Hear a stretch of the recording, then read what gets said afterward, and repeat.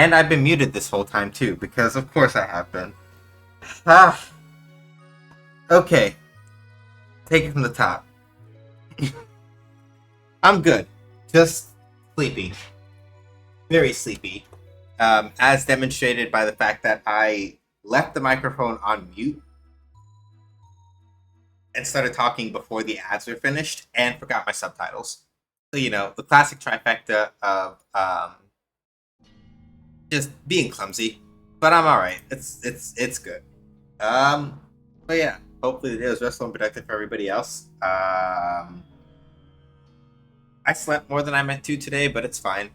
I'm ordering Chipotle for myself as as a treat. Jesus Christmas Christ. What is going on today? So in the overall, yeah, I'm alright. Chipotle's gonna come in. I'll probably cook maybe tomorrow.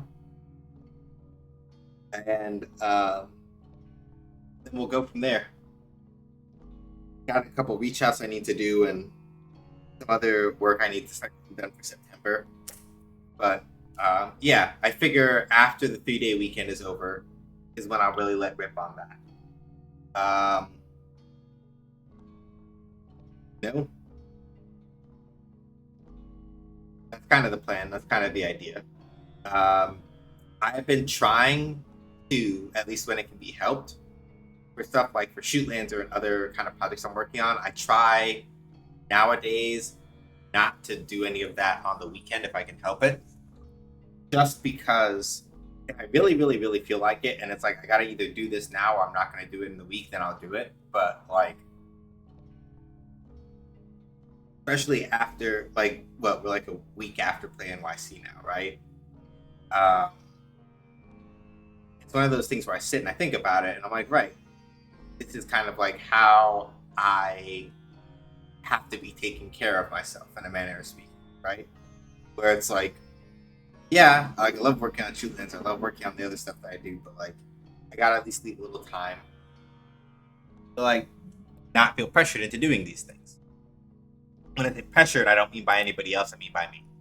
I mean entirely by like my own sense of I'm not doing enough work ism, which no.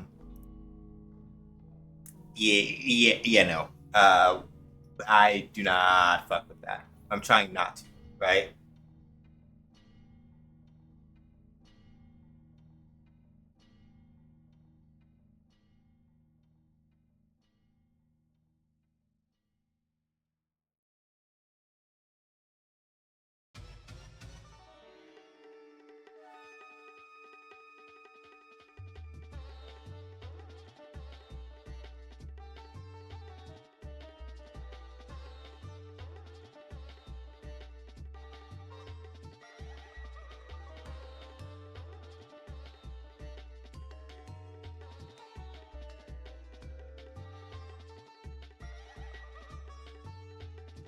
So yeah, in the overall, I'm good.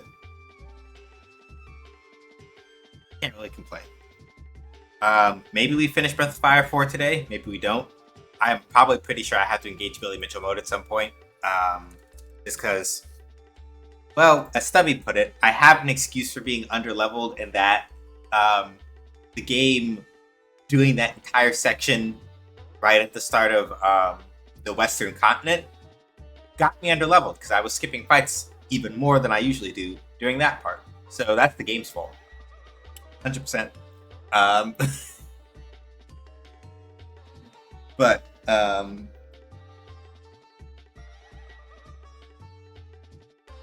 we're gonna see how that goes.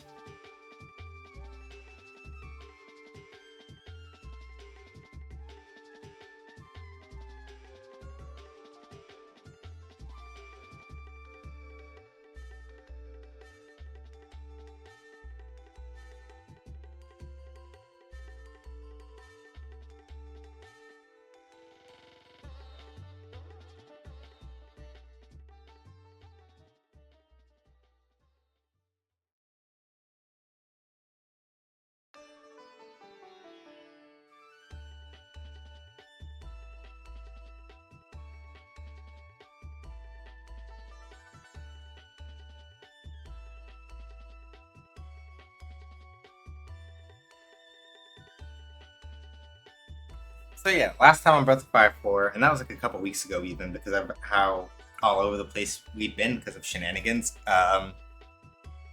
We did punched the other dog that Fulu has running about. Um, yeah, we pooped him on the sound and said, "Bad, stop wrecking the capital." And then yeah, but before that, um, emotional damage. Yes, a lot of it. By which I mean, we finally found Nina's sister, and you remember people who are there know this already, but I'm doing the bit one more time because it's funny. You remember how that content warning right above Stubby's message says human experimentation, right? Um, so it turns in. Sorry, trauma guy, forgive me for that joke. It turns out that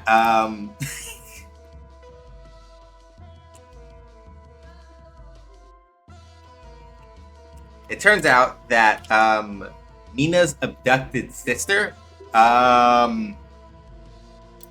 she got captured by Yuna, who's like the head, like scientist, researcher dude of the Fu Empire at this current time, and he was like, "Hey, so we have basically a magical nuke weapon cannon thingy that grows really strong when people's feelings are turned into curses.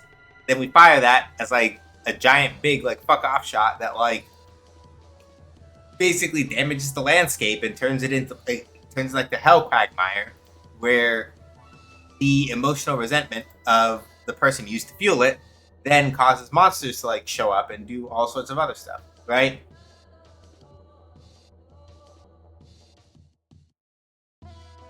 And so, right, here's where we run into the problem. Or here's where we run into Yuna's brilliant solution. Yuna said, "Hey, so you know what I'm gonna do?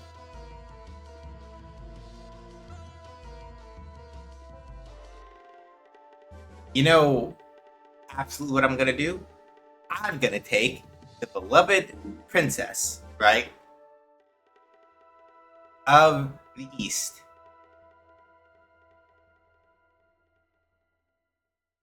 and what I'm gonna do is I'm basically gonna try to figure out. Here's the deal. I'm gonna figure out how to make our sacrifice for our little machine here immortal. I'm gonna do that, and I'm gonna find somebody who's like really beloved by the areas we want to target, because that will mean that the power of the hex will be stronger, because the deep and abiding love and feelings that this person will feel toward our target areas will become a seething mass of hatred, and it's really great. So what I'm gonna do is I'm gonna kidnap Princess Alina because everybody in the Eastern Alliance loves her, and I'm going to make her immortal. And then I'm going to use her as a sacrifice for the Carronade that never, ever, ever dies, and it's going to be great." He didn't get around to the sacrifice part because what happened was he turned her into an endless, and then human experimentation again, body horror again. Her body became a building, or at least her lower body began to interweave with the building in such a way that like her organs. It was a lot. It was a lot. We still didn't get to punch Yuna in the throat for any of it. Yeah. If you were here for Legend of Legaia, she basically became the Juggernaut after it ate Rimmel. If you were here for when we played Legend of Legaia, literally that. Just, not evil. And I say all of this because after all this time, when we finally find her and speak to her, and she reveals to Cray that she is an endless, and at this point, everybody else except for Cray, Yuna, and Alina are all out of the room, right? So Yuna runs away right before Cray can like snap his neck, and Alina, before like Ryu and the others leave the room, Alina's like, "Hey, Ryu, I need you to do me a solid and leave the Dragon Slayer like here in the room. And he's like, okay, yeah, sure, I'll do that. So once Yuna fucks off like the coward that he is after revealing that he turned Alina into an endless by experimenting on her, all that happens, and all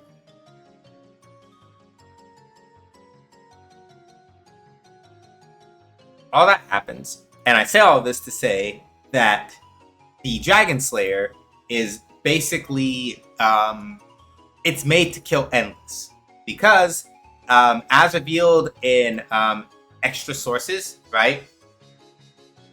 As revealed in extra sources, the Dragon Slayer is basically what you get when you. I'm double checking to see if my food has arrived. Sorry. Dragon Slayer is what you get when you summon an endless, but only part of an endless, and then you take their angry, undying head and turn it into a weapon, because then their seething, burning resentment of everything that exists means that whenever the sword that was their head now comes into contact with another endless, they just eat all that endless's power. So yeah, Cray,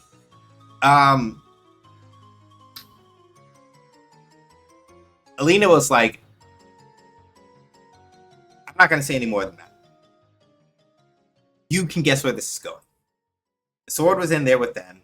Cray just confessed to Alina that he loved her, and Alina can't get up out of the bed because like her lower body is the building now, basically.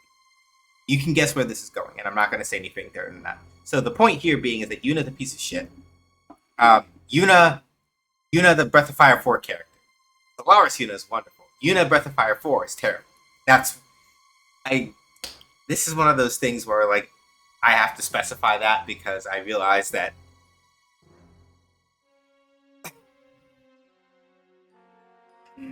names being names, it's better to specify these things. Breath of Fire 4, the character Yuna is terrible.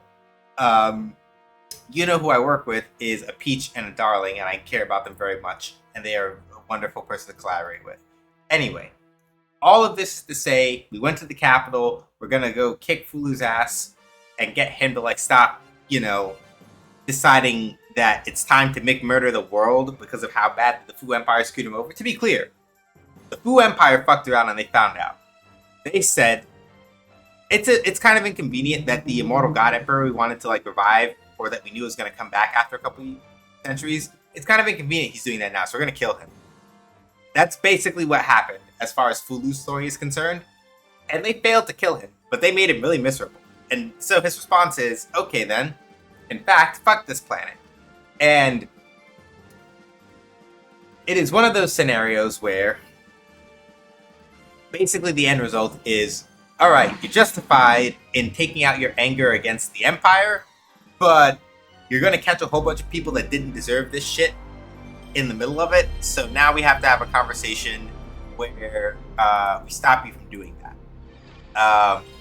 So we're gonna find you. We're gonna talk to you. We're gonna talk to you very carefully, and we're gonna be like, we get it, and it is entirely fair that you are angry at these motherfuckers, but you cannot. If you do the thing where you burn everybody else for it, then that's not good. That's really not good. That is like exceptionally fucking terrible. Please don't do that. And that's pretty much where we're at right now. That's what we're doing.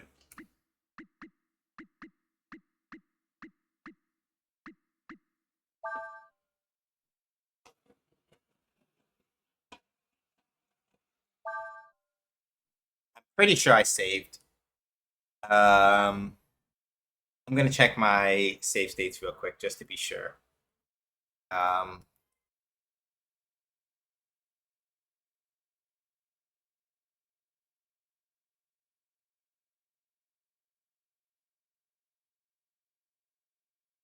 Sunday, August 18th. I think that was the last time, right? Yeah, that would have been it. All right, I'm just gonna load this one real quick on the off chance that like.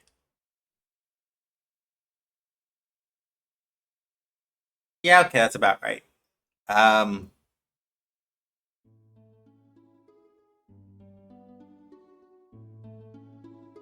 All right, so we're gonna do one of the greatest cheats known, not like Game Shark cheat or anything, but we're gonna use one of the best things about this game, where we basically get to go here, go to the inn, and fix our faces. New items available there, job available here, and we've got a new fairy. Cool.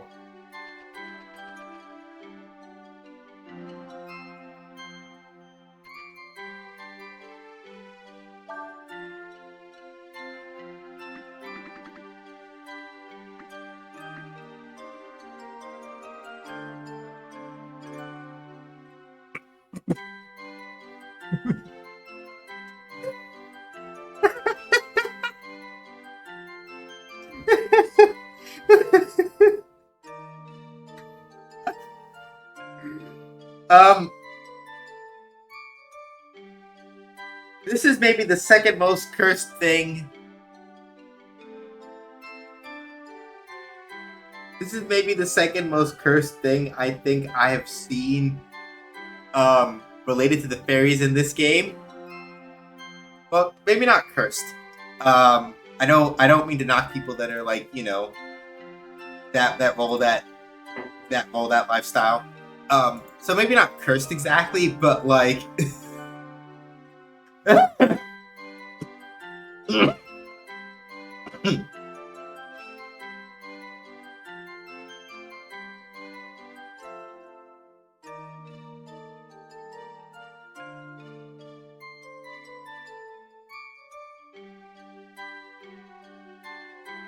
they really could have gone with a number of other items for this effect, but here we are. Yeah. Like,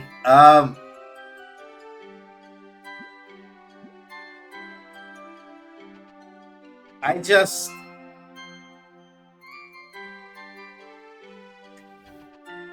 there are just some things sometimes where you sit and you look and you go,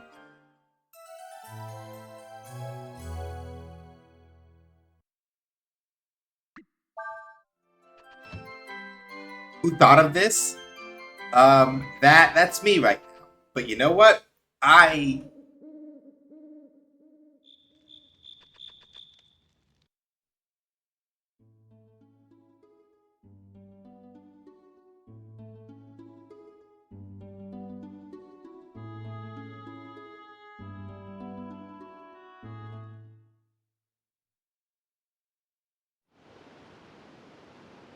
Anyway, so here we are, arrived at the palace. Um, I want that treasure chest. I gotta figure out how to get. I want that.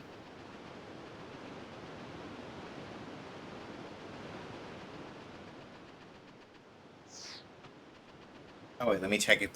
Let me check if Billy Mitchell mode is still engaged. Hold on.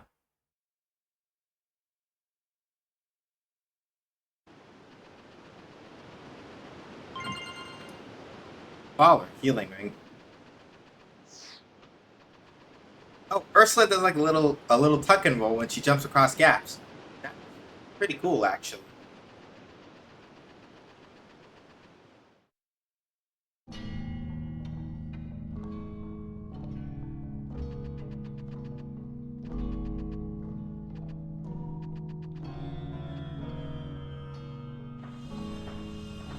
Oh no, dog! Oh no, dog goes back.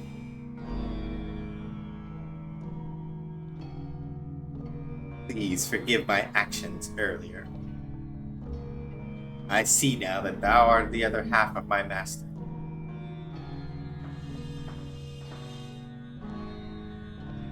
I shall carry you to the castle where my master awaits you. Alright, I should have the guide open, shouldn't I?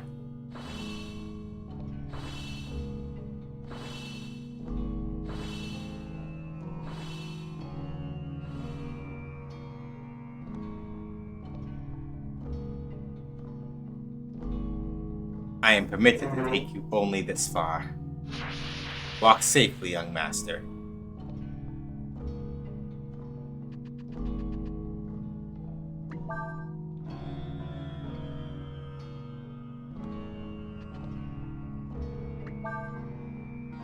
Yeah. At least you don't have to fight him again. This is true.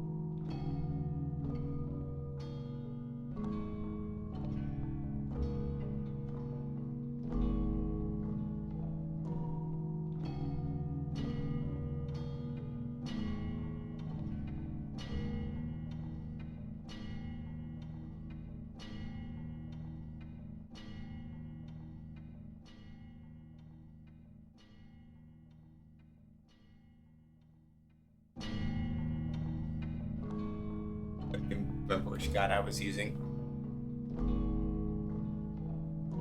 It's not the one. Yeah, it's this one. Yeah. This is basically gonna be this is the last dungeon, I think.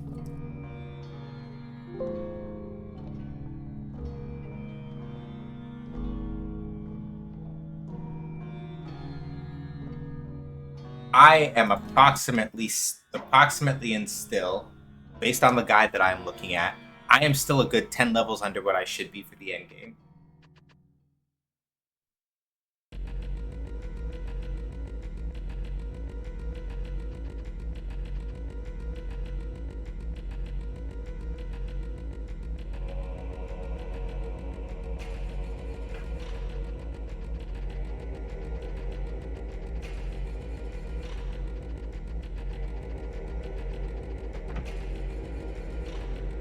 This is the Night Watch's room. Of course, the castle's full of monsters, so we don't go outside much. Yeah. Not to mention it, the key to the stairs is around here somewhere. I'm literally looking at it right now. This is actually kind of nice, though. The fact that they have a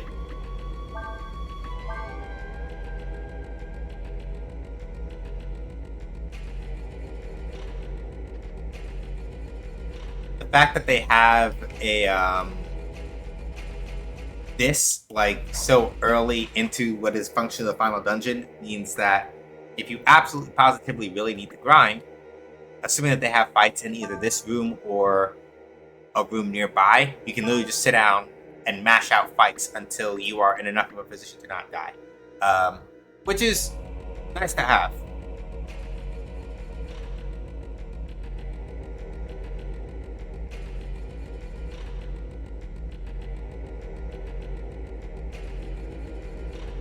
I was going to switch Urshin in. That's right. I'm sitting here trying to remember what it is I wanted to do. I need to switch in Urshin and make her headbutt the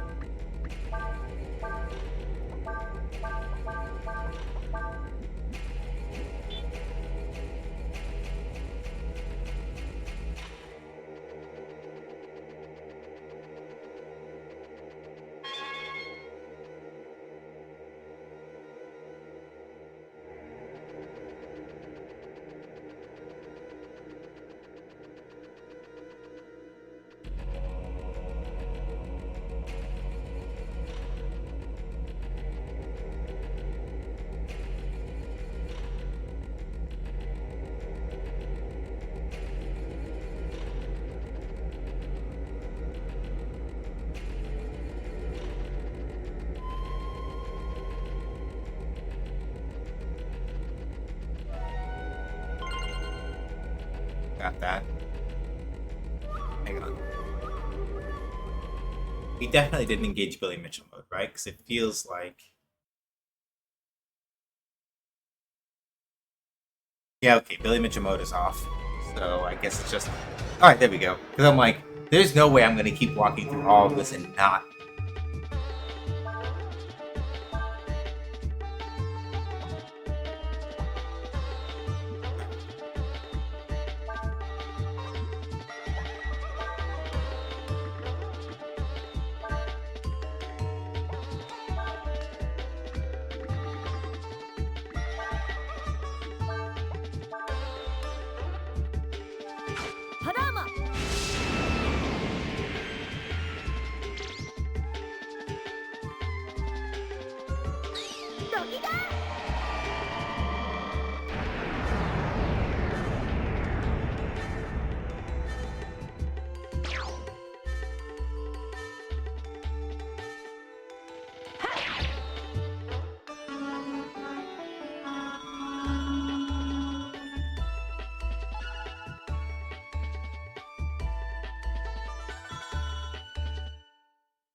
Yeah, RNG's a thing, huh?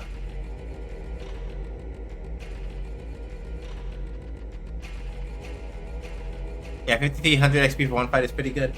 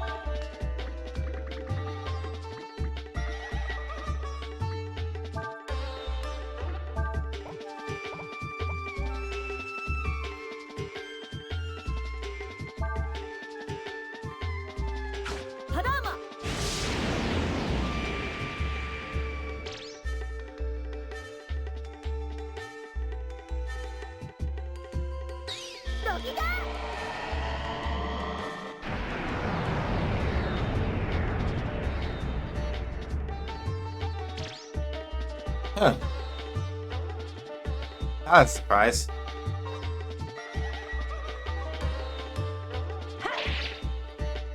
Running 2, I'm in Street Fighter 6 training mode. Getting my level 1 at the dummy over and over again between my double quota. And the important thing is also that what's the word I'm looking for? The trick to it primarily, especially if you're practicing inputs, is that frequency is usually more critical to building muscle memory than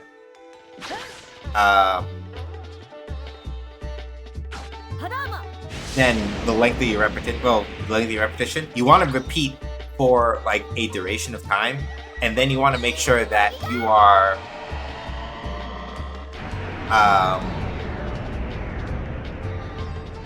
making sure that you take time to do it over a period of time as well, right? Because like people will do a thing sometimes where they grind out a combo for like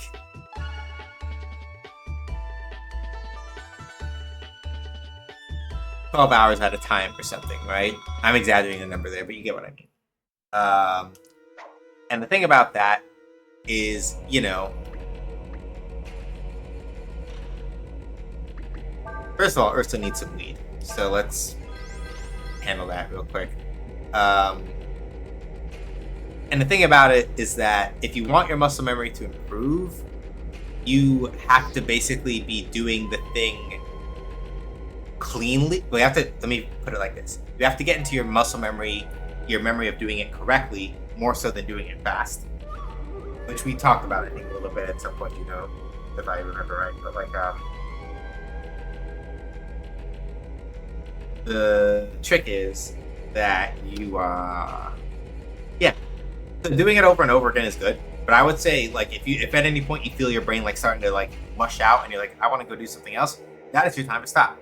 Or when you notice that you start plugging the input more often, you cut it there. Because what you want to do is make sure that in the chunk of time that you're doing it for however long that is, and it doesn't have to be like a long time, that you're getting the input correct. Because what you want with your muscle memory is to get the correct motion first, and then the speed of it will improve as you are used to doing it correctly. It's for that same reason also that it's like, rather than practicing a combo for like 12 hours at a time or whatever, break the combo into chunks, and you just practice that one chunk for like maybe 10 or 15 minutes a day. That gives you better results over time than like, yeah, I plan to practice each time I watch your streams, and I'll split between. Yeah, and it's always about like chunks, right? As long as you are taking the time to like revisit things that you have not been back to recently in a relatively fair amount of time, right? Then yeah.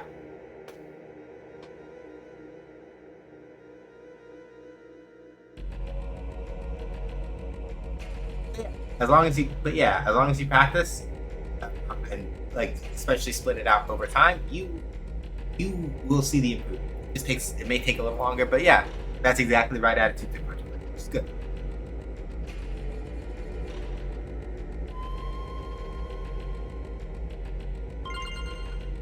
Icicle here. Vitamins here.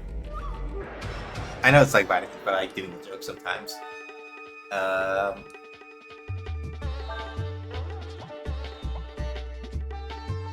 Okay, they're called cold points. I see.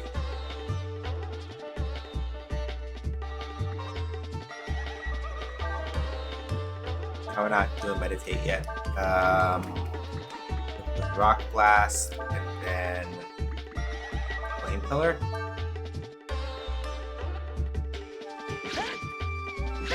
Ah, shit.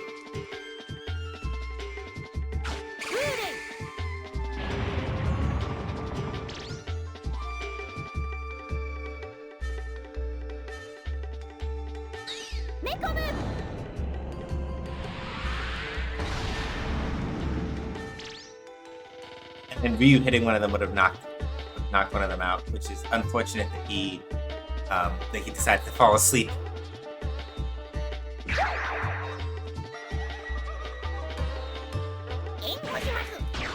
But what's not unfortunate is that Urshin decided to like come up and be like, hey,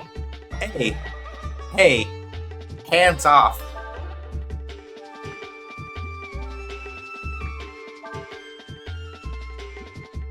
Which I'm okay with, for starters. Gonna give Ryu an ammonia so that, like, you know.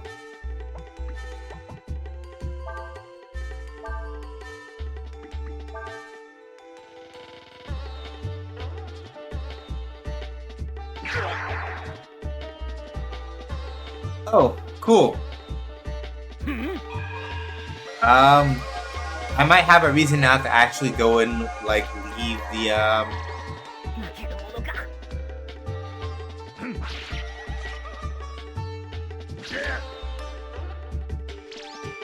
You know, that's kind of funny that like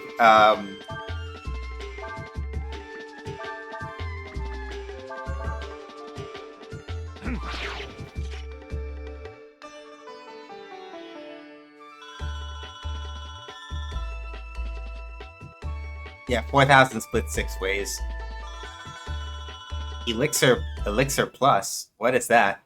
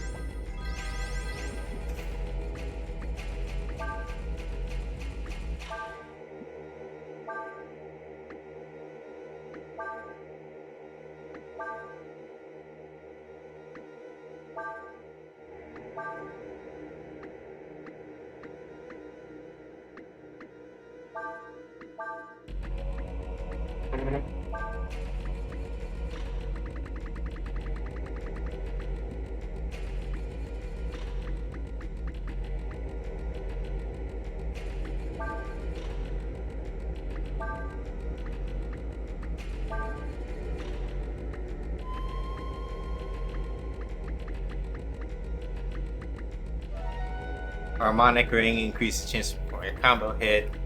Healing ring. Warrior completely heal status changes by resting one turn in the back. That's pretty cool, actually.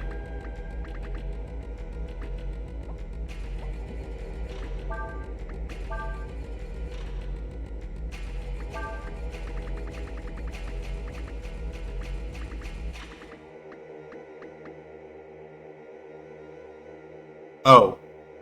Okay, that's all that does. $6.99 a month for less health than a regular elixir. Lol. Well, let's go see what it does, actually, since we're here. Raises resistance to elemental attacks. Effect lasts until your next rest. I need to go get a picture of Dipper doing that one meme from Gravity Falls where he's like, wow, this is worthless. And, like, add that as a command or something because... Wow. Cat Wizard, you fucking called it.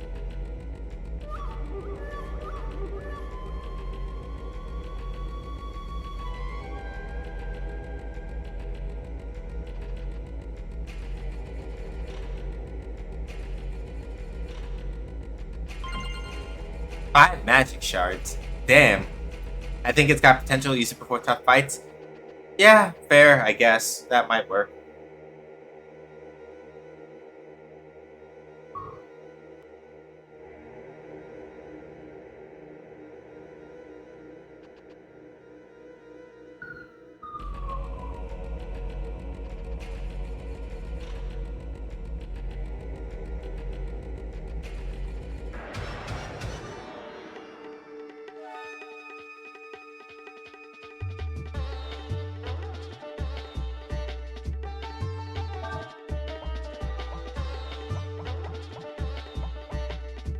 Oh, that's gonna be a lot.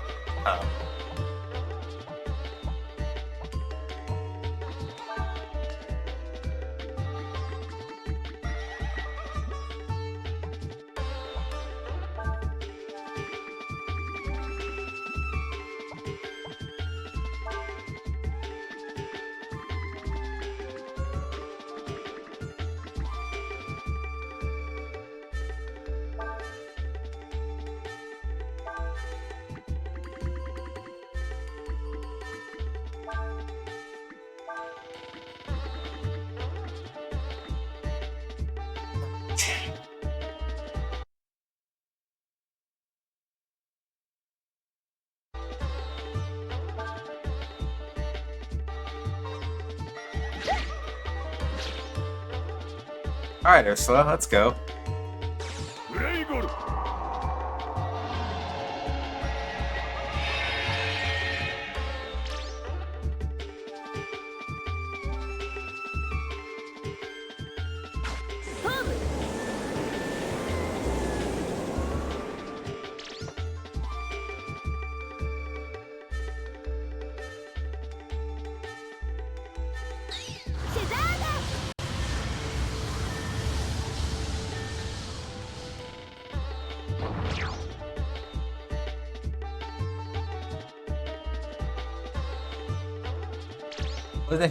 Wasn't expecting to get that combo, but you know what? I'll take it.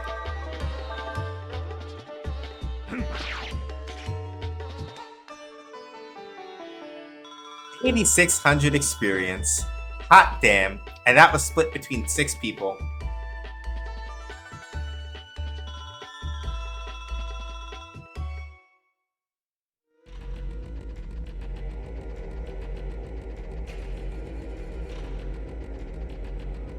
Yeah, it might take some time and grind.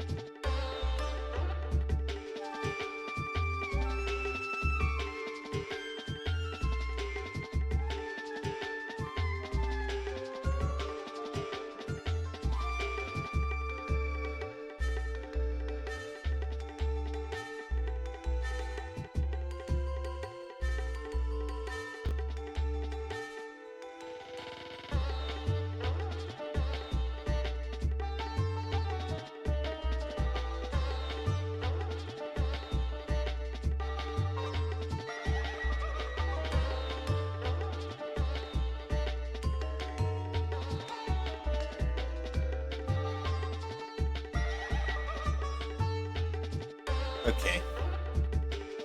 So I looked it up, and basically the trick here is it's all about magic shit, basically. Um,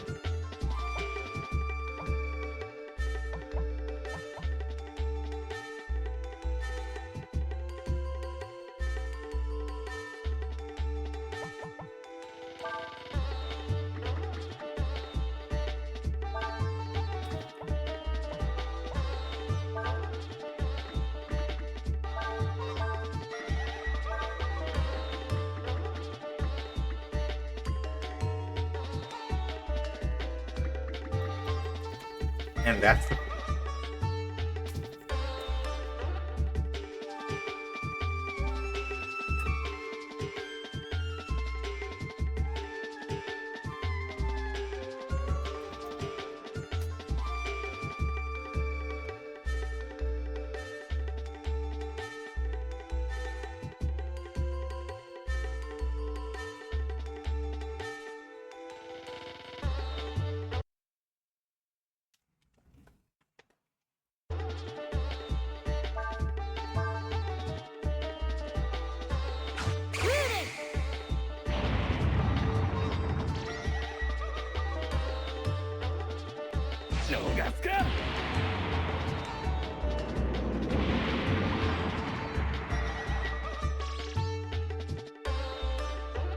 damn it.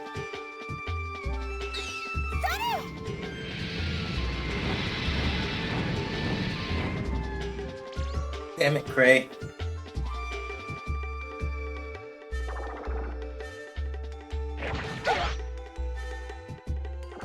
But yeah, the trick as far as Orochi is concerned, that's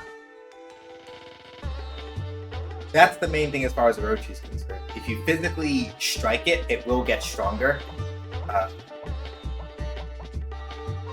Which basically means that, like, if you're gonna put it in the ground, we gotta put it in the ground.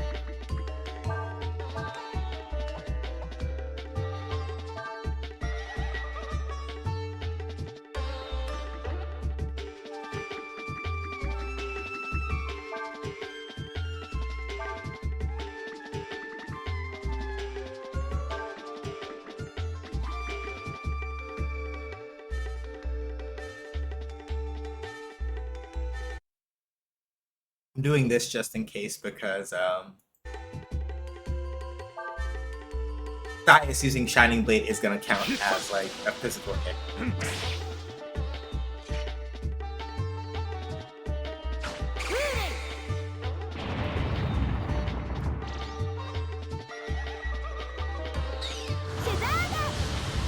I did that wrong. That's supposed to be Flame Pillar. And that's why I made a save state.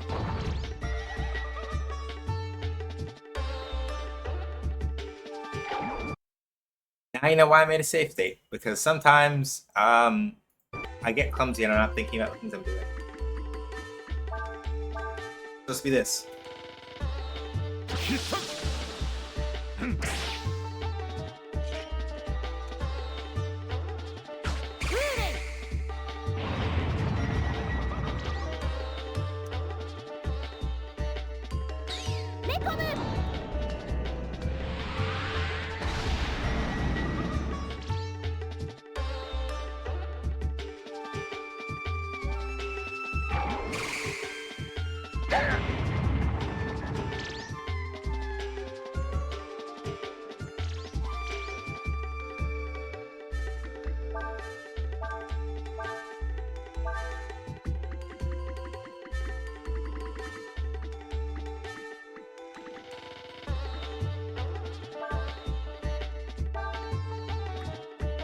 Okay, let's try this one now.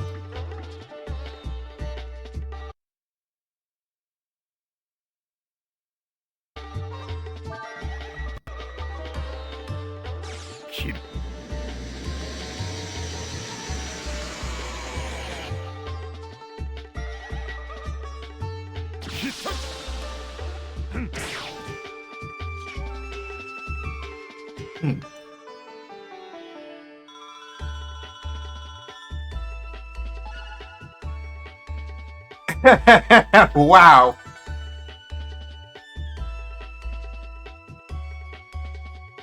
Jesus, Nina.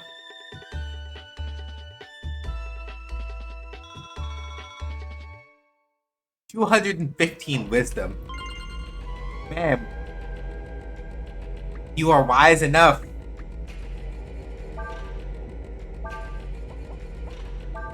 Like, look at this shit.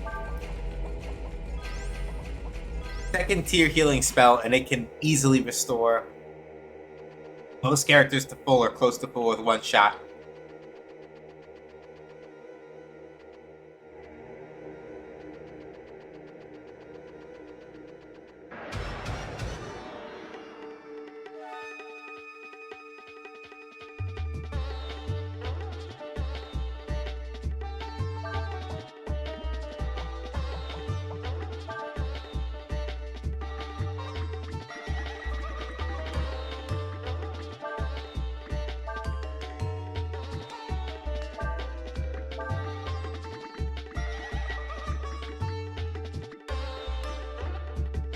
Kyrie, instant kill versus all targets if they're undead.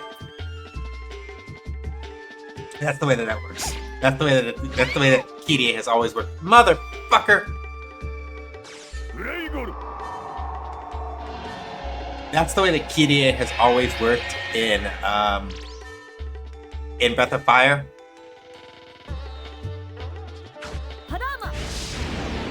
It is only an instant kill against the undead. Y'all literally would have died if you hadn't hit Nina. Y'all can go straight to hell. If y'all hadn't hit Nina, y'all would have died.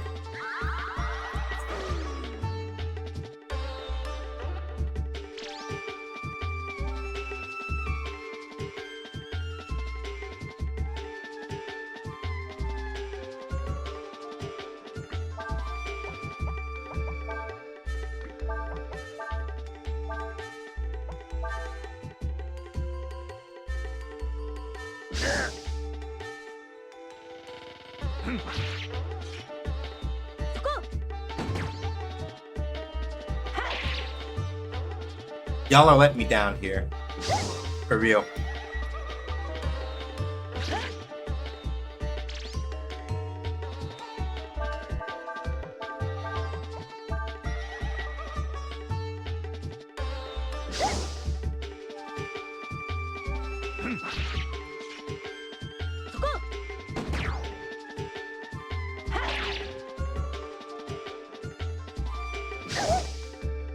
Oh.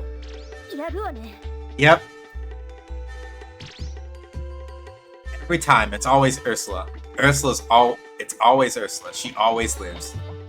And I respect that.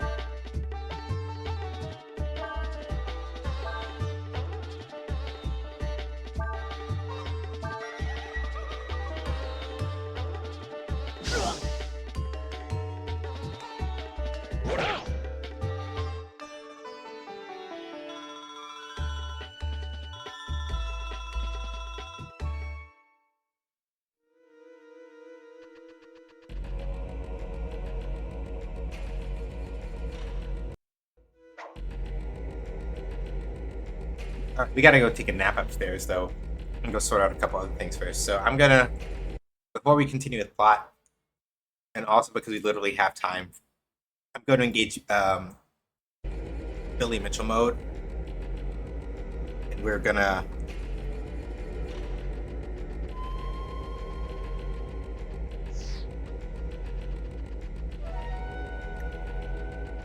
backtrack a bit. Nina taking that HP penalty doesn't go away unless we like rest at an inn. So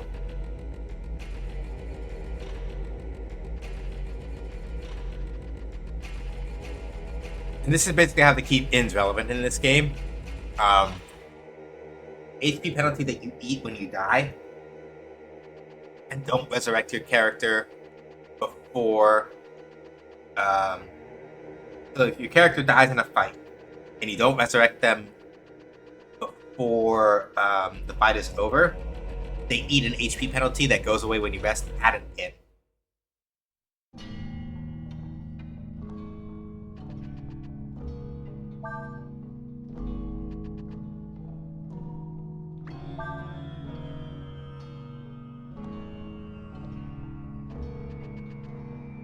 I'm also just laughing at the idea of Atur constantly ferrying you back and forth as you enter and exit the Imperial Castle. Because like, there's no other way that you're getting across, right? So the implication that he kind of like just keeps popping out to like do that for you.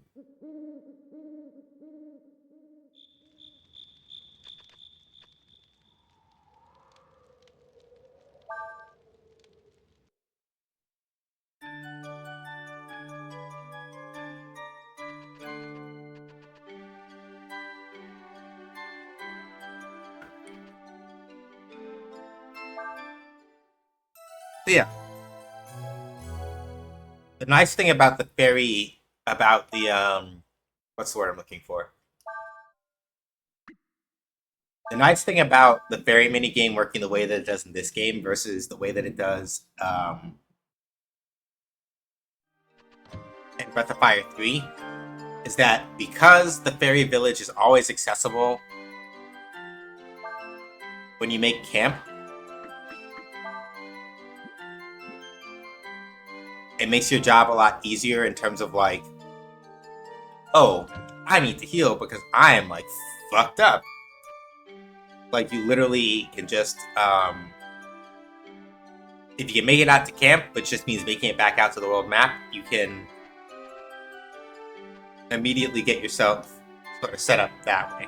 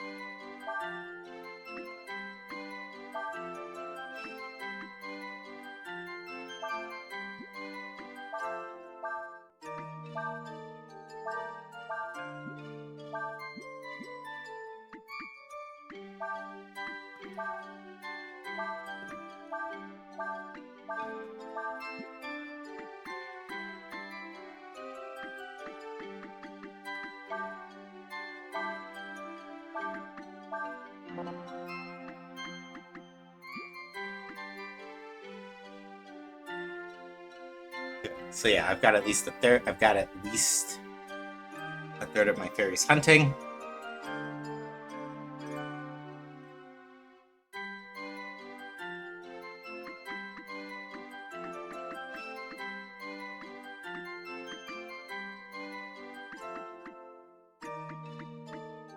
Okay, good.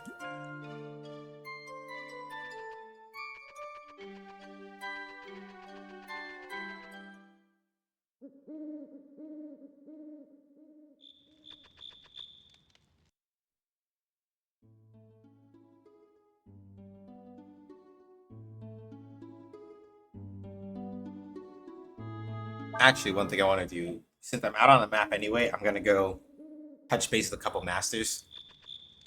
I just need to double check where some of them are.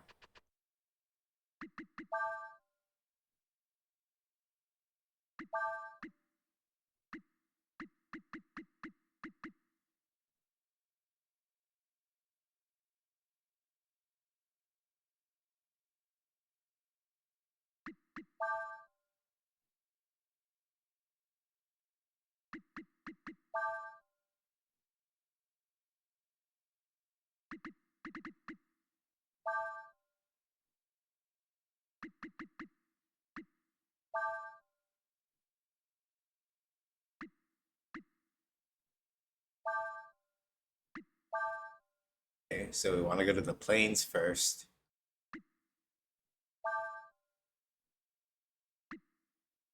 So plains, then the sanctuary, I think. Should be exactly what we need.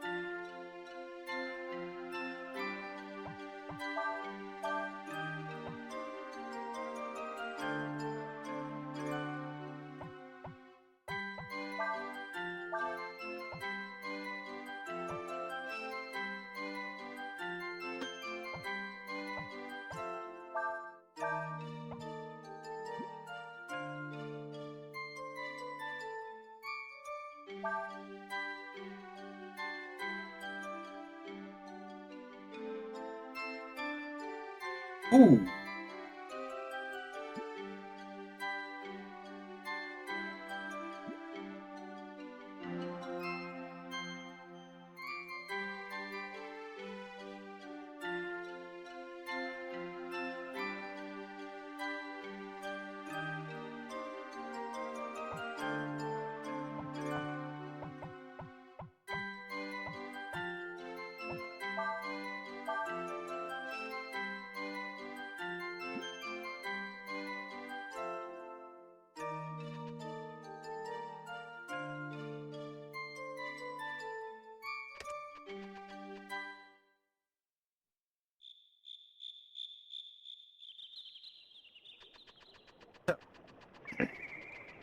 While we were on ad break, I went to talk to Yomo, the fairy master. It turns out that at 16, if you get 16 fairies in the village, he teaches you Warshout. Um, for people who don't remember Warshout, Warshout is that good shit. Um, Warshout is that exceedingly good shit, I might even say. Warshout is that ludicrously good shit.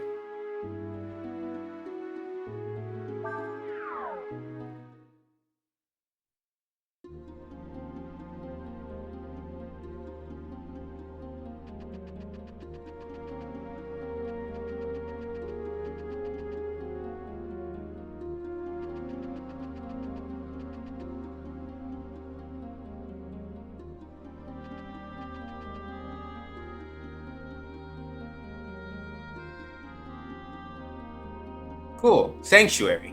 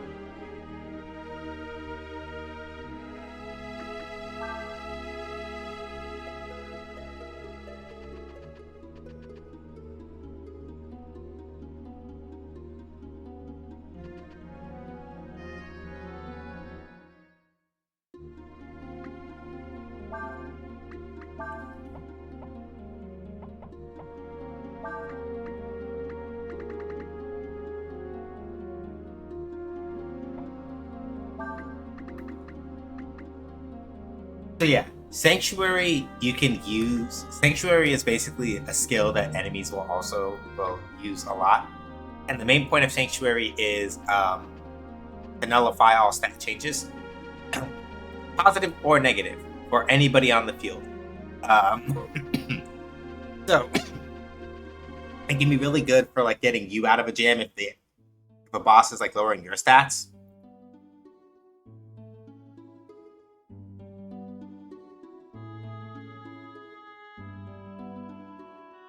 Or if a boss is buffing theirs.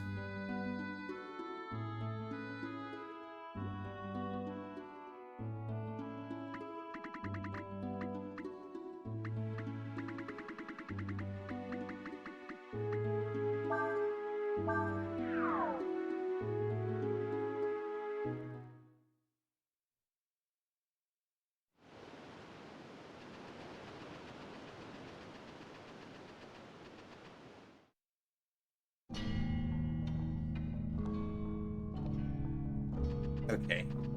I think we can turn Billy Mitchell mode off now. But yeah, basically, if I can manage to get like another 4 fairies before the end of the stream, which is unlikely, that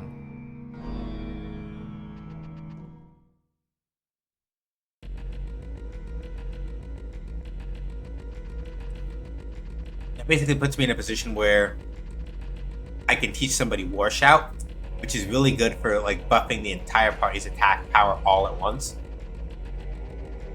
People who were here for Breath of Fire 3 remember that basically I used War Shout to hilariously undercut most of the back half of the game between like EX turns and War Shouting at appropriate times. Breath of Fire 3 kind of becomes a joke, and that's even before like factoring things like Shadow Walk.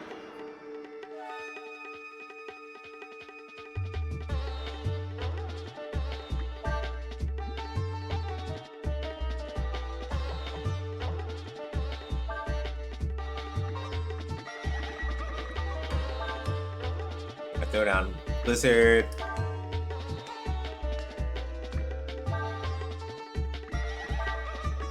Fire Blast.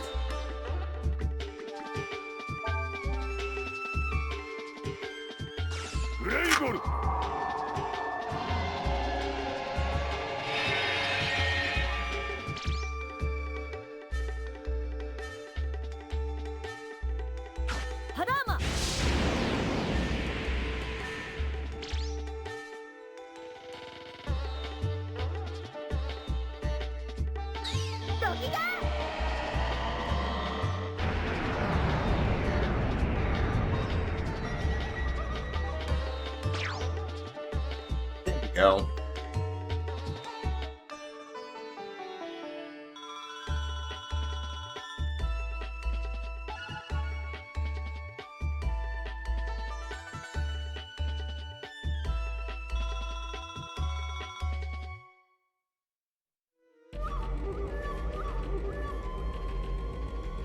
That's more like it.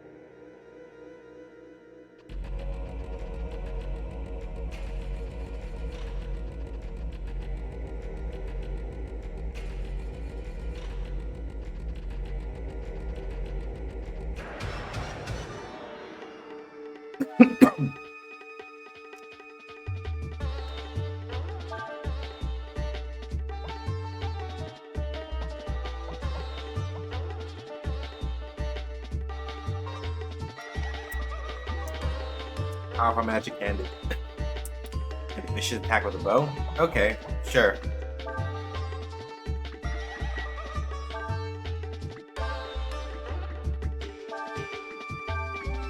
I just happen to have vicious magic period, so...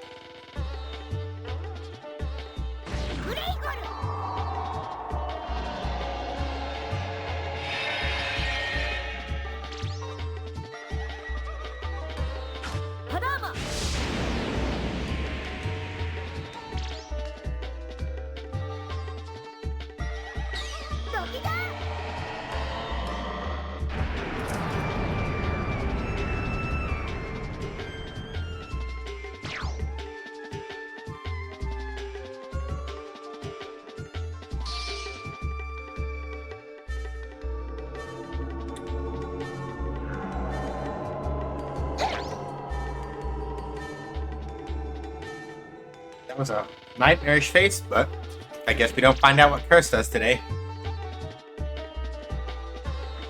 All three elements comboing into each other would be pretty cool. Yeah. Actually, let's rearrange this order.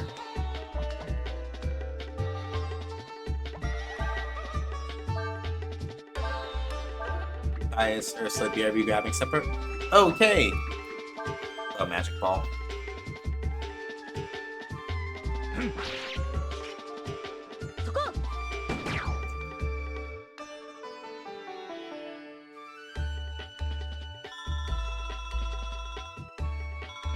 Everybody's got a plan until they get shot in the face.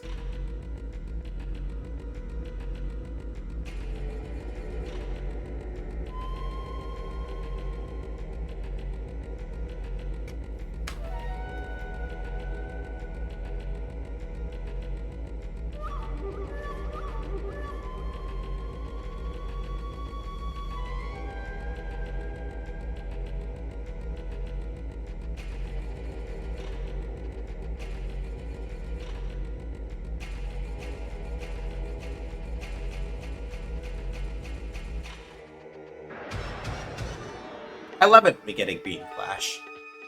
Every time we get a green flash, I'm happy, because it means this happens. I have the initiative.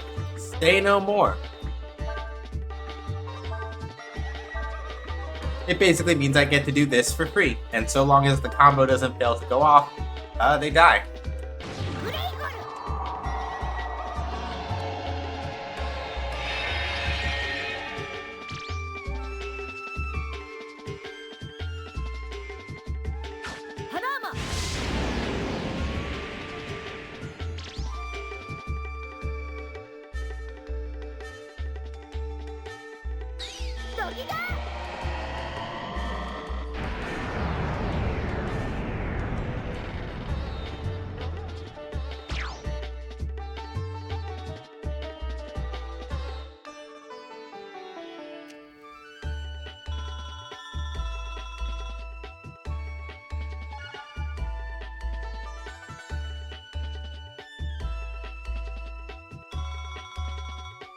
I have no clue what toothpicks do. And I could check, but it's kind of whatever.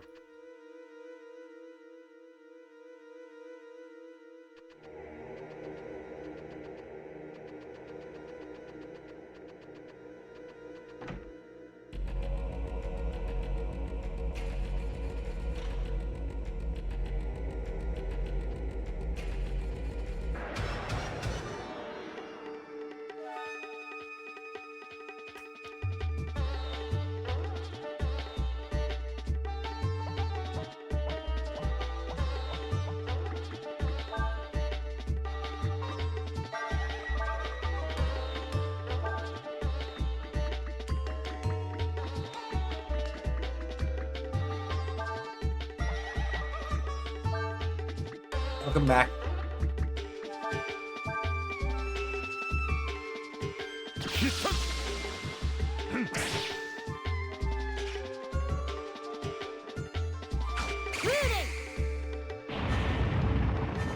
Something you never want to hear somebody say when you're eating corn on the cob. I don't know toothpicks.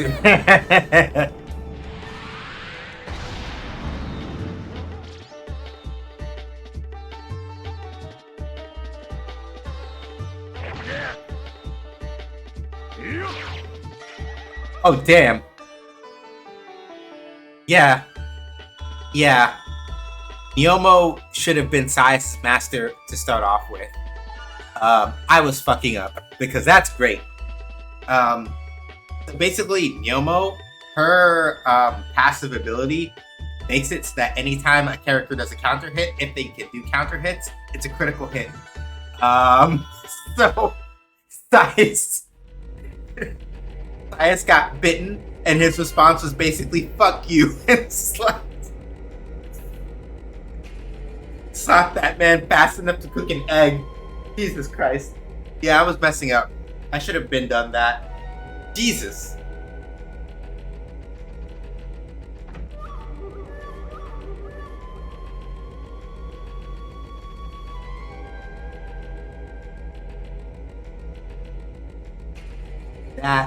That was wild. That was like legitimately, that was off the wall. Hold on a second. Sorry, I gotta fix the thing on the other screen real quick.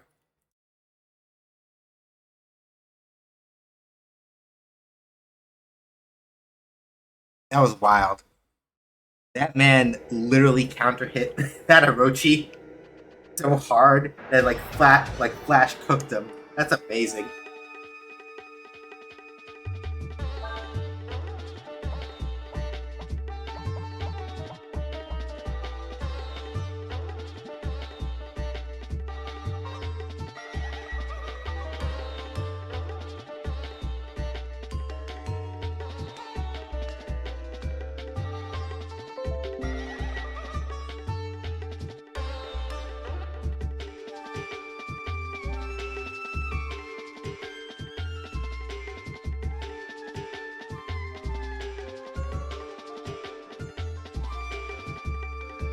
Alright, I'm gonna try a thing. I don't know if it's gonna work. So it is time to make a save state in case it doesn't. But let's see.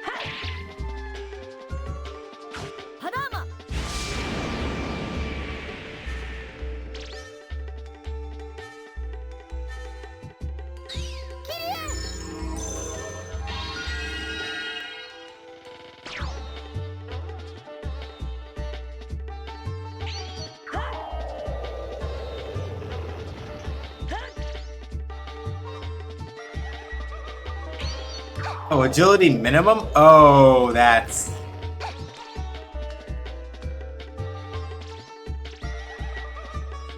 not great, actually. You know?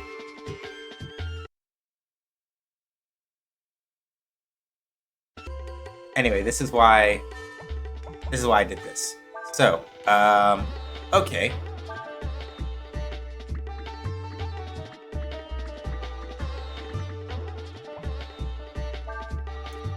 Going for the Dragon Breath attacks is like a little bit overkill.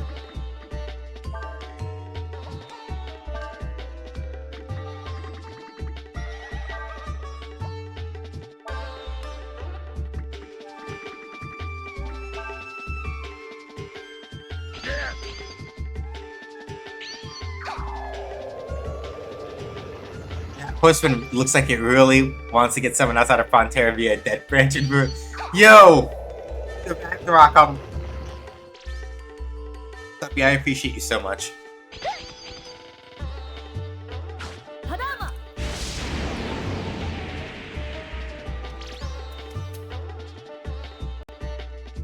just want you to know that. Oh.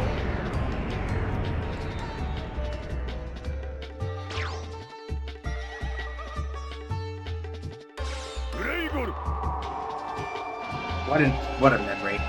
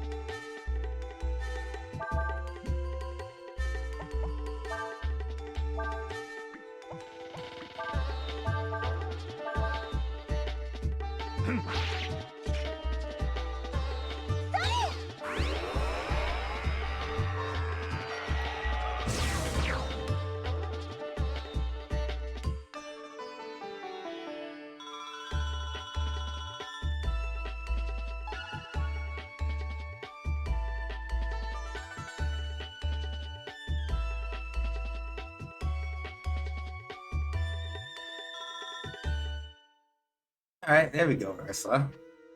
Get you going. All right.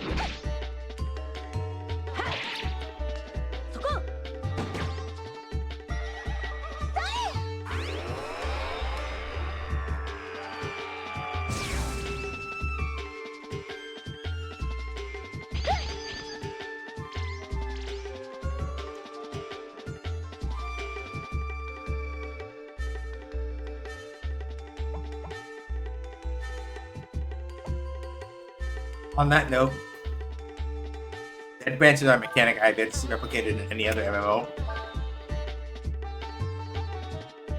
Randomly summoning any enemy into a place sounds just like fucking...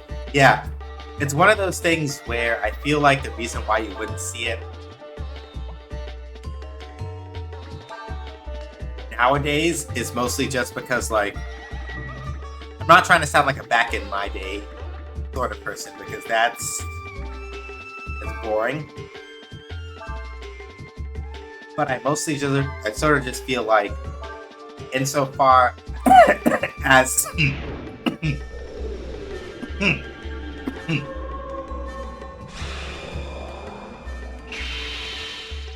way that can be used for trolling is probably the reason why, if anybody has thought about doing it again, that would be a primary reason why they would, I would imagine.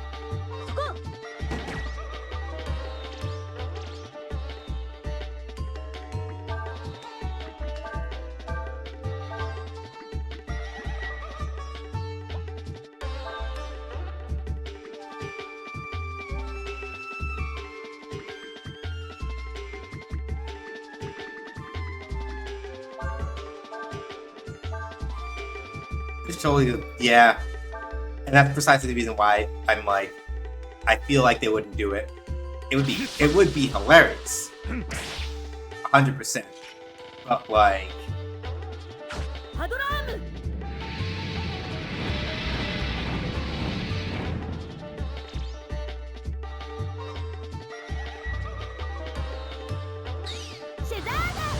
huh? I didn't trigger it. That's a surprise.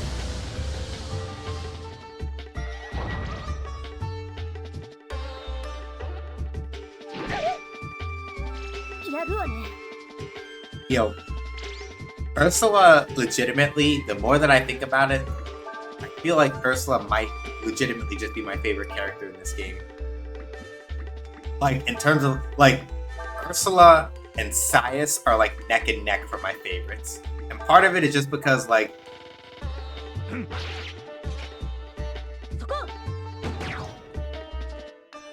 part of it is just because, yeah, like, Ursula procs guts so many times, and it's kind of cool. But also, just like her attitude is really, I don't know how to describe it. Ursula just has like that absolute, like, I give not even a single fuck kind of energy, and it's really, that's a lot of swallow eyes I have, huh?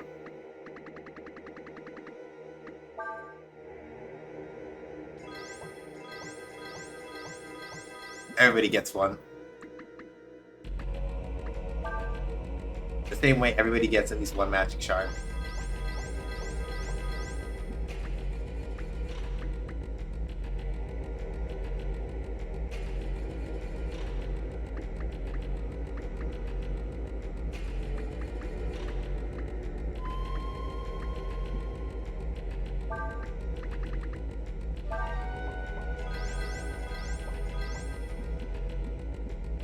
Yeah, like Ursula, like the number of times that Ursula has procced guts in this game has been wild as hell, and I respect it.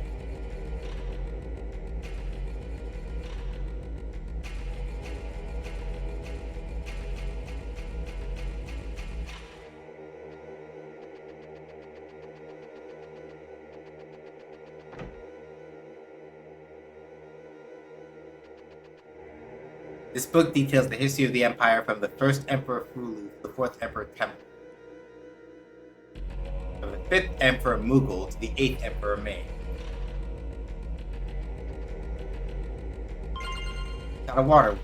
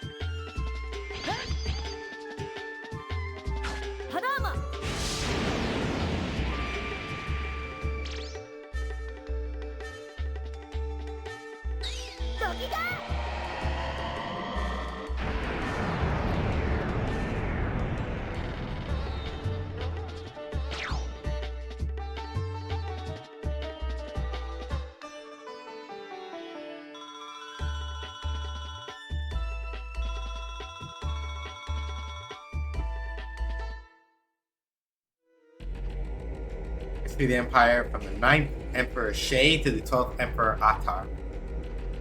Okay.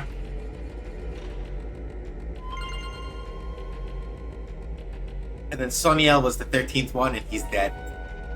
So, unfortunate for him.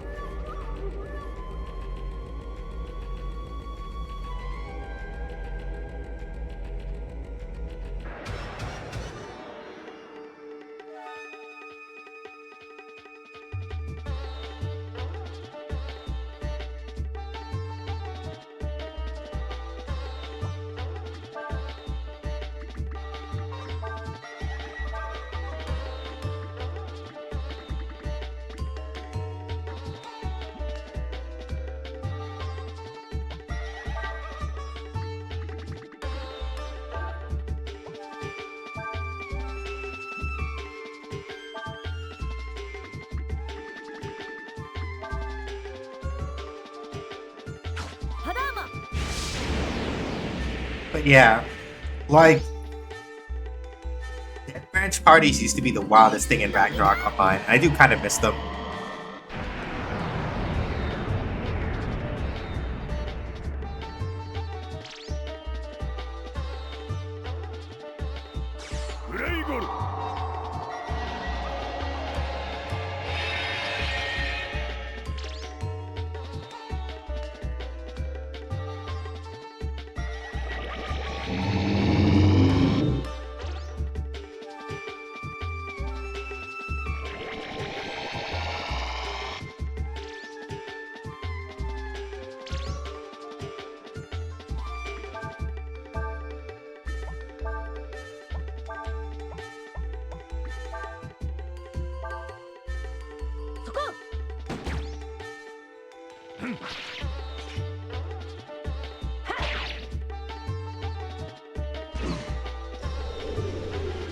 Oh, dang. Yikes.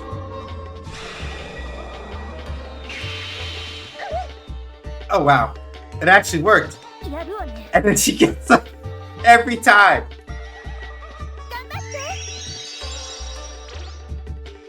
Like, it literally doesn't stop her. Oh, got hit by an instant death spell? Ursula's like, just for that, hold on. No, Ursula, you get to go first. Just for that. I lived, motherfucker. Like, Ursula's so cool. Ursula's so cool. Literally, just like, oh. You killed me, huh? Fuck that, I'ma live. It's like, why you, like, how did you get up? What? It's like,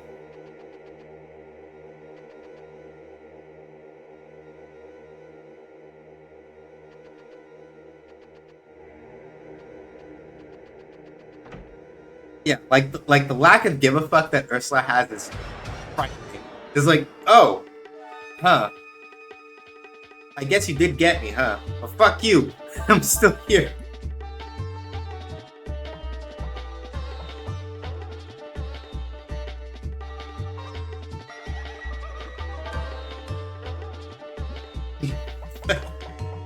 He's just too strong. Just too powerful.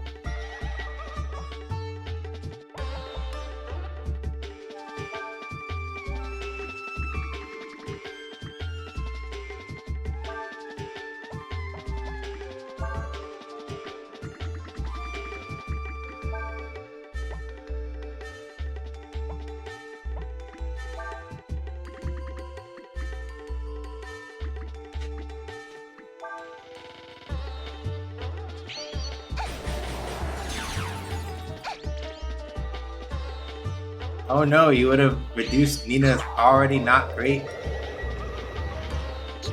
Joke's on you. You used it on the character that was going last anyway, you pieces of shit. Get fucked.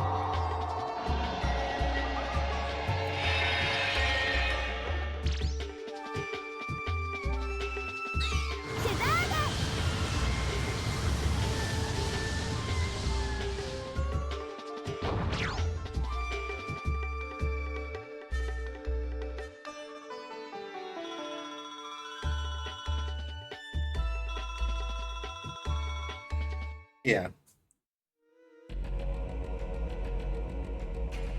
Hang on, y'all. We are going to Billy Mitchell mode just a little, because I was reading ahead in the guide, and I'm aware of a thing that's going to happen.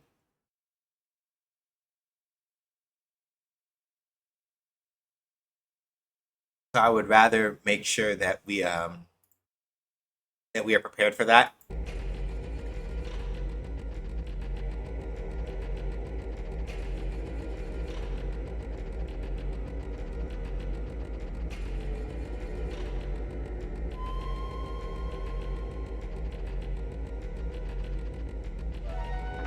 Hold on, I gotta remember where we are relative to everything else. Give me a second, y'all. Sorry.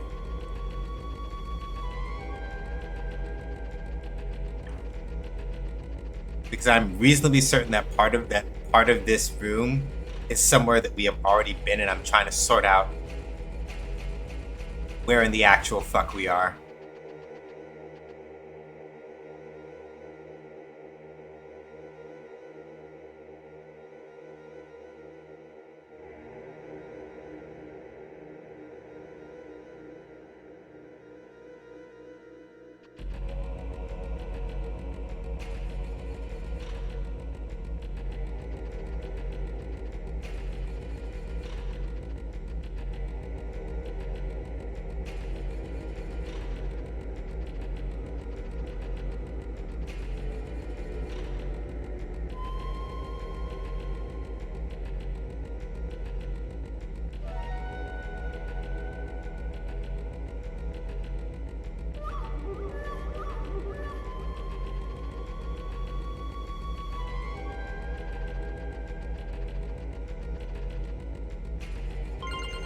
Burglar garb.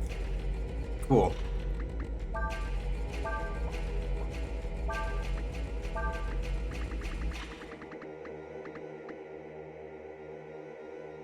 I'll take that. 10% to critical hit chance? Yes.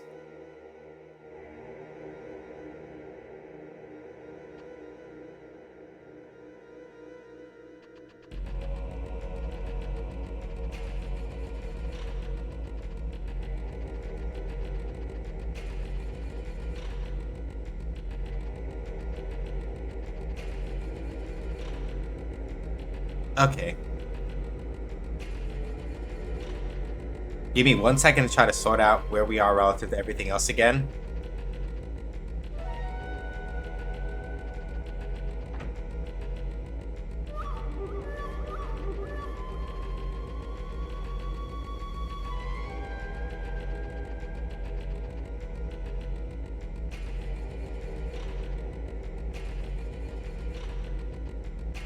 Oh, it's just the room that happens to look like it's not the same spot.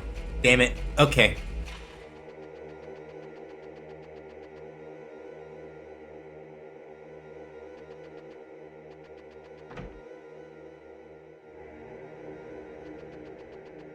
Alright, fuck it. Let's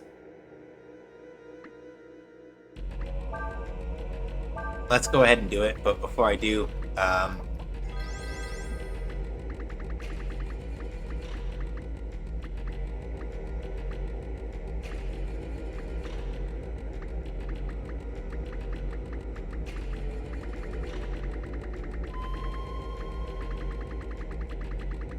this is one of the few times I'm probably gonna do that. Where is it?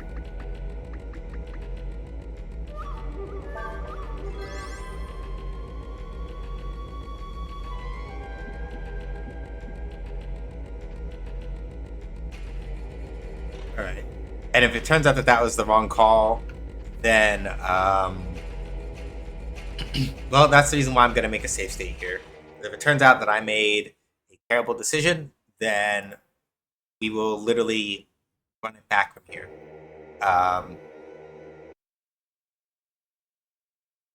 Billy Mitchell mode off. Let's go.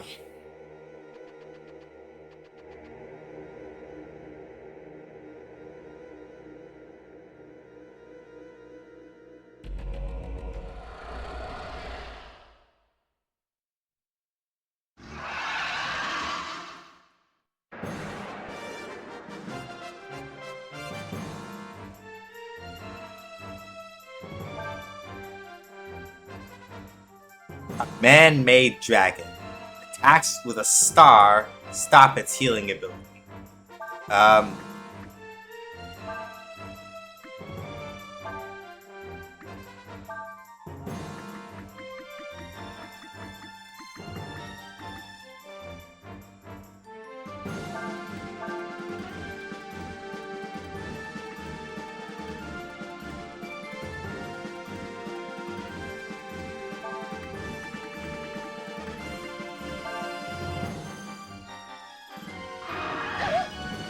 Oh shit. Is this another Fu Empire creation mishap? It looks like it.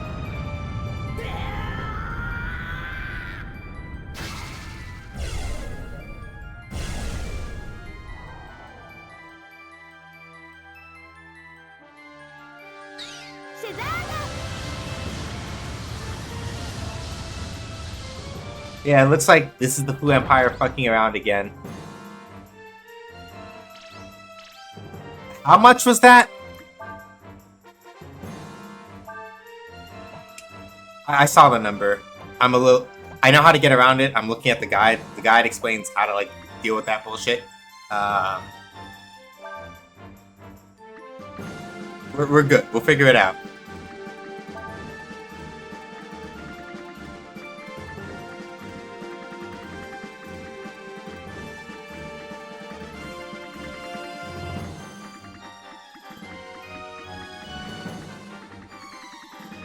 Let's see, where the fuck is where?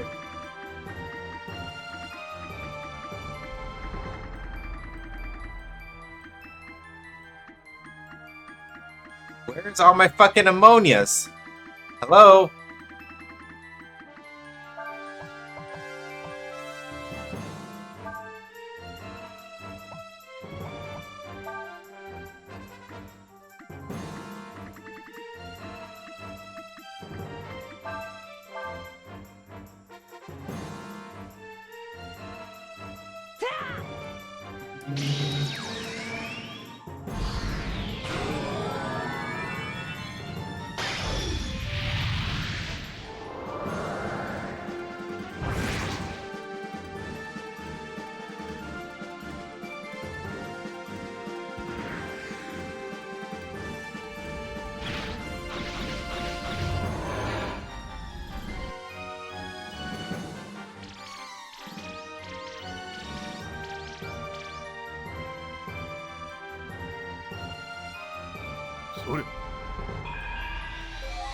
Not the Empire trying to make dragons. Reminds me of the Empire. Yep. やるわね。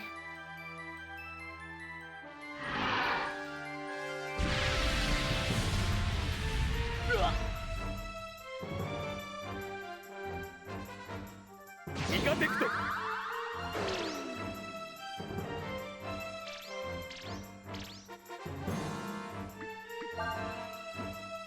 Okay.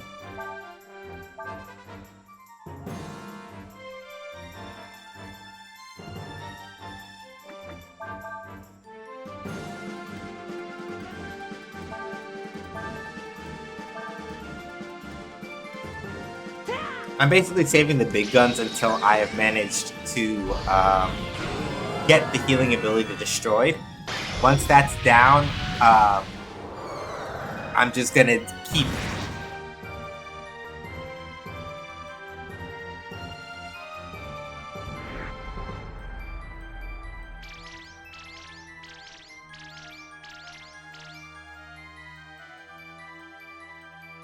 There we go. Get fucked.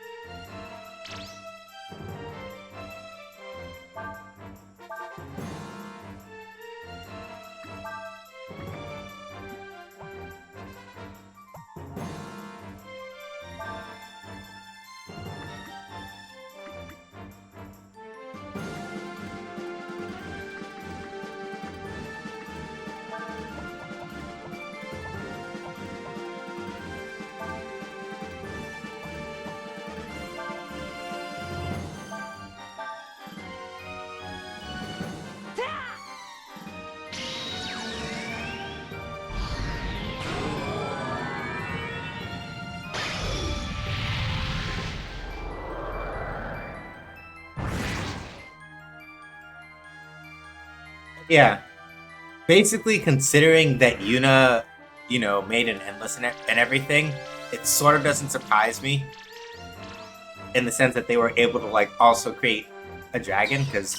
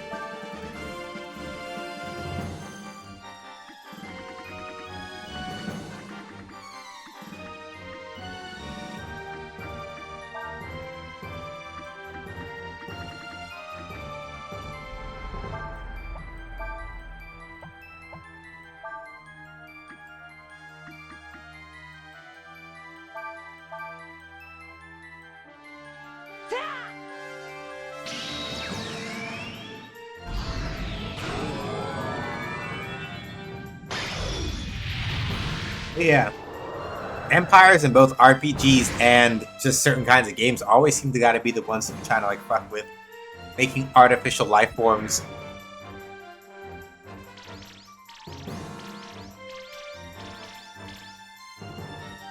They should really just leave that shit alone.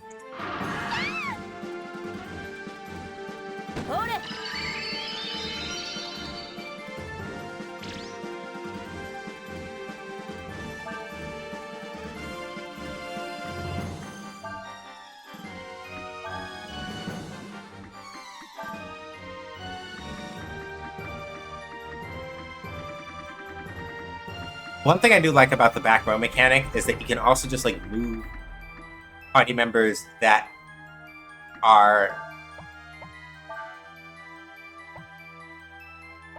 in danger of getting their shit pushed in. You can just literally just move them out of the way for a while, and it's very helpful.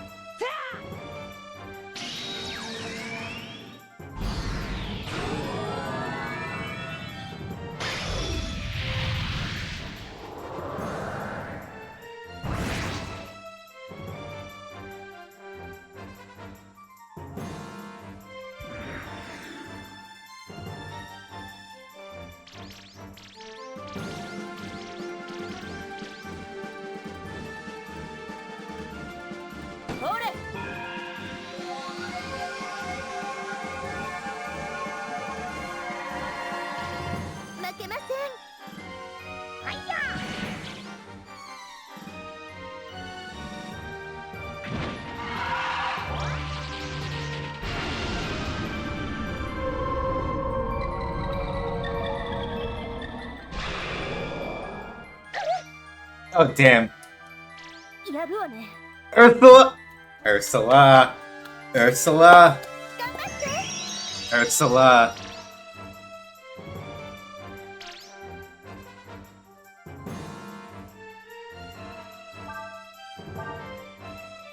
Like, literally every time.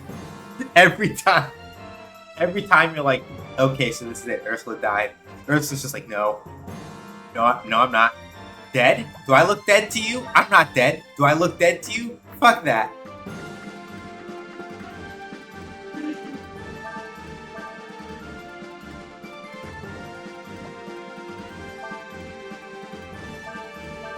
Every single time. Right? Exactly, Shiny. Like, you gotta respect it. It's like, literally, she just does not.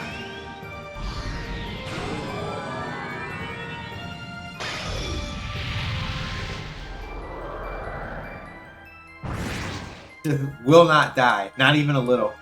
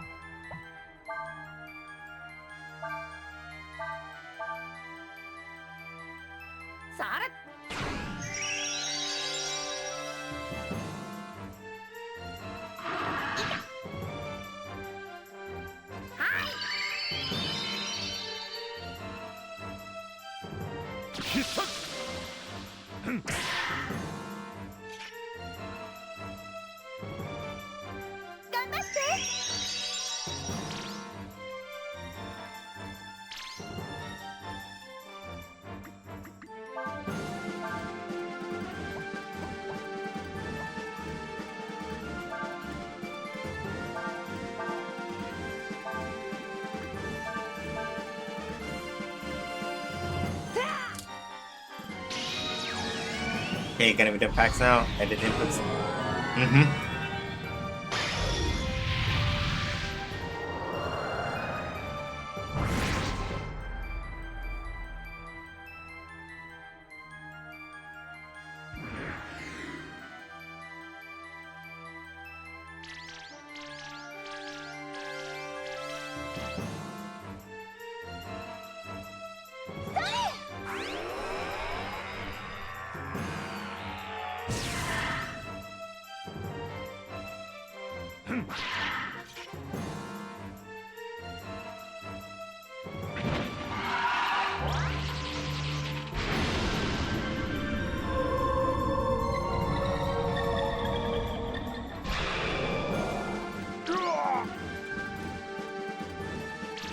Unfortunately, Science is not.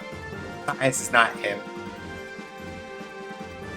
Much as we wish that Science was him, Science is not him.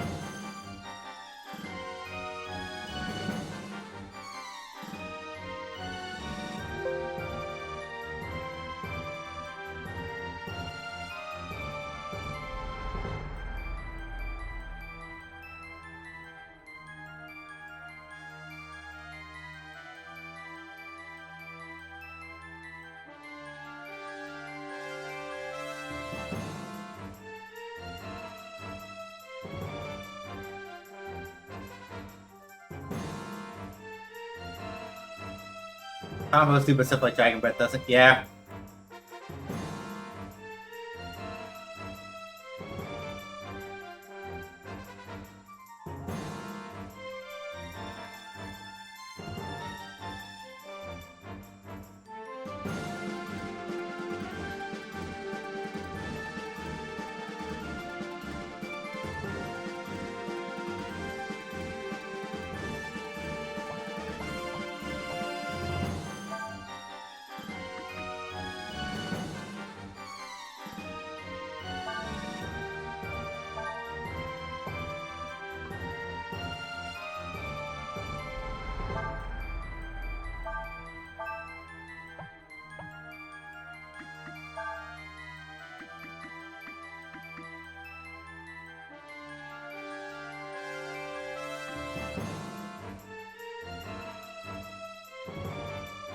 This might either go great or it might go terribly.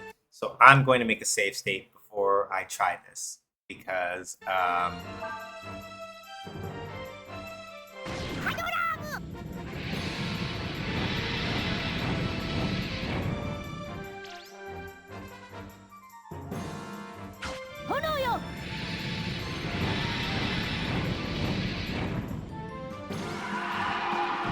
never mind.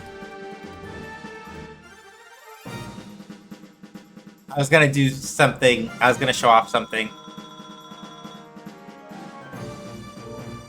This is a terrible idea. Let's see how it plays out. Get the kill.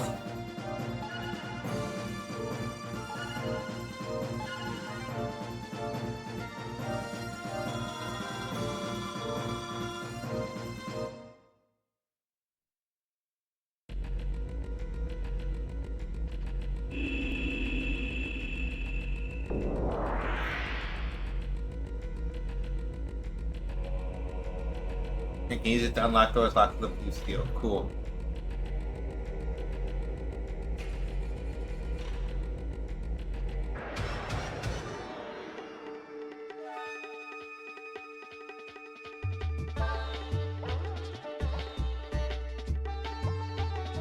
Goo kick. Nope. Nope. Nope. Nope. Nope. Nope. Nope. Nope. Don't want. Do not want. Not fucking with you. Nope. Nope. I remember that name. I remember that name. I remember that enemy type. Nope. Bye. Deuces.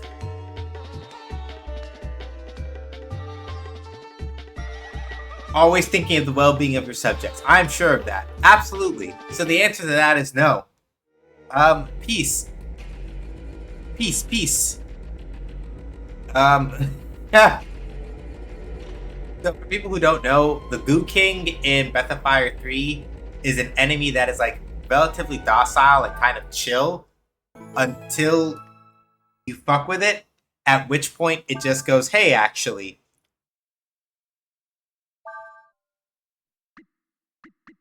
Fuck you. And you have a really bad time. The part that makes it worse is that in Breath of Fire 3, what is arguably one of the best weapons in the game, you only get that if you steal an apple from the Goo King, and basically you have to fuck with it on purpose, and you have a chance, if you can beat it after you fuck with it, to get the sword.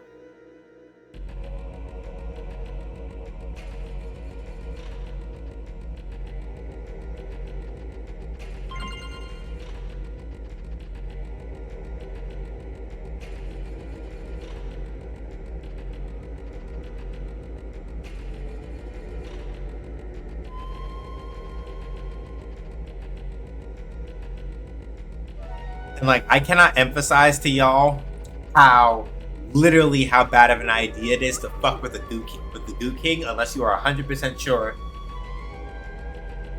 that you got it like that.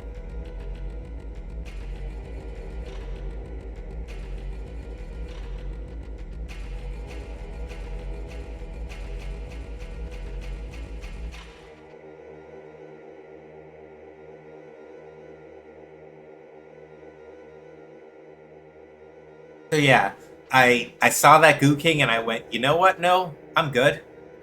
We're good. I got I have no quarrels, I have no fusses. I am not here for war. You're good. You're Gucci. We have nothing to talk about. I don't know how the Goo King behaves in this game, but I just made the executive decision that it's like, while I am super fucked up, the answer to finding out whether or not it's got whatever going on is to not fight it. Like, that's my executive decision. But yeah, to say the thing that respond to Cat Wizard properly. I saw that she'd said that she practiced a bit before dinner and then fought against like the CPU. Yeah. The main thing that I always tell people also is that, god damn it, ad break. When the ad break's over, I'll explain it.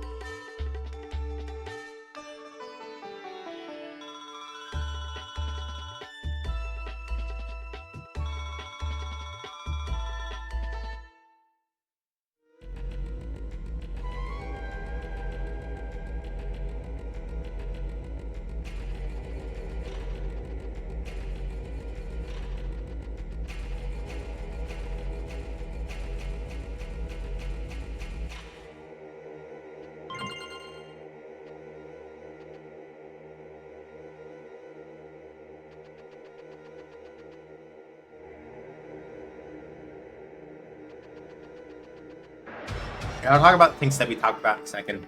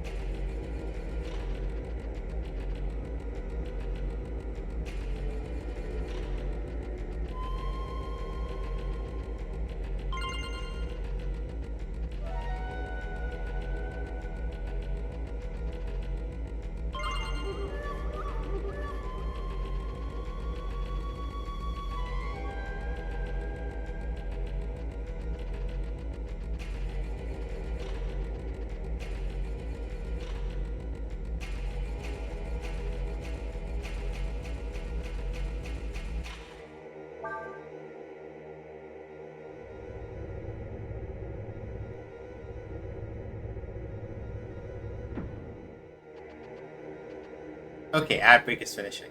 So, it looks like they've given us convenient elevators to take us up and down and out and around, which is good. Because now this means that at least, provided I can make it back to an elevator, I can make it to a save point.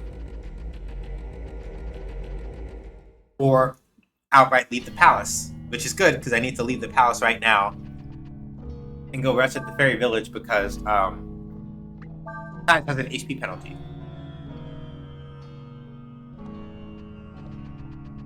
So in order of the things I wanted to talk about, so the first thing,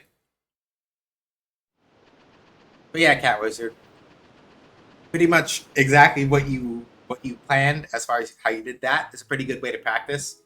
A thing that I tell people all the time about like fighting against the CPU in fighting games is that while fighting against the CPU will not teach you how to play against people, it will give you room to learn how to like practice your hit confirms and stuff against enemies that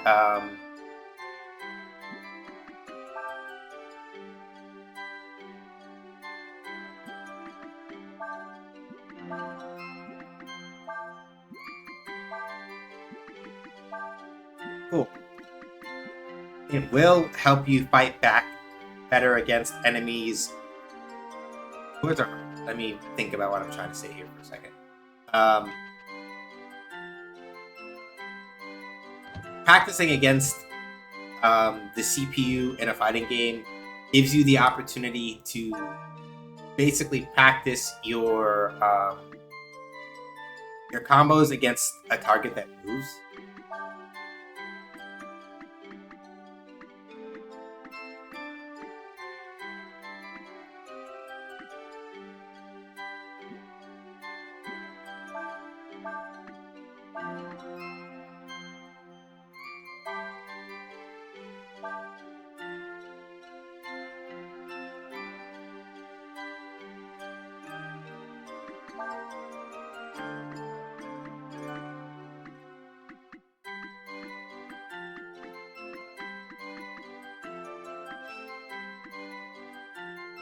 And that can be useful in the sense of like, right, getting used to your combo confirms and things like that, right?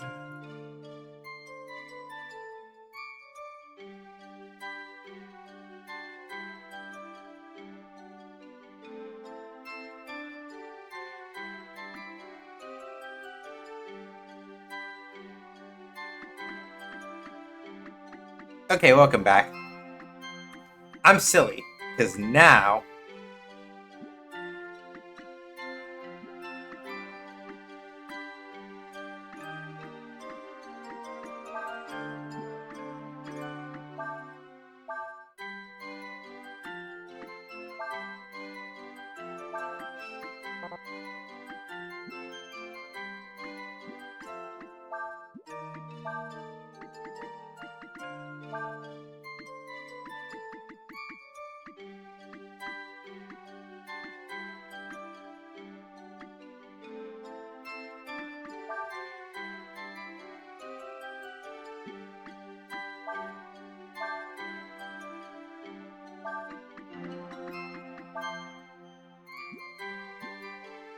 yeah, welcome back. But okay, right, now that you're here, I can actually say the thing I was going to say. Yeah, the practice regimen that you have laid out is pretty sensible, I think. One of the things, especially with practicing against like the CPU, I would say that your main priority with that is using it as a vector to get used to the way your hit confirms feel, not so much to like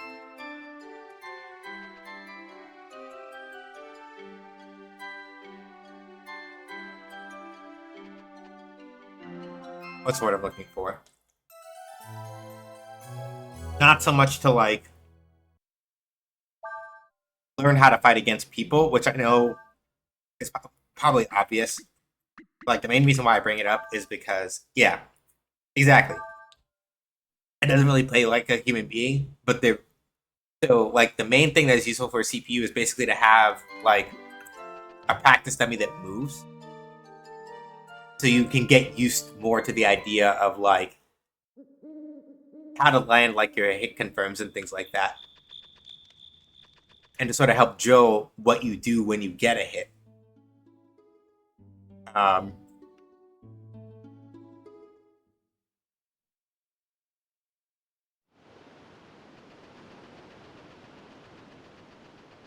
which I think is like really important. Like next to like actually knowing combo theory, not fucking up your hit confirms is like the next most important thing. Well, sorry, let me phrase that differently. In rough order, the skills that I think, like, in terms of skills that I think are critical for somebody who really wants to get into fighting games to develop, are, I look at spacing, hit confirming, and anti-airing as among like your top 3. And combos is like 4th.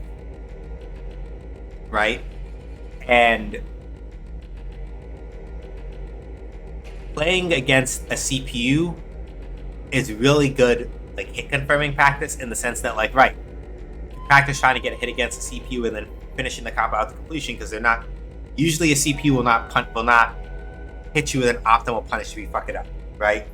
So it's easier to kind of like take that risk knowing that a CPU normally does not have the wherewithal to like absolutely fuck you up for making a mistake. Not usually. Good.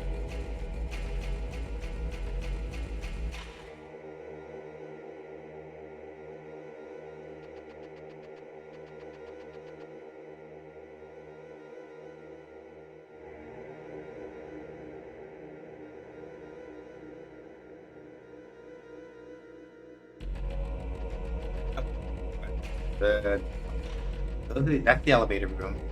There's be a door with a blue seal. There it is. Come down here and do that.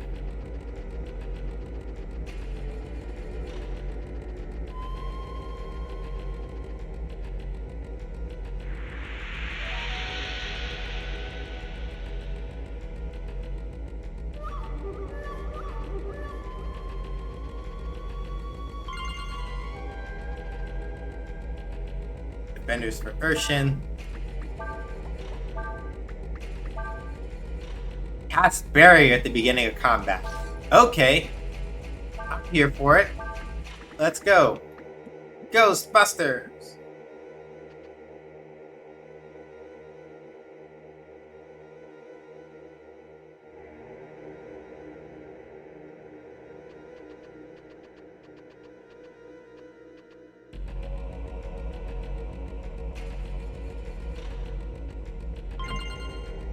Dragon Helm. Oh boy.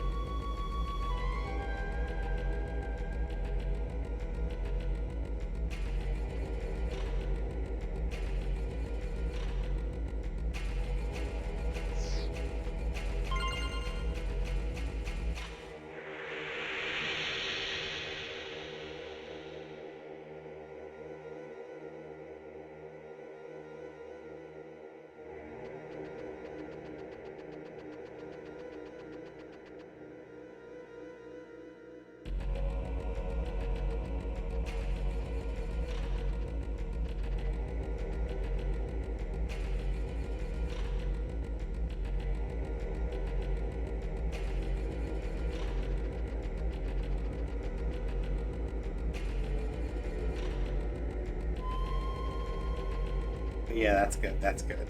Oh, so here's where we can just walk our way back up from here. Okay, not too bad.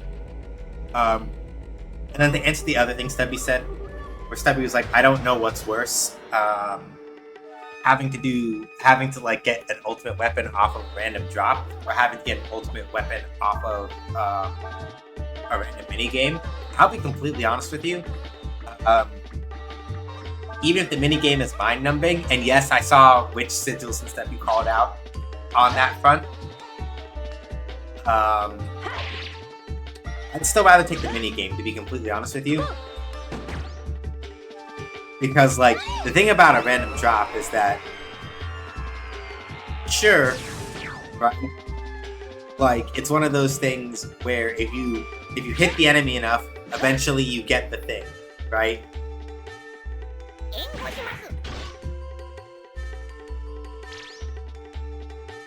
Like, that's true. But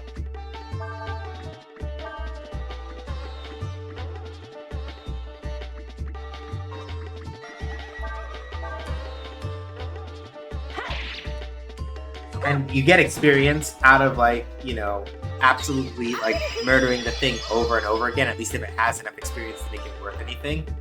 But like, if the enemy is strong enough, I would really rather just do the mini game, right? Because if the enemy is like strong enough to like make the process of trying to like get the thing off of them a significant like time investment or strategy investment, I would really rather just play the mini game a bunch of times. Do that. Because like, again, keep in mind that when you fight a Goo King in Breath of Fire 3, for example, right? It is throwing level, at least from what I remember of how it works, like a Goo King is straight up throwing like level 3 magic at you off the rip. If you steal the apple to try to get the Goo King sword, like, a Goo King is not fucking with you. Goo King is out to kill you. Right? So, yeah. For me, I would rather take the mini game over the random drop. Because then it's like, right, either I'm going to get lucky and get the random drop the first time, or I'm going to have to try to like strategize how to kill this thing and execute that pattern perfectly every time and hope that nobody fucks it up. Or otherwise, I'm going to die. Like, between those two, I'm personally...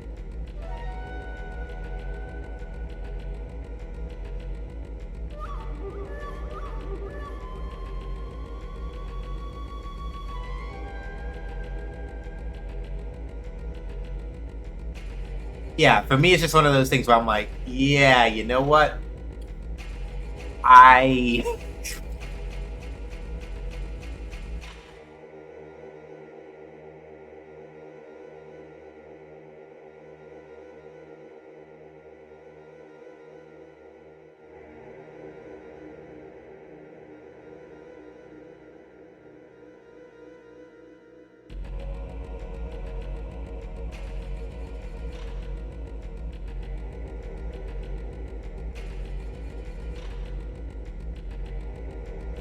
Yeah, like thinking about it, I'm just like, no, just give me the mini games. I'll suffer.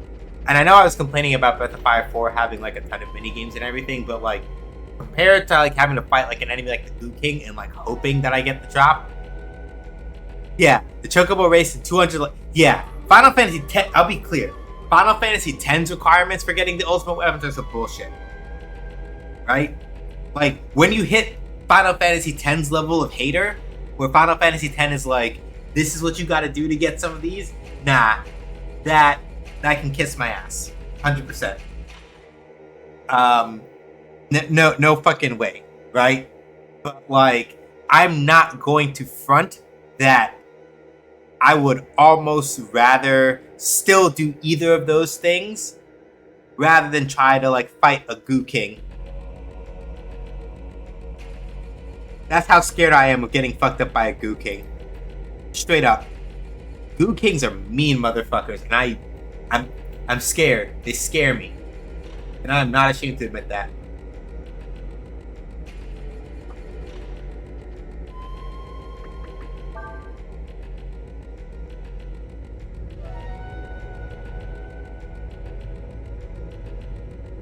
Seven Rebirths Chocobo flying minigame?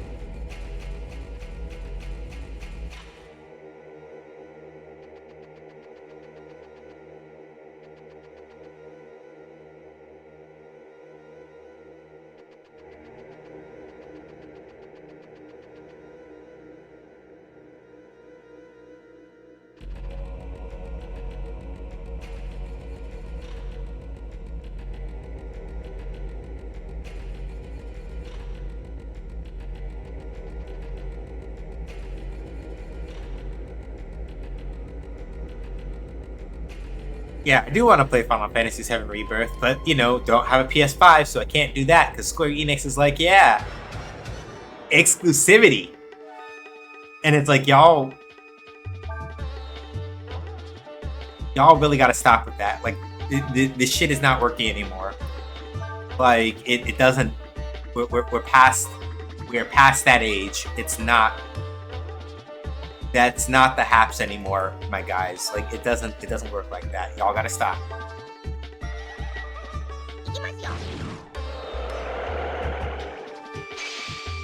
Speaking of that, I am happy that it's good. Yeah, like.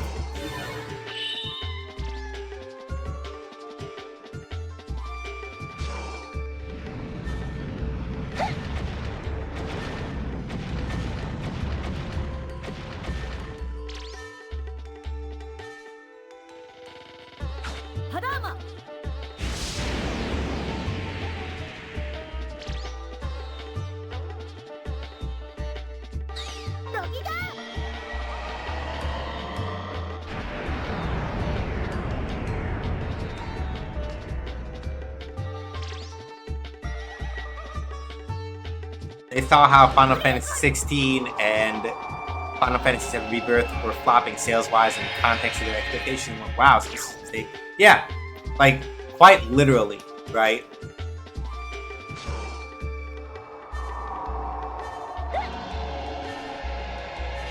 And that's the thing, right? Like, exclusivity for like big games, like no, like that doesn't work.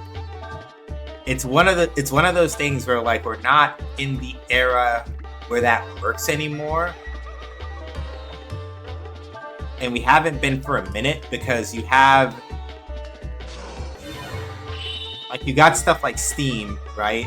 That sort of has created this expectation that, and the reason why I bring up Steam in this is because think about it, right? The Steam Deck exists now, right? And because the Steam Deck exists, if your game is Linux verified or otherwise people have ways to like make the shenanigans work, right? Like they're gonna want to like play your game on the move, right?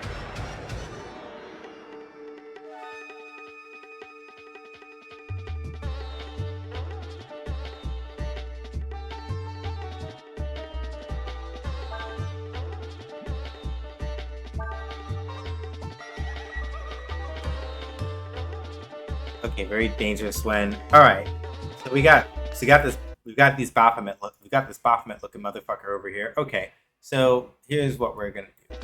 Honestly, here's how we're gonna handle this. I'm going to have Nina attempt to use Kyrie again.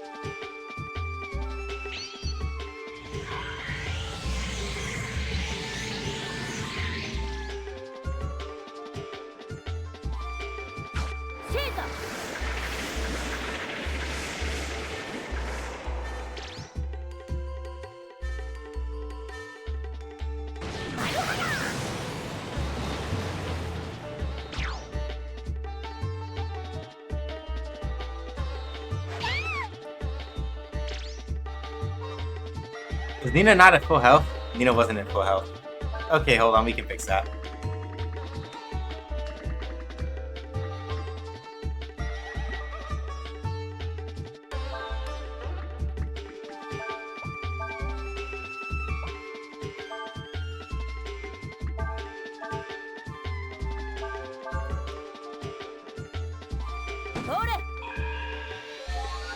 I also like how the way Ursula dispenses items is just by shooting them.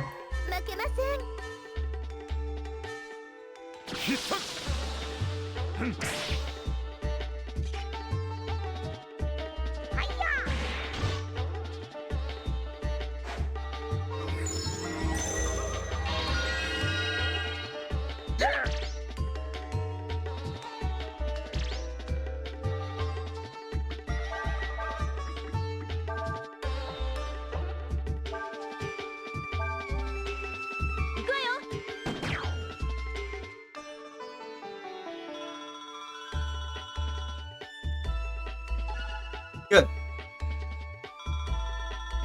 Get in there.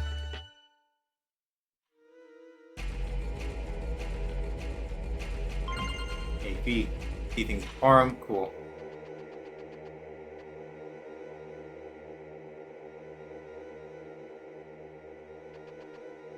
Up the next ladder.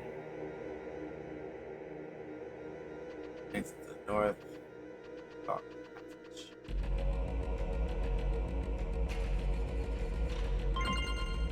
Shaman's ring. Oh, baby.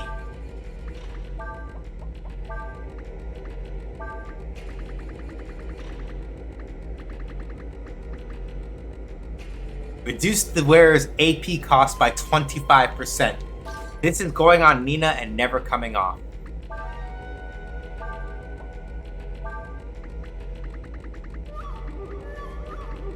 Typhoon now costs only a little bit more than Cyclone used to. Vitalize, cheap. Rejuvenate, cheap. Heal, super cheap.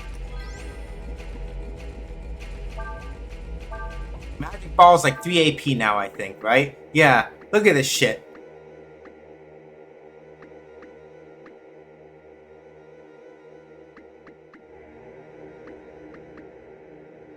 Magic Ball costs as much as Heal does. Raise that is like kind of useless, so whatever. Vitalize, 15. Inspire, 1. Typhoon, 9. The only other person that would want a Shaman's Ring is like Ryu, to maybe like reduce costs while he's in dragon form. But like, why? Give that shit to Nina and it's a done deal. Like, hello?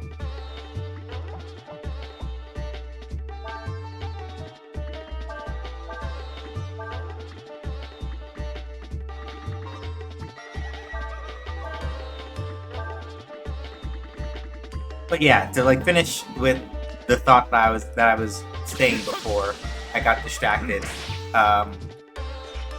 Yeah, like Final Fantasy, and that's the thing, right? The fucked up thing is that Final Fantasy VII Rebirth, right? When you really sit and you think about Final Fantasy VII Rebirth, right? Like,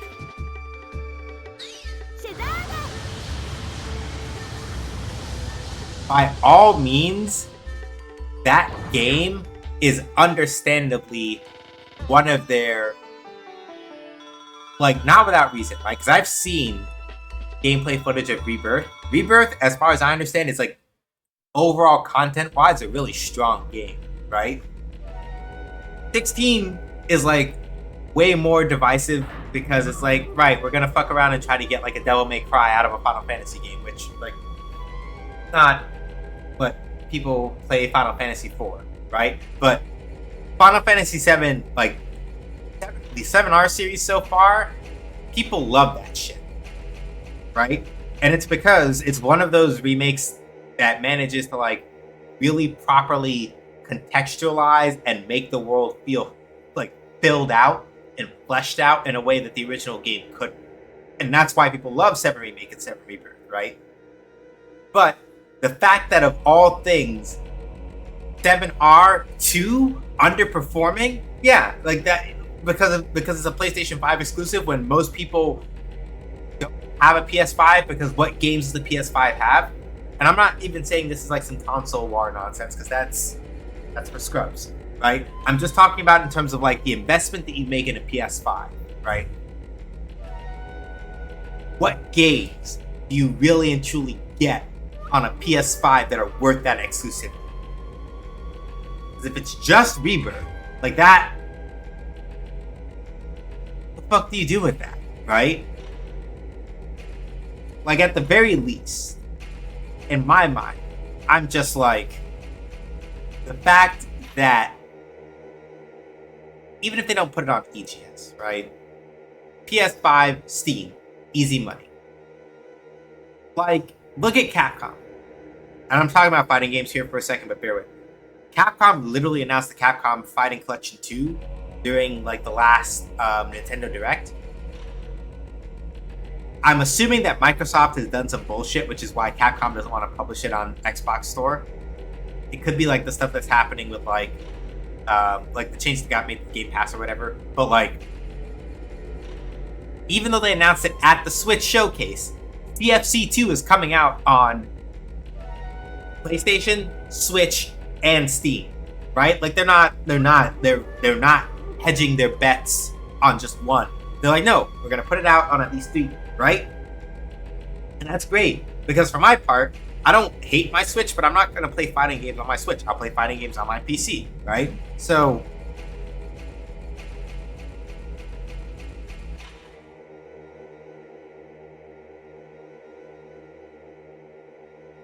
it's just one of those things where, yeah, agreed. I know a lot of people who think it's bad when a series dramatically changes the genre, and while I don't agree with that take 100% because video games series should be allowed to innovate in ways that do not take away the heart of the series. I can absolutely understand why the DMC combat vibe of Final Fantasy. Yeah, like this is the thing, right? Like, this is not me saying that. So I'm gonna put it like this, right? The thing about turning to an action RPG, especially in this day and age, is that if you turn to an action RPG, you gotta come with it. Because, and this is where I'm just gonna be straight up about it for like half a second. Cool, we get to talk about this. We get to spit about this thing. The Tales franchise, if you really want to talk about action RPGs and who has had that on lock, the Tales franchise has been doing that since the 90s. And while that is not a thing that a lot of like people who are in the US are necessarily aware of, the reason why I bring that up is because, right, I guarantee you that as far as action RPGs go, there are many other series that you can also point to like this, but as far as action RPGs go, between Tales and Star Ocean, to begin with, right? Especially when you're talking about an action RPG that leans a little more heavy on like the RPG elements and the action elements, or has them in like a close 50-50. Tales and Star Ocean have been doing that for like decades at this point now, right? Even when they don't do it great, they've been doing that. So if you're gonna come and you're like, we're gonna reinvent the way that we're looking at this, and we're gonna do action RPG, you gotta come with the heat with that.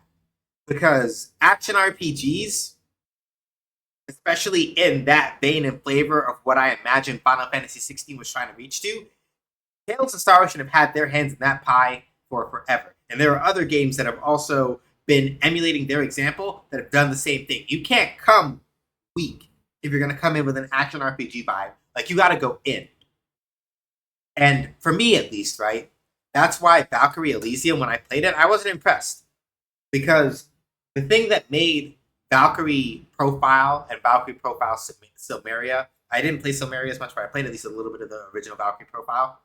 What made the original Valkyrie Profile really kind of like stand out is that they took the turn-based combat and then they added Tekken juggles, right? And this is something that you would then see in like Project X Zone, and then before Project X Zone, Namco Cross Capcom, right?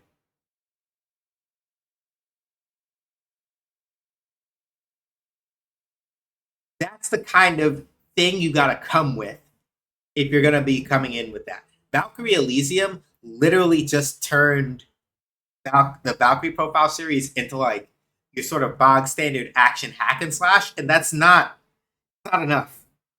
It's not enough. It's not. It does not work like that. Like, you can't, unless you come with like the heat in terms of like you got to push your presentation up super hard to make up for the fact that like your gameplay is not doing anything like super wild, right? You got to push hard. And Valkyrie Elysium didn't do that. At least from the little bit of it that I played, it wasn't hitting. It wasn't hitting. It's like there are several other character action games or action RPGs I could play that would give me roughly the same experience or better. Like y'all didn't do it for me like that. Whereas Valkyrie Profile, Silmeria, right? Very different in that aspect. Even Valkyrie Profile Covenant of the Plume, which was very much like we're going to do a tactics spin on the Valkyrie Profile formula, kept the juggles and all that other stuff that like makes Valkyrie Profile, right? Valkyrie Elysium, no, like they put that aside to try to do like action RPGs, and this is not me trying to like gainsay your point, China, to be clear, because you got a point, right? Like games, like long running game series are allowed to like change and evolve their style in ways that kind of like matter and like, and that should be a thing that you do, right? But if you're gonna go into a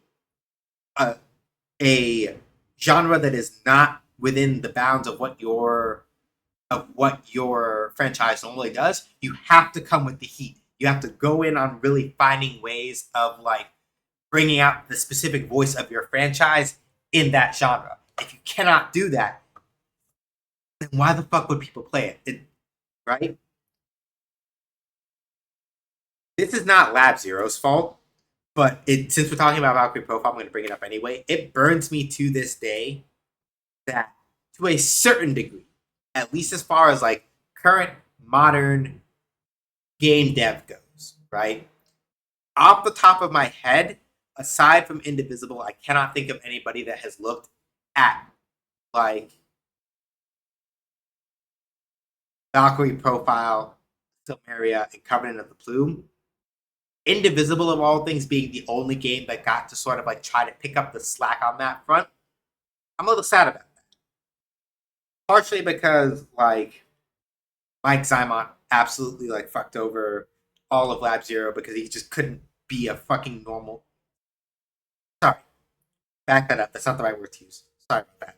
Because Mike Zymont couldn't not be a creep, because he had to be a creep and he just couldn't fucking chill. Between that and some other stuff, he fucked over Lab Zero, basically. And that's shitty, and I hate him for that. But like, yeah. If a video game series to come, exactly. And that's the thing, right? Like that's why, to me, right? Like, and this is not even me saying that Valkyrie Elysium is a bad game. It's just not interesting. Because they didn't come with that heat. They didn't put their backs into it, right?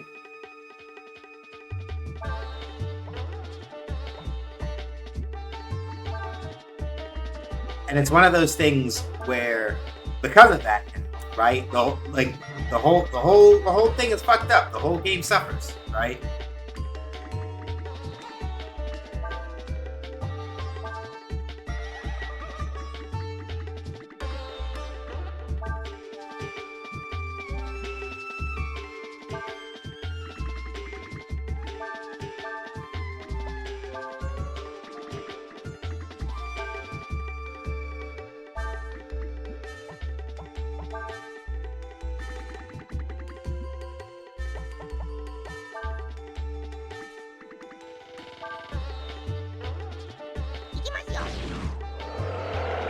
So yeah, two other things.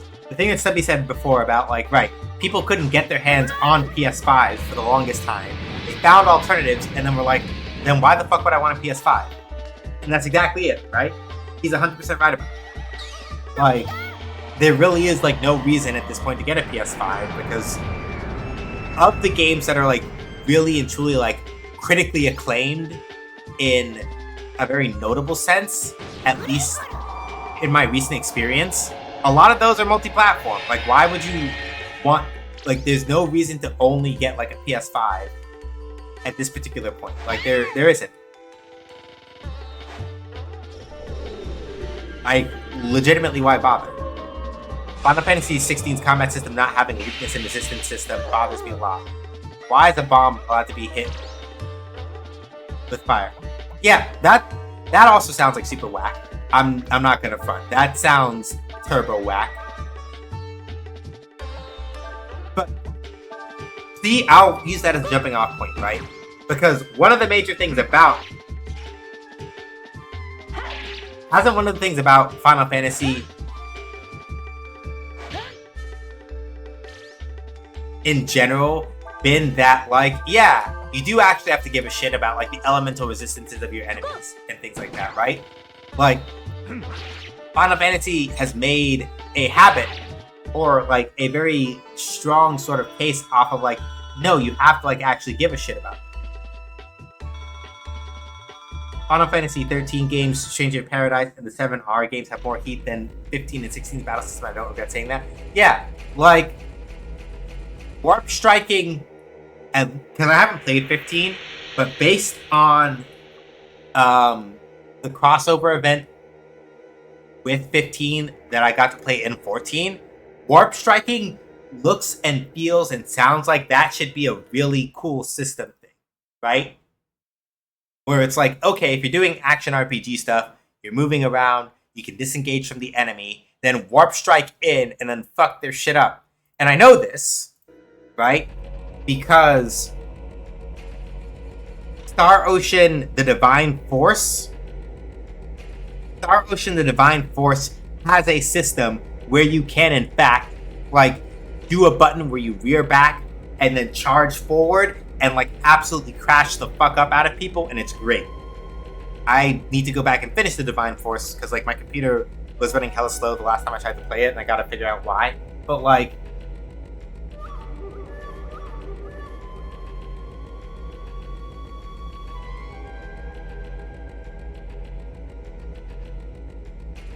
Final Fantasy 15's battle system is a worse version of Kingdom Hearts' current battle system. Oh, that's unfortunate.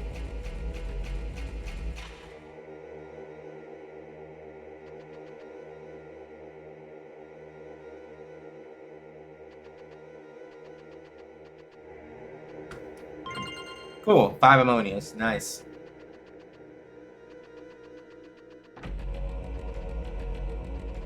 I'm turning off Billy Mitchell mode for a little bit, just to kind of, like, give us some time to catch up.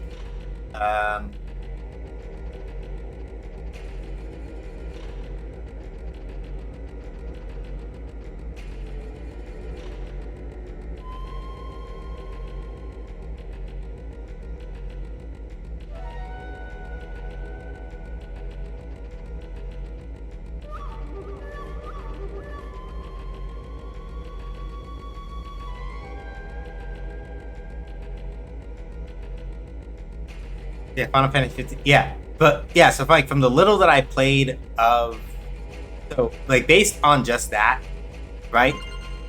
Yeah, that's a shame, really, when you think about it like that. And yeah, that's the thing, right? Like, people give Stranger of Paradise so much shit for, like, its tone and how weird it was, right?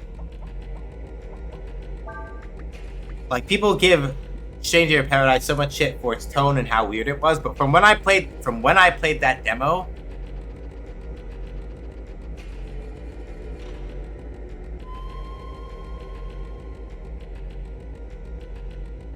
yeah. So Stubby was saying earlier that sometimes developers are surprisingly out of touch with, I wouldn't even say the devs necessarily in as much as the C-suite. Because mostly, like, there are a lot of reasons to give Naoki Yoshida the side eye.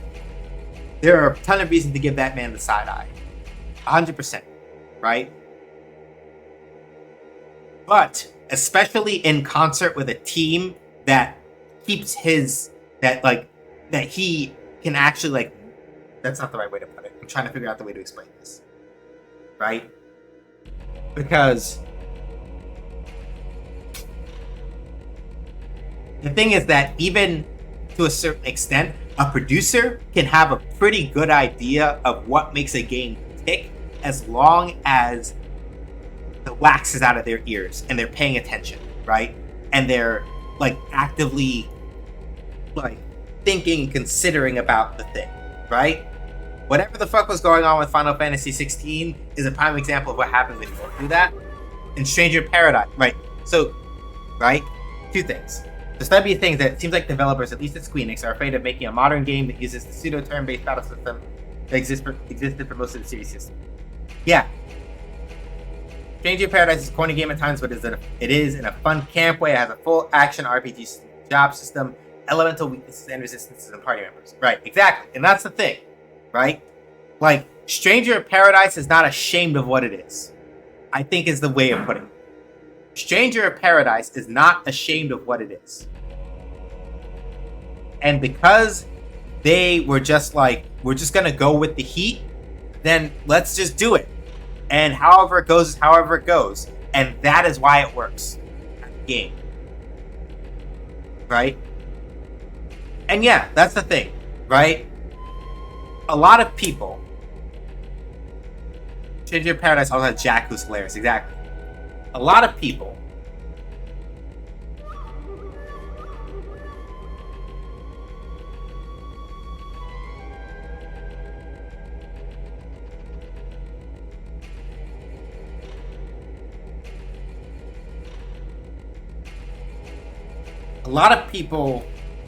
think, for whatever reason, that turn-based RPGs are outmoded, right?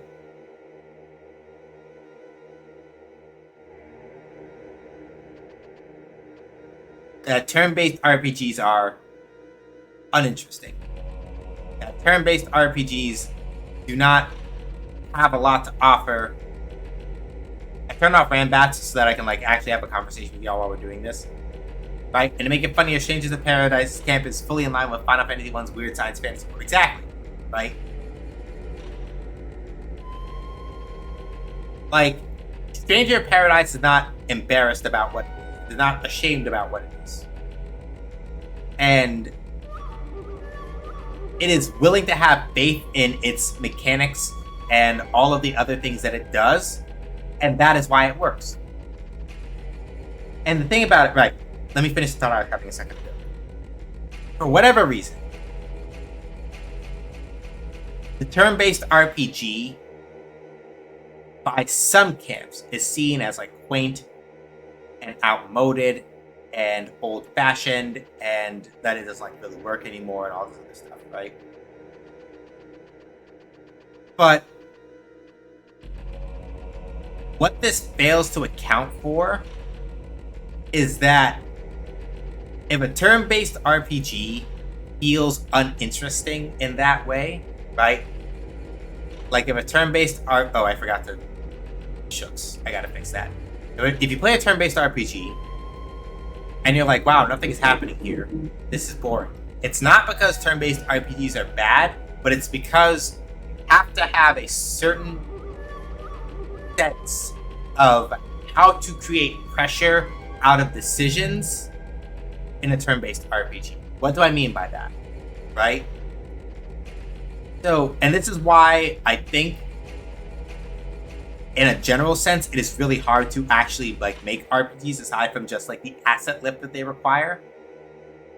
You have to figure out how in an RPG to make it such that what a player decides to do on their turn has meaning. You have to put and engineer situations where your player, whoever they are, has to really and truly feel the weight of going well, if I do this as opposed to this, then that affects what I'm about to do in A, B, and C ways, right? If you cannot do that with whatever underpinnings you have in your if you cannot do that with whatever underpinnings you have in your turn-based RPG, that's why people are going to find it boring. That's what people are going to struggle with. That's what people are going to have like a hard time like actively trying to like grasp with what it is that you're trying to show them, right? And that is where, and to go back to the point that Subby was making, right? That lack of faith, I'm not necessarily going to say from like the development team, right? Because if it was from the development team specifically, right? And I know that Square Enix is like a big company, and this is not necessarily like a full, and like Square Enix is like a big company and all this other stuff, and I know that, right? But when you look at the fact that people love Live Alive Remake, like Live Alive Remake, I don't think it was like gangbusters in terms of like sales or whatever, but Live Alive Remake is one of the best, at least the last couple of years, for me, having not played like a bunch of it. Like the Live Alive Remake is one of the best sort of more traditional RPGs that Square Enix has put out in recent years, straight up and down. People love the fuck out of Bravely Default and Bravely Second, right? And Bravely Default. Well, Bravely Default 2, I don't know if it performed as well, but people love the shit out of Bravely Default.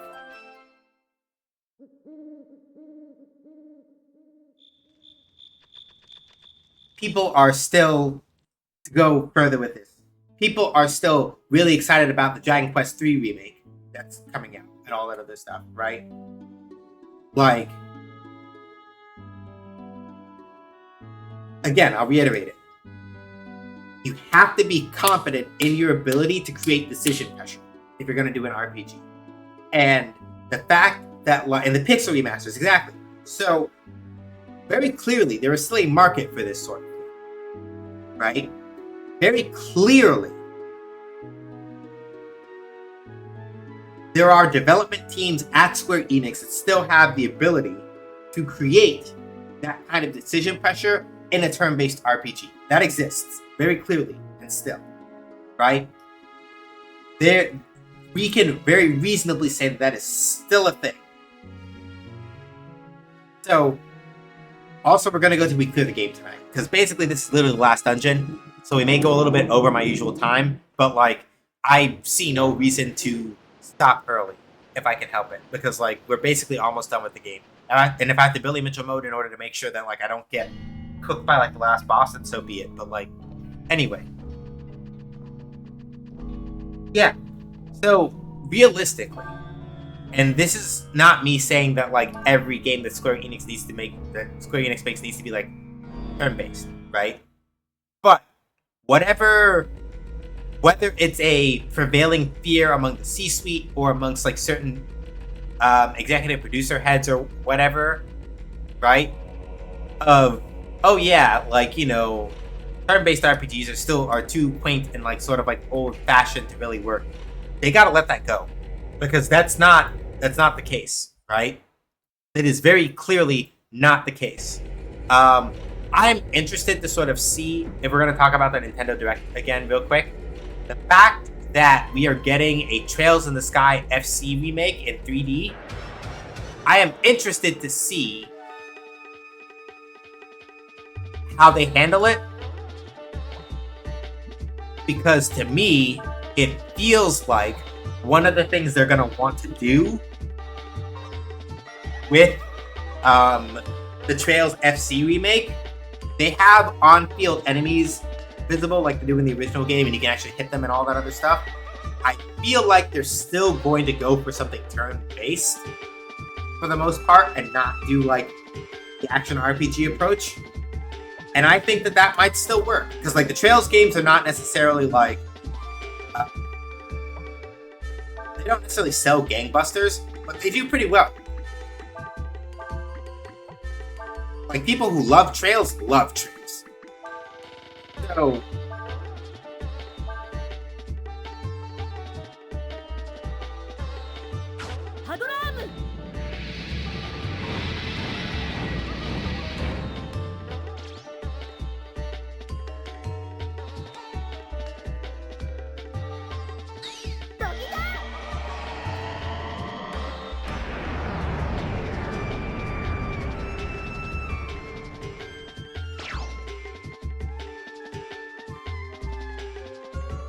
you know, an action RPG whose system is really good? Visions of Mana. Yo. The Visions team got fucked over. I've heard about the news about how that studio is basically eating a gigantic pile of shit literally right after the game released. That's fucked up. Because, like, oh yeah, I'm so silly. We want to talk about another, like, to go back to the thing I was saying earlier about how you gotta come with the heat for this sort of thing, right? Let me reiterate this because it's actually important.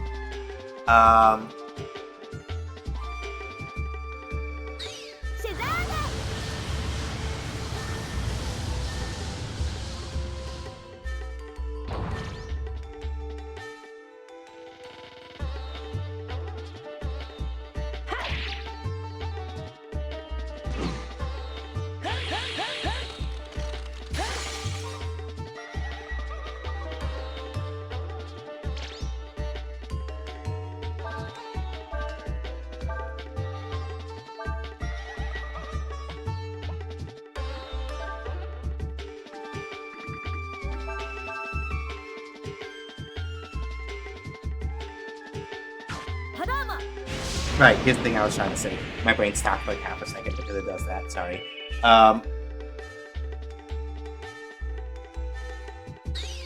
Right, if we're gonna talk about, to go back to the Final Fantasy example again, and this is actually the part that, like, really kills me, because I just realized it, right?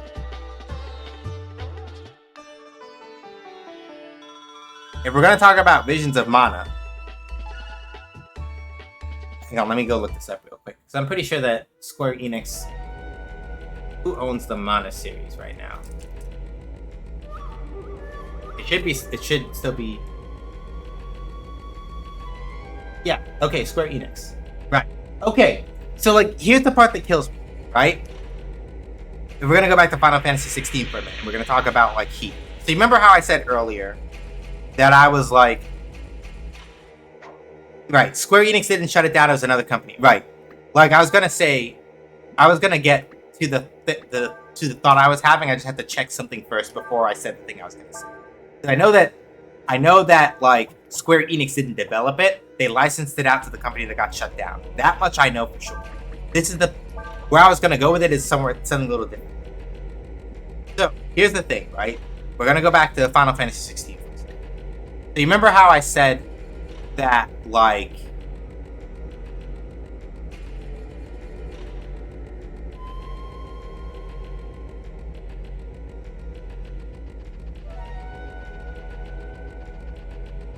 you remember how I said that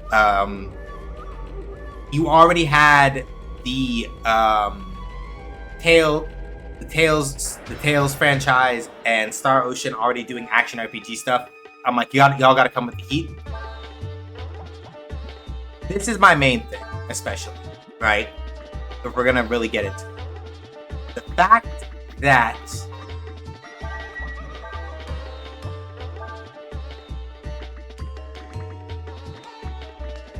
that with Final Fantasy 16,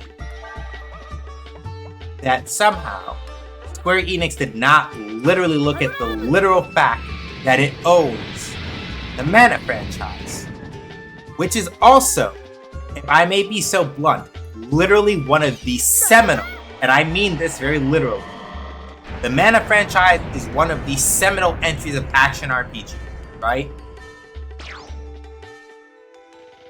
How is it that you are so out of touch, right, with the vibe of what is going on at your company, that you're like, all right, let's pivot one of like our flagship series over to this other genre that one of our other properties has also done, and y'all couldn't match a mana game? Y'all couldn't match a mana game for heat levels when you own both mana as a franchise and Final Fantasy? Like, what is going on, right? Like, that is embarrassing. When you really sit and you think about it for like half a second, like, what are y'all doing? For real, what is happening here?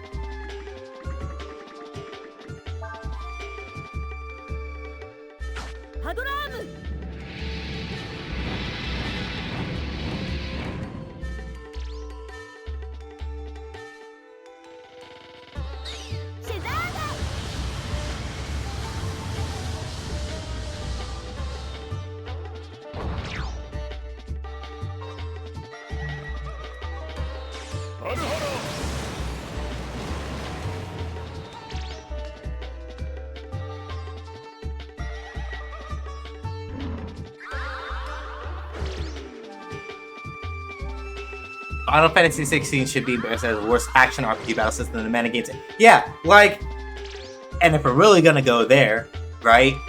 To your point, again, they also own like Kingdom Hearts. Like, losing to your own properties in terms of like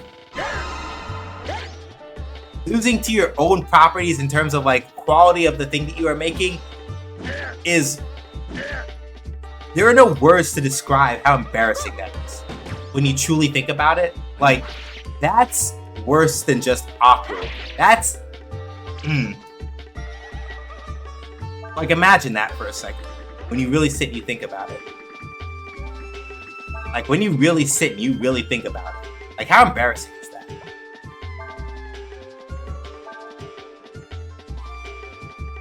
Oh, wait a minute. Holy shit. Are you telling me that, Nina has low enough costs with the Shaman's Ring that putting her in the back to rest after she's cast a spell, she gets 11, if she has like 11 AP in the trunk for charged MP, it's basically free. See, this is the kind of shit I'm talking about, right? Where there is a weight to the decisions of, right? Like, oh, right, I can cast a spell, or I can put this character back here, I can do this, or I can do that, right? Like, this is the kind of thing I mean. Where it's like, you gotta have faith in this sort of. Because, like, now there are things where it's like, right, okay, cool. If I was really of a mind for it, I'm like, yeah, I want free AP every now and again, or whatever, right? Like, I had Mina cast the big spell, cycle her back into the back to, like, let her get some charged AP or whatever, and then, like, we're Gucci, right? Thias got vitalized. Baller. Also, Urshin's stat growth, it's being kind of hindered by the fact that I put her on Marlock, but Urshin's stat growth has been kind of wild, right? Like, he's been getting, or like Urshin has been getting some hella big stat gains. Like, mostly I put Urshin on Marlock specifically for like HP and AP boost, but at this point, right, the guys really have a mind for it. I probably could have put Urshin on like a Magic Master a bit earlier in the game. And just like had that. Speaking of turn-based games, one of the biggest of the last 10 years was Persona 5. Exactly, right?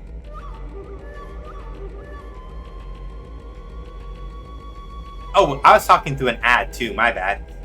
But like, Persona 5, exactly. And that's the thing. So you can still do turn-based RPGs easily.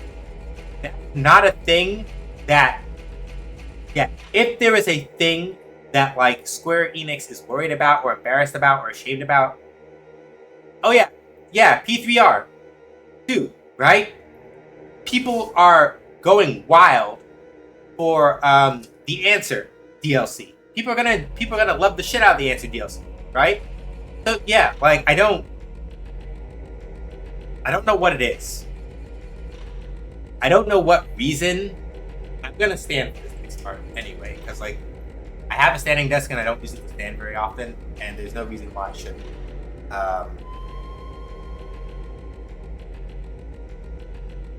I know y'all can't like see me now as well, so I'm gonna try to like get the camera to like.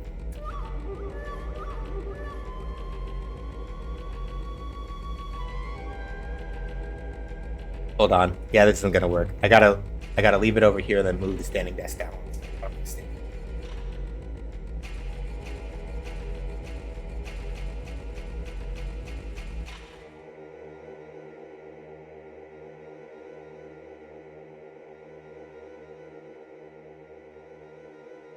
I'm just checking the just to make sure that I don't like pull anything too far up, cause any problems. Okay, we're good. We should be good here. But like,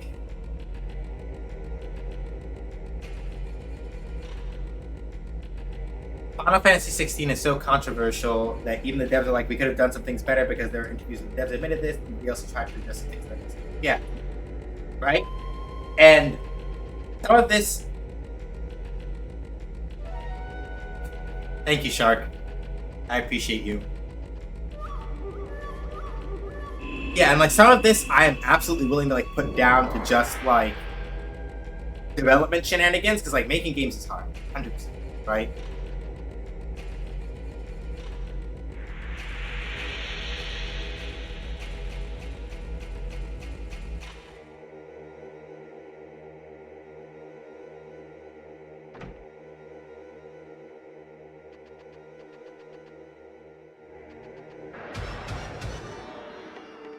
Like, making games is hard, right?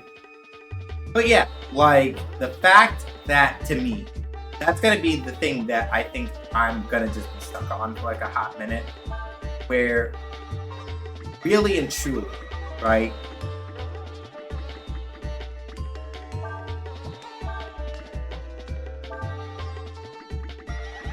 You have so many games in Square Enix's own library that are great examples of action RPGs that defined action RPGs for people who didn't like play shit like the Tales games and the Mana games and all that other stuff before Square Enix acquired Tales game. Before Square Enix acquired Mana, right? That's wrong. Square has always had it, and I'm just getting it backwards. You get my point though, right? It's like the fact that Final Fantasy 16 can't even stand even with stuff in the company that the company has already owned. Yeah, like that's embarrassing. That's fucked. And that's embarrassing. Really and truly, it is. And I keep saying it, but it's true. I'm happy that at least from the sound of it, it looks like they're trying to address some of the stuff that's kind of like whack about 16. But right, for my money, I am more than willing to like throw a lot of it under just really and truly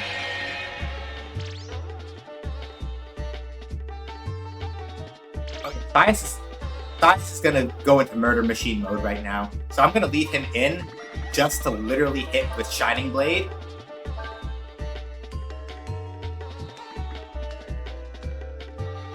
I'm gonna throw down a Vitalize real quick. I'm just gonna have Urshin like use Blizzard again. Fuck it. What happens with Rakshasa is that Thias basically his defense gets even shittier, but oh, that's unfortunate. But usually what happens is that he gets like an absurd attack boost as a result.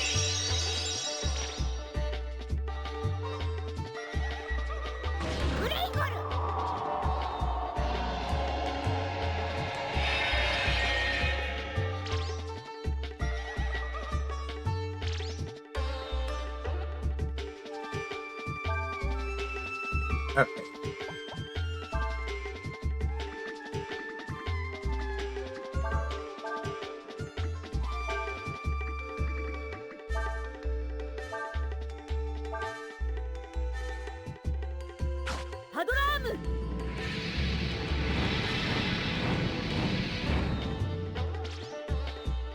Whatever just happened to Saius has the same energy as Aizen-Stop and Ichigo in his power-up music. Yeah, you're not wrong. You're right.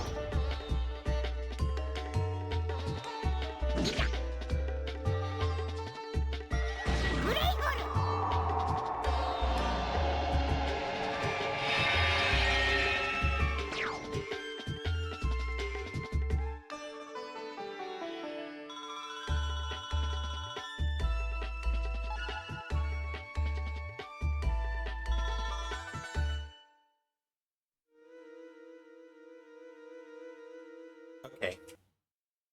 I'm gonna go use the restroom real quick, actually, because my stomach is bubbling at me a little bit. I'm gonna use the restroom. Come back. We're gonna keep going. So I'll be RB. 5, 4, 3, 2, 1, and action.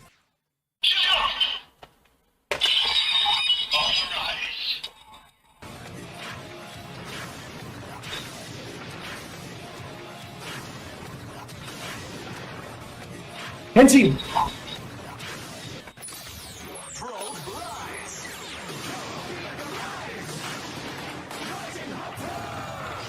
The jump to the sky turns to a rider kick. There's only one person who can stop, and that's me. Hey everybody, my name is Sean. They call me either that or SJ. As I say on my own channel, make games, I play games. Games make you, basically. Did you really think that I was going to let you hit me with that? No. Guess what? I'm still alive, motherfucker. Going too fast is no good. Shut the fuck up. What else you got?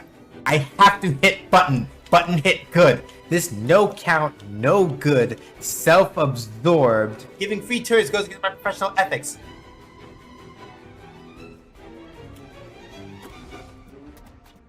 I saved your ass! Yo, the nerve of this motherfucker. The absolute gall. The complete stinkiness. Do you see these motherfuckers? They stole all my shit! Fuck out of here. Fuck you. I don't give a fuck now. Stank ass, punk ass, smelly ass motherfucker. Yo! Not with the deep cut. My brain is full of feels. Anyway, so Fuck. We should just play this fucking video game. Damn it. That's not fair. No, that's fighting dirty. You can't do that. Just because it's correct doesn't mean it's right. Just for that, I'll teach y'all to talk to me about the consequences of my own actions. And now, this poll that I'm not going to look at the results of yet. I'm lying. I'm going to look right now. Jesus fuck! Why are y'all like this? What was the reason? This is all according to my calculations. We will probably be fine.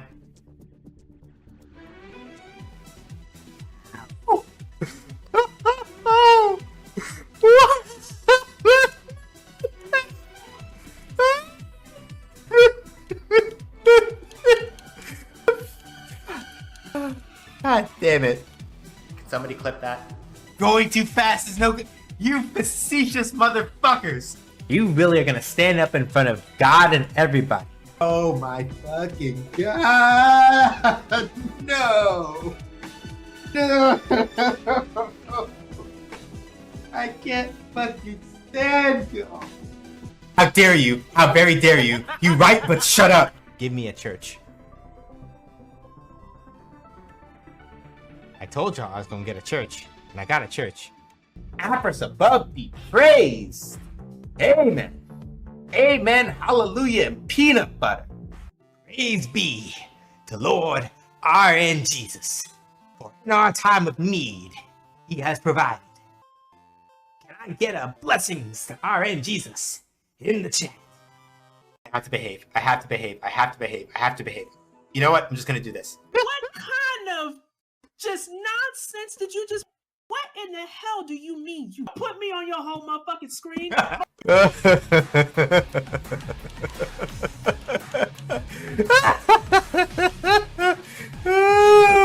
all gonna die. Somebody clip that. Oh no. Not again.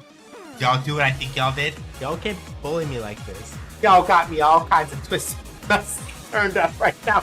I don't know what the... I applaud you, but also, god fucking damn it, I would just be like, fine, it's fine, it's fine, it's fine, it's fine, it's fine, it's fine. I should be fine.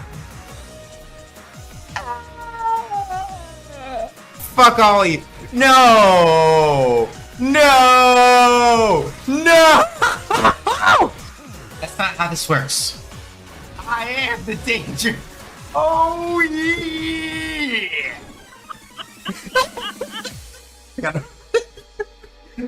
I'll respond to that, but fuck! That's shit! Fuck! That's all I have to say in response, you know? If you are into fighting games, JRPGs, game design talk, and all that other kind of stuff, please feel free to follow me over at twitch.tv/SJH Says Games. I can't fucking stand y'all. I can't. Y'all are the absolute fucking worst. I love this fucking community so much. Y'all are just the best. You know that? All of y'all. All of y'all in here. I appreciate y'all so much. You got the straight mom seal of approval. Also because I'm handsome.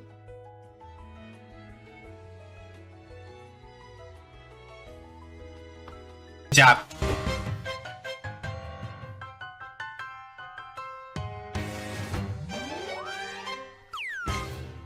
Five, 4, 3, 2, 1, and action.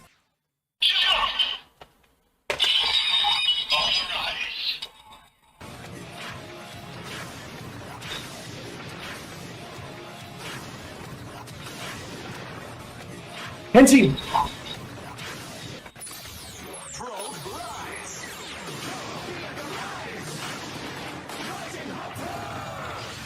jump to the sky turns to a rider kick.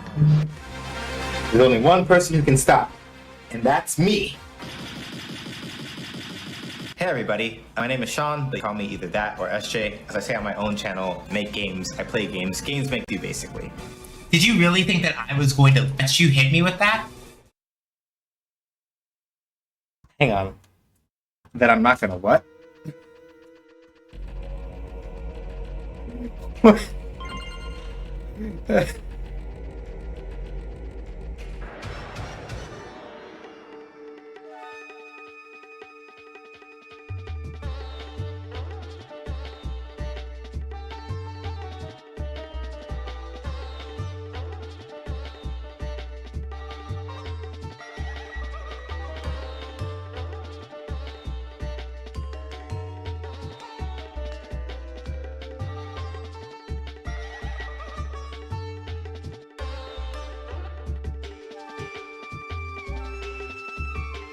I forget what Peaches even says, to be honest.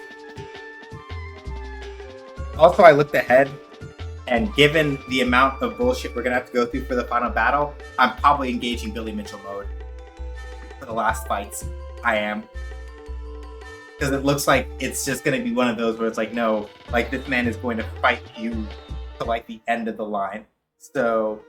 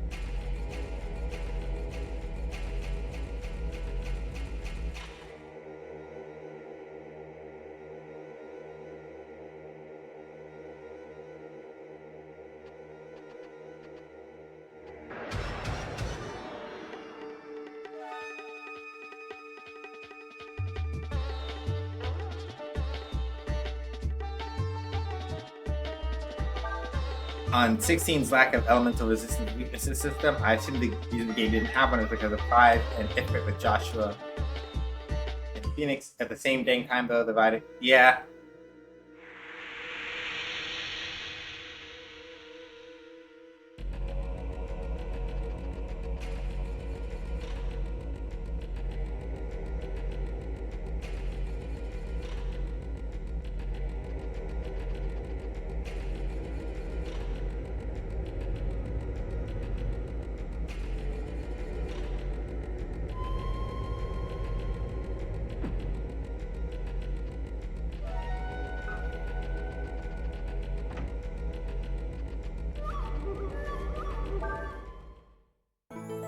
So, according to the guide that I'm looking at, this is the last save point in the game. And so now y'all understand why I'm like, we're just gonna finish the game tonight.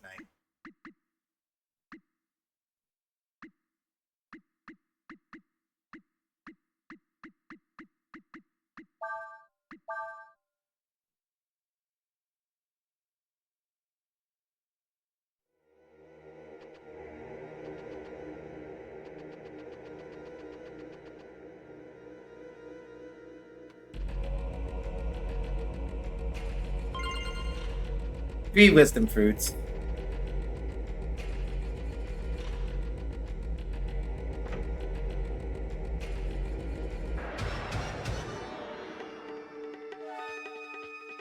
Did we start Breath of Fire 1 in October? Just about. I want to say either yes or a little bit before that or a little bit after that. So, it was almost... I did say I wanted to fit it within the... Actually, I have the thing. Why am I guessing it? I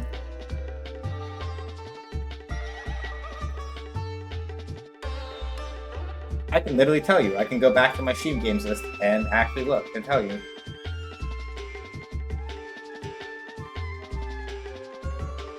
No, we started Breath of Fire 1 in August of 2022.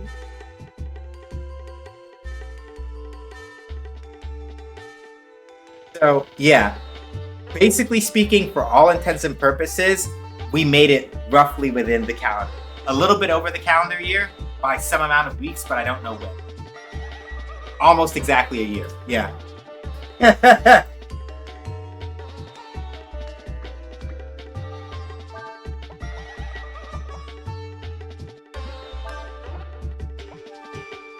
Tough monster gives as well as it gets.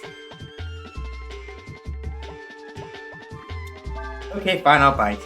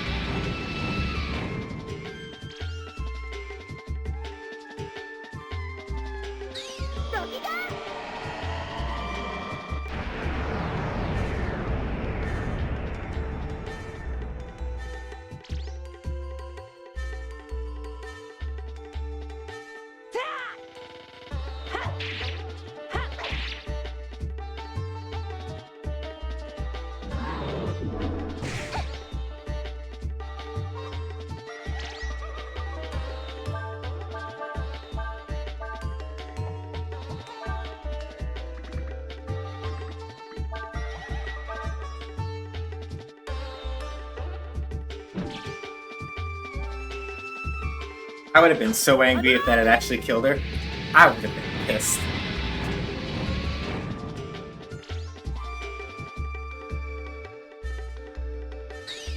Okay, this is updated. Dragon Con / Labor Day weekend is doing a number on people I see. Oh.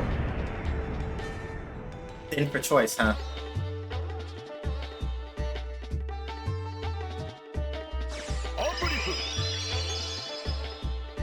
Oh, we'll figure something out.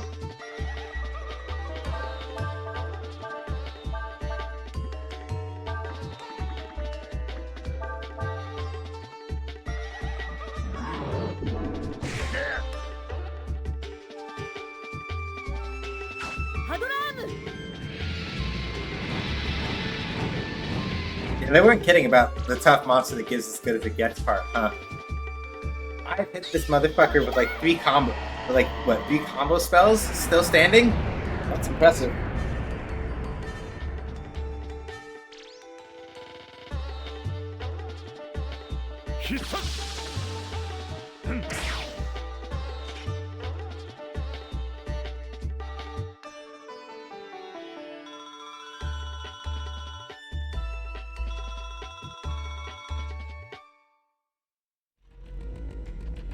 Several shows that align. Just okay.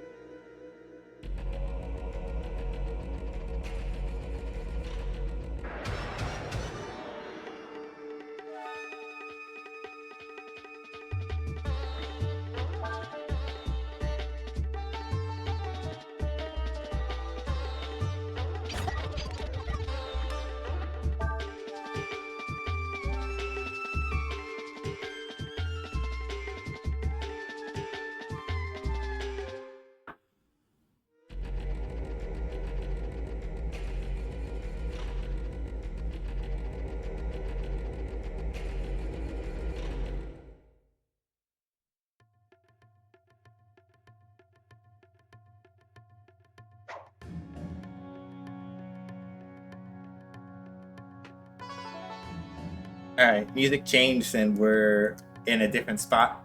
So this indicates to me that it is time to make a save state.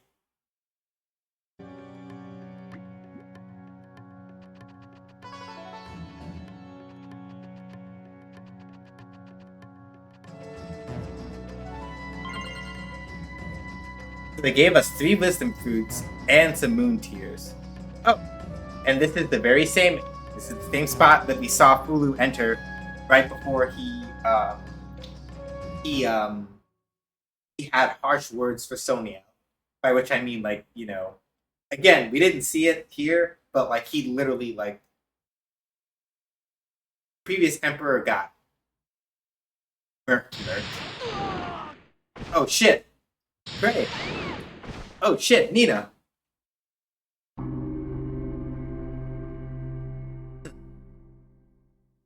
You are come at last, you who are me.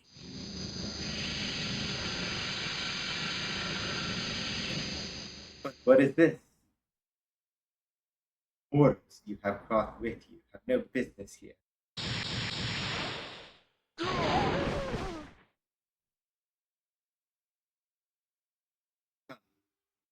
Come here, you who are me. Like they're still alive. Like out cold. Okay.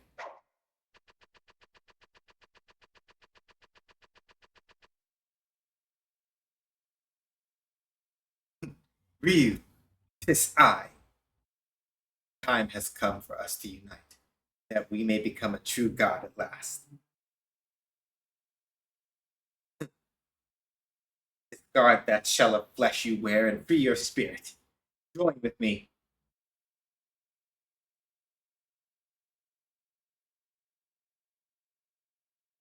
Yes, come to me. Then, then we shall bid farewell to this wretched world. Now, what? It would appear that you have lived among the mortals far too long.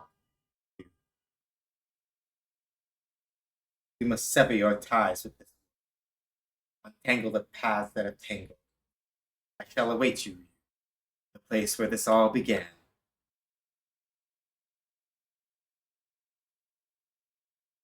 Ryu! I was so scared for you. I couldn't move at all. But it looks like we're all alright now. So, was he really here at all? Was that some kind of projection?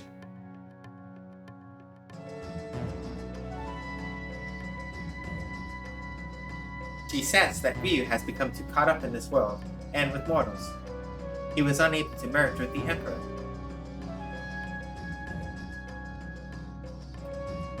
Guess we've got no choice but to keep on going. Let's go.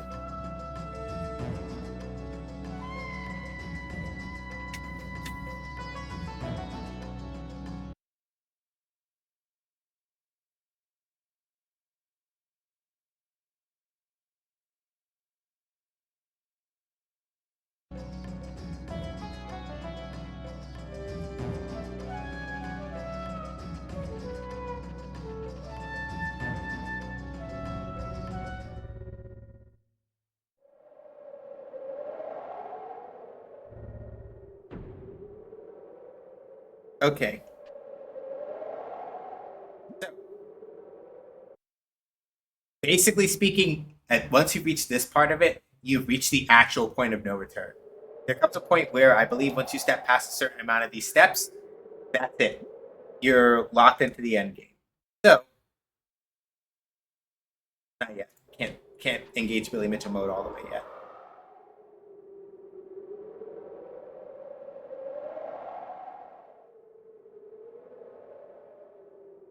I'll stay here.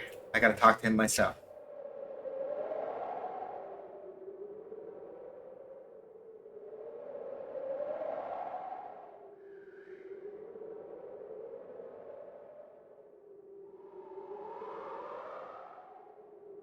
Okay, I've had enough standing. We are returned to sit.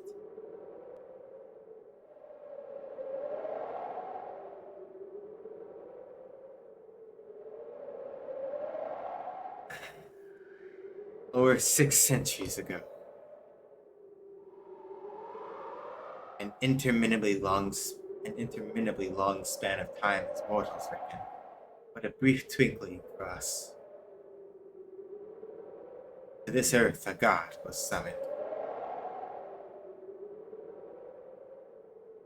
As the summoning was not perfect, that god was cleft in twain, split asunder into 2 bodies.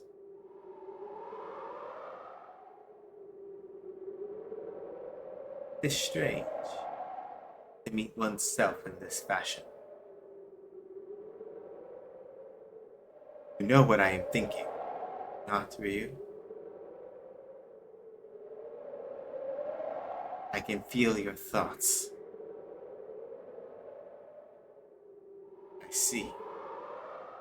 I see your memories of your journeys with the mortals as clearly as if they were my own.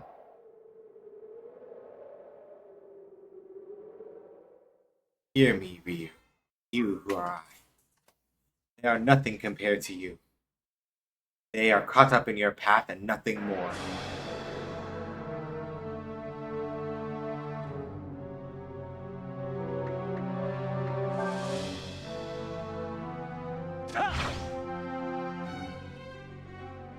Seek to protect the mortals and their world.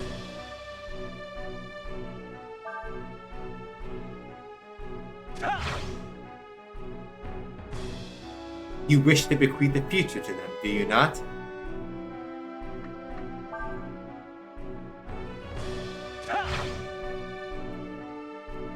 Can you withstand my power?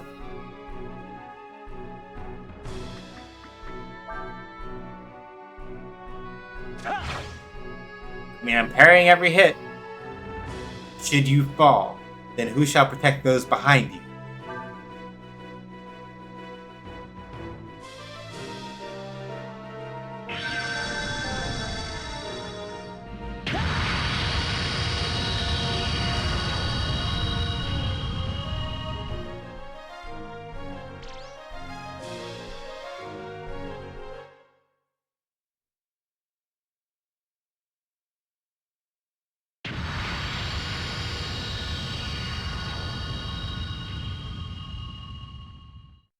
How much longer can you defend yourself against me? Ryu!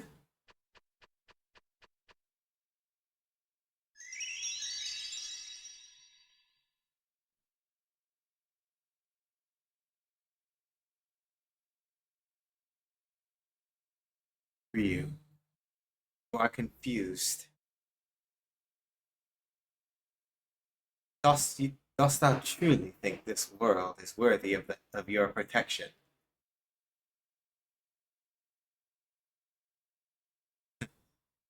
You have seen it with your own eyes.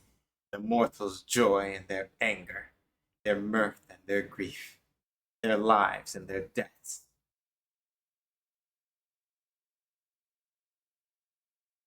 But you do not understand the truth, Ryu. All that, and all that they are, is of no consequence to us. We are endless. What be these things to us other than petty diversions?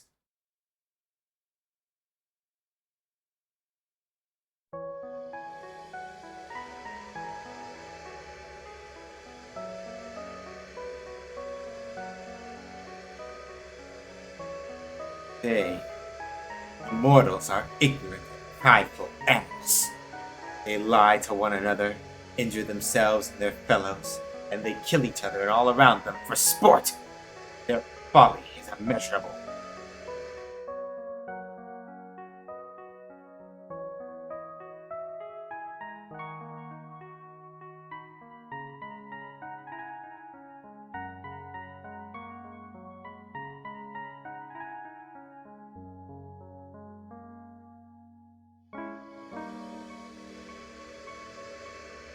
You understand, do you not, Ryu? They are selfish, are they not? Nah.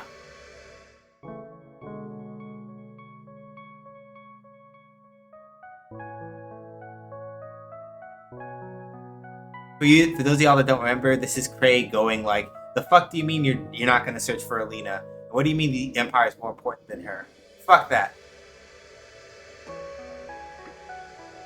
The mortals that you have encountered not cruel? Not all of them.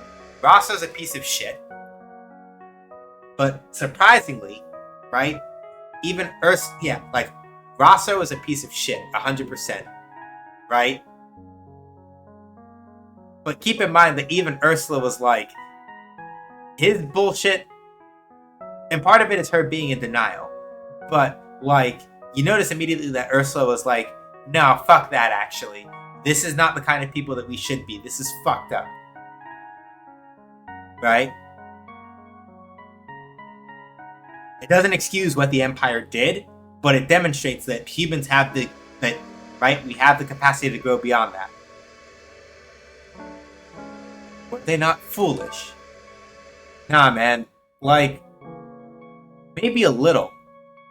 Right? With all the horrible things that they have done.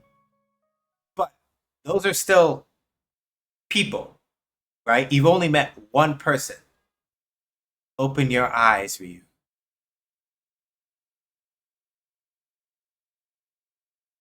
Ryu. Ryu. I'm gonna fudge this a little bit here. Not perfect, but I like this world the way it is. The way it is with you in it. This hurts for Fulu because somebody that he loves very much, who would have said the same thing to him, is dead. And it forms an interesting parallel here, right?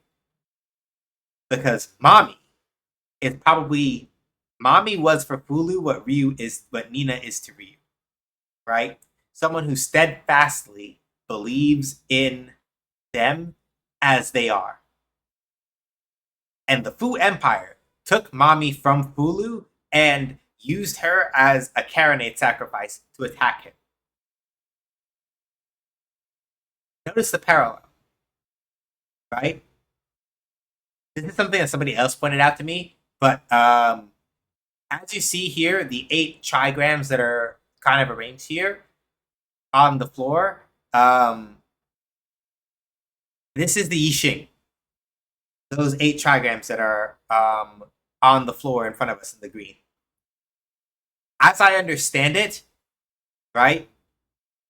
Fulu is standing at the symbol that represents the heavens, while Ryu is approaching from the one that represents the earth, from my understanding. I was getting ready to tell you about that. Go ahead and elaborate, in case there's something I missed. And so, in parallel to that, Fulu stands alone from heaven. Ryu initially approaches alone from earth, but then, right, is surrounded by his friends.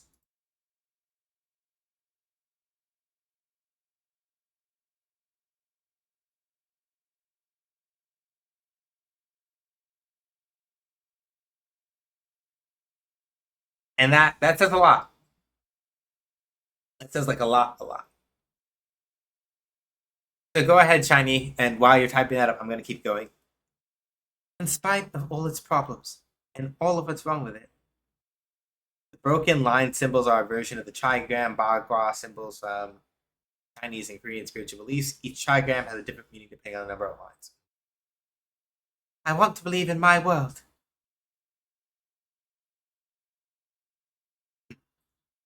Is that truly the best that you can muster? You say you believe in this world, that you find it favorable and pleasing?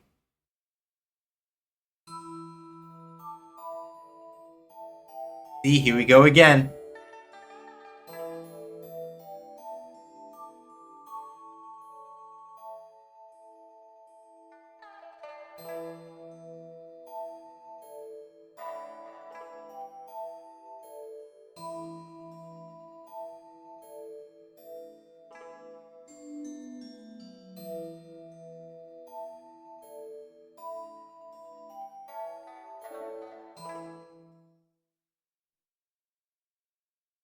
These are but fleeting sentiments.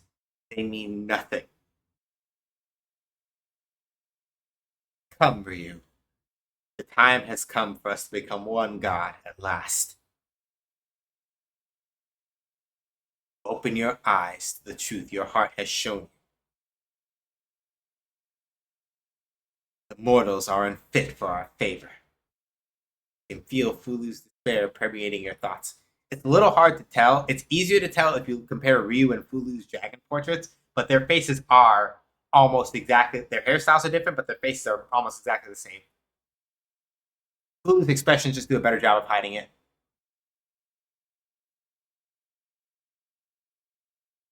So,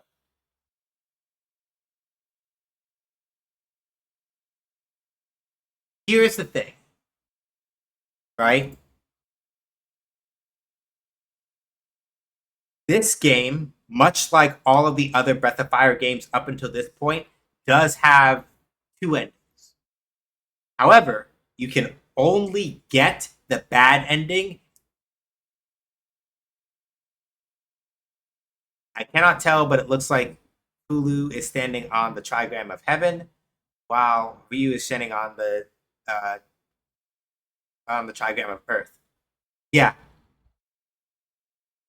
that's. I believe that they've arranged it in the way that the Yixing is normally arranged, with heaven at the top, with heaven at the northern, and then earth at the southern. I believe is the way that it is arranged here, from my understanding.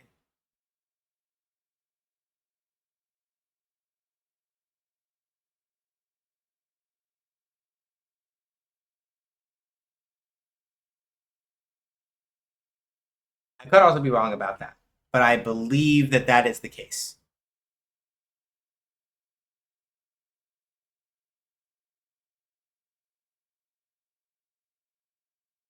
It's a little harder because one of the lines is unbroken. So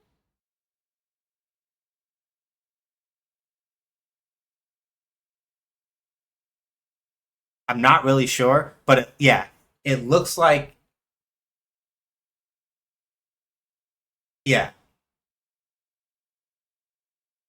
it looks like it does look like that. I'm fairly certain it is.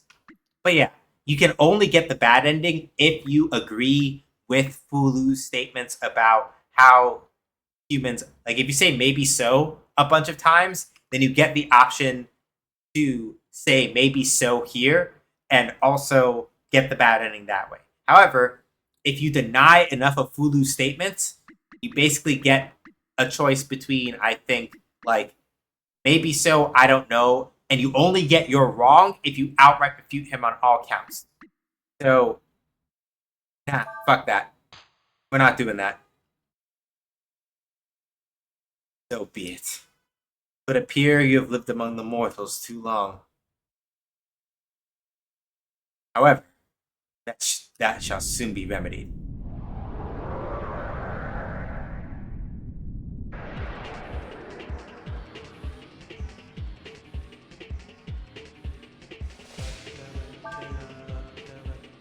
Uses elemental change to change from wind, water to earth each turn. Alright.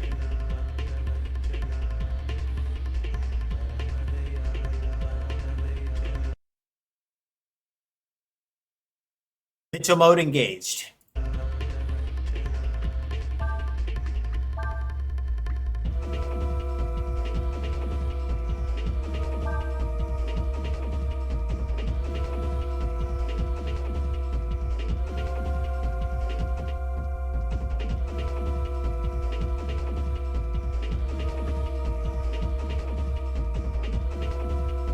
Notice the middle symbols too.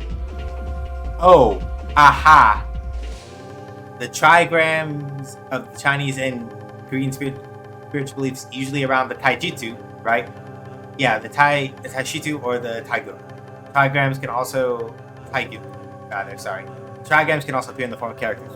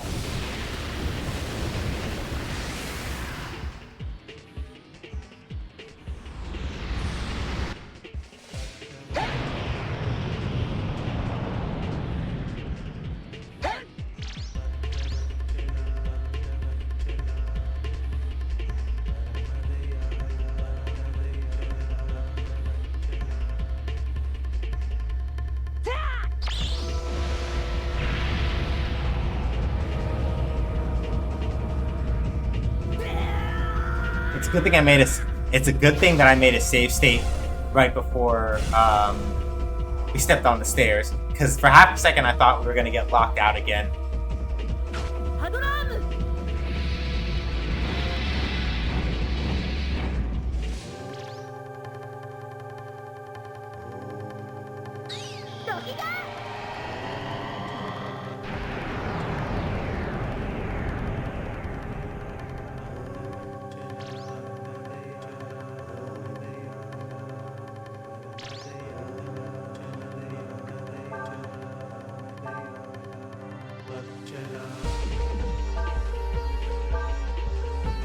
And yeah, so looking at it right now, yes, it's laid out.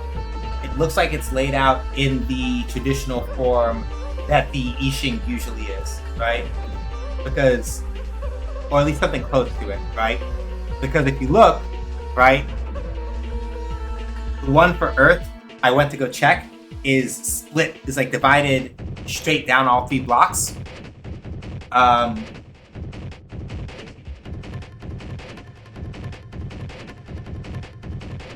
They may have like flopped it horizontally from the one that I found, because the one for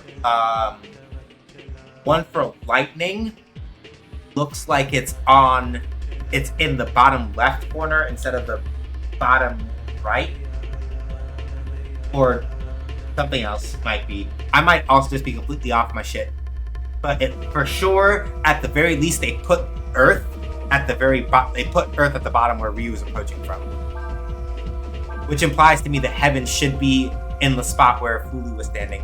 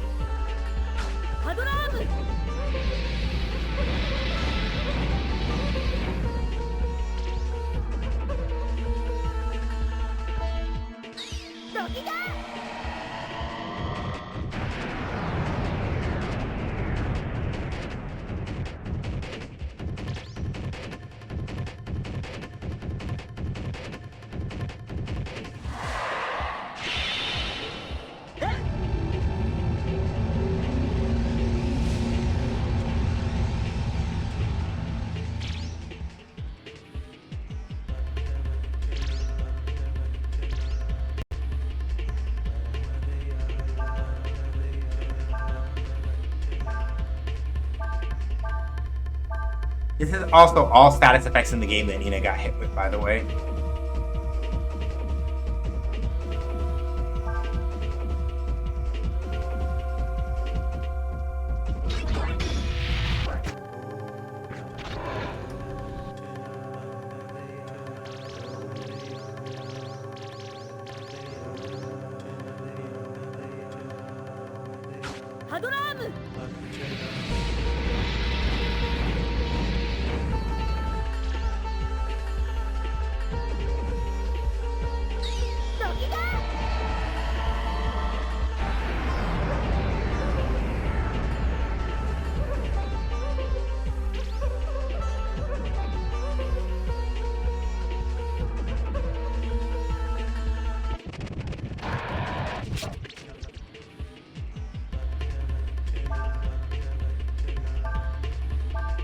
Actually, we get to try the thing. We get to try the thing that I didn't get to try before.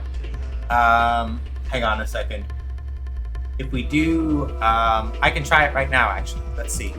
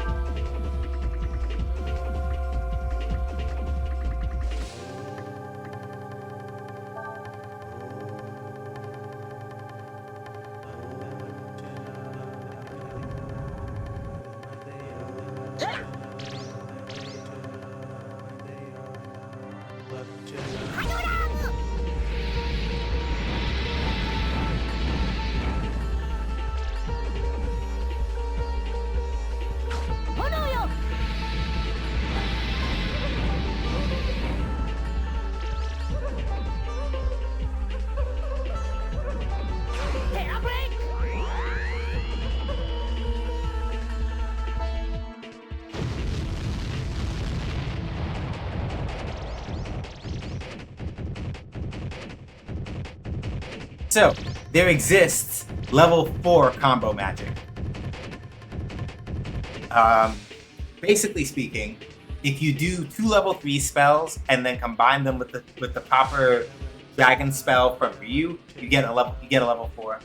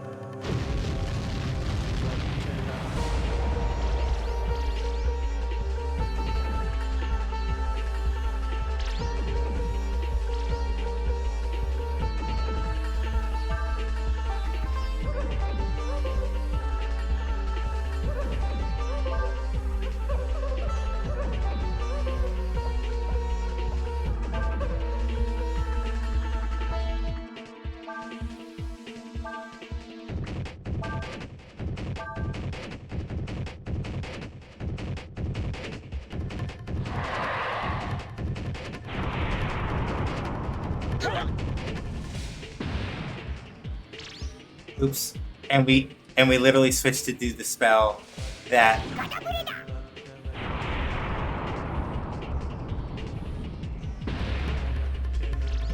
Yeah, this isn't gonna do much damage. Because I fucked up and we switched to the spell.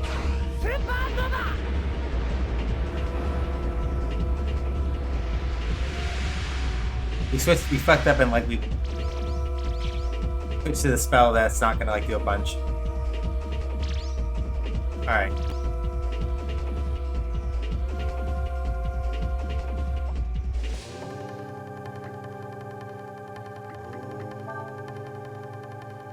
Alright, you're gonna go back to using Kaiser Breath. The reason why they gave you 6 fucking wisdom fruits is because they knew. Alright, let's see.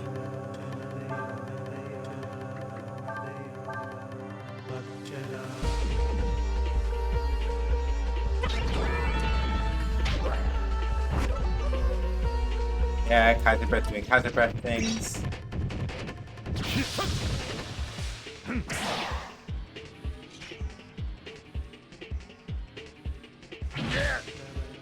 Okay, so... Okay, right. So... It was just Earth. Right? So it should be water now. So let's hit it with like fire wind. So let's go Inferno.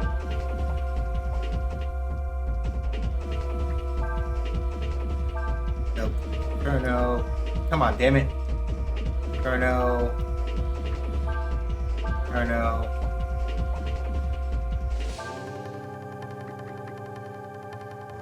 And then Adayupun should.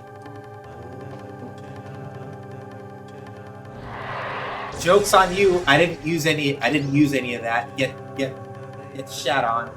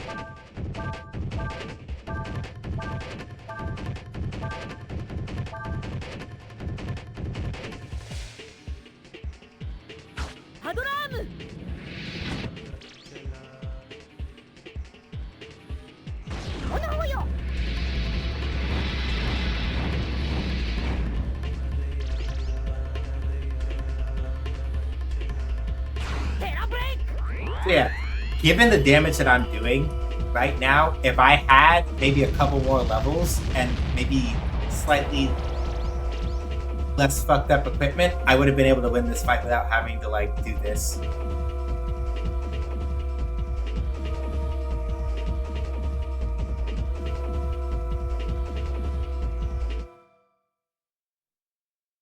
Because otherwise, like literally, it's because like eating a breath attack on the first turn might have killed everybody. Why, Ryu? This is not the way. We are one mind, if not one body, yet I cannot fathom your thoughts. How does this world appear to you? What do you see in it?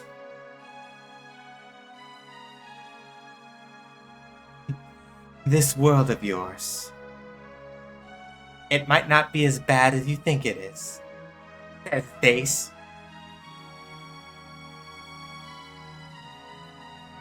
You're right. Ah, damn it. I gotta wait. I'm gonna wait for ads to finish. While I wait for ads to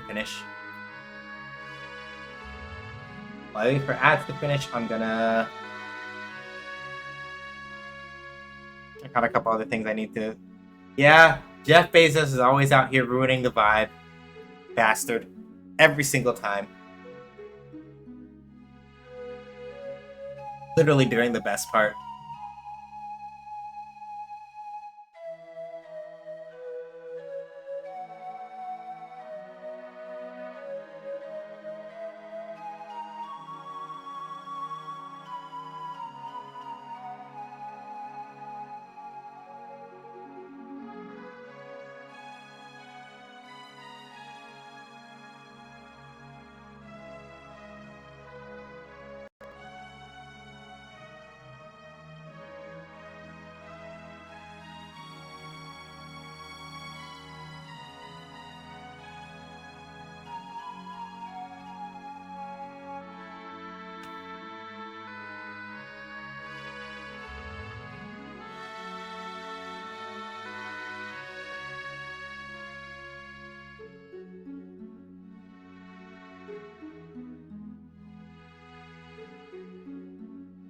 I'm gonna just deal with a couple other things while I wait for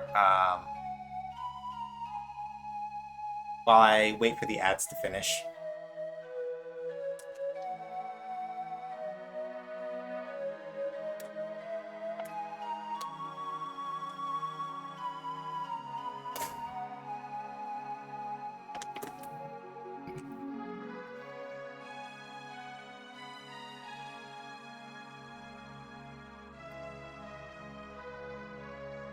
But yeah, basically speaking, right, at the particular point that I'm at, strength-wise, given the amount of damage I was putting out, well, granted, it would have probably taken a bit longer because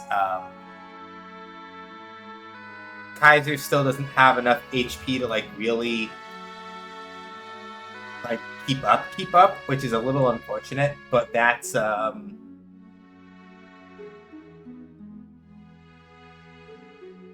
at least without, like, me engaging Billy Mitchell mode, it doesn't quite have enough to keep up. But in terms of all the other damage aspects, I have enough to have probably done the fight legit, but I would have needed a lot more prep time. Like, looking at it and looking at how a lot of that was going, I would have needed way more prep time to make that work out, I think.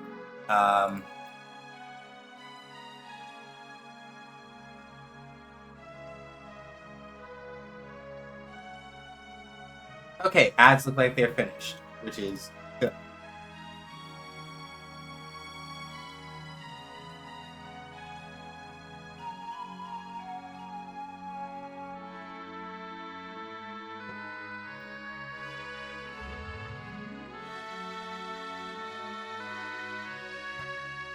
Finish the one thing I was doing real quick, and then get to a point where I can stop for like half a second, and then I think should be just about good to go.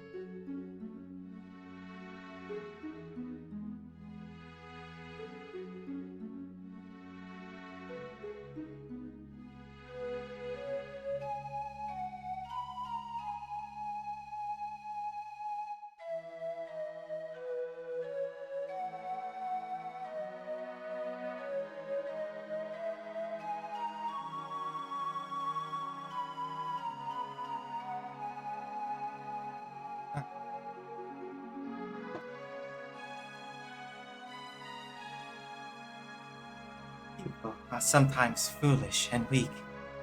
Sometimes they do their own thing. But not everyone is like that. You can't give up hope for a better world.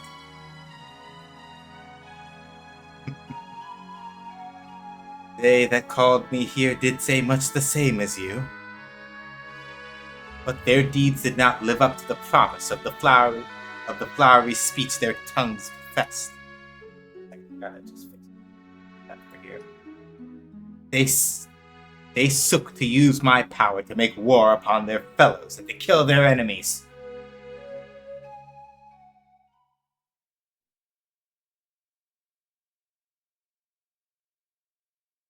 And now, let this end.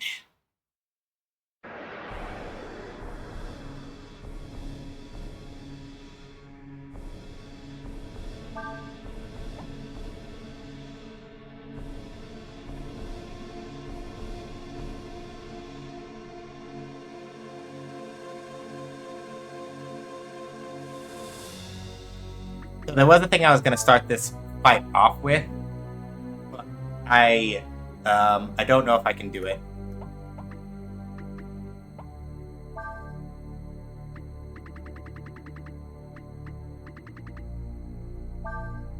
So celerity here.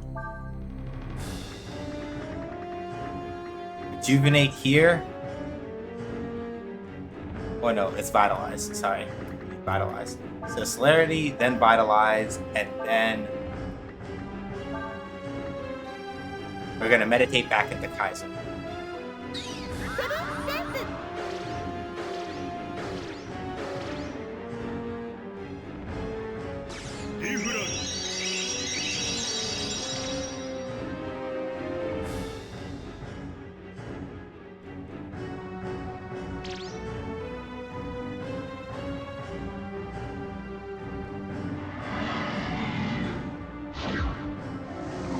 So yeah, if I had been more careful and I'd actually put celerity on somebody that wasn't Nina, like if I'd given it to Ryu, for example, I could have done celerity, vitalize, and basically had that go twice.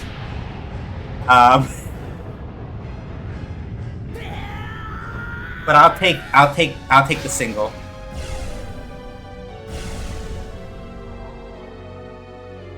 And it may not, and it'll only last as long as Fulu doesn't use Sanctuary, so...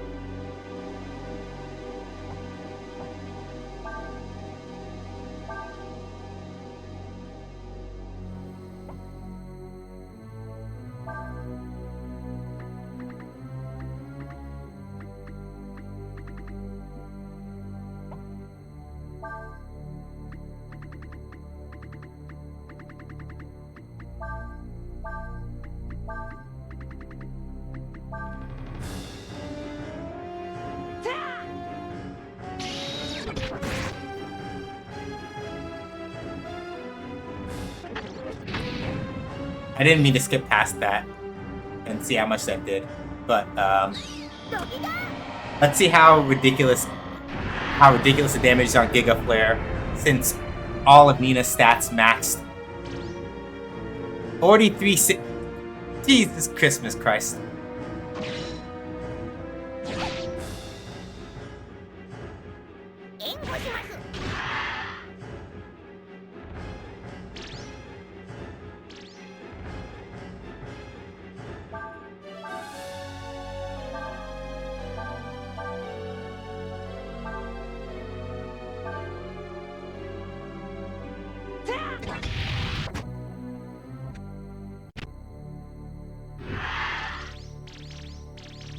Hulu, this dragon form does not slap like your tyrant form did. Yeah.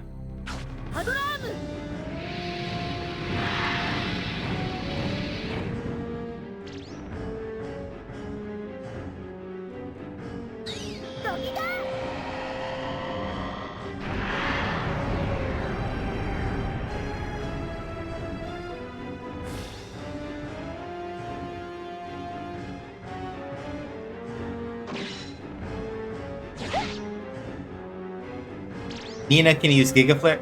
Yeah.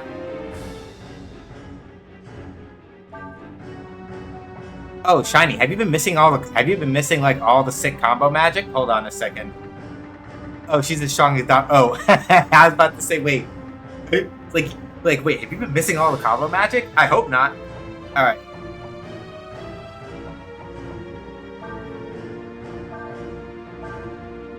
Hang on, let's have Christian do it. So let's Chrono, and then Ryu does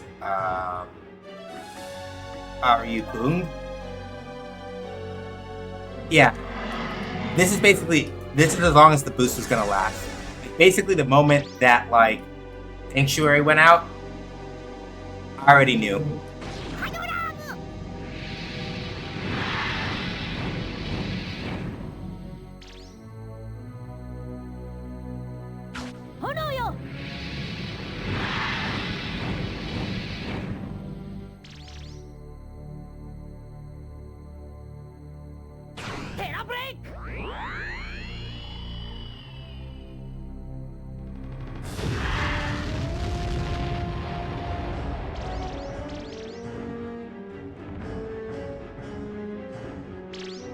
As someone who's never played it, Kingdom Hearts sounds fake to me. That's some bullshit somebody made up to gaslight their friends.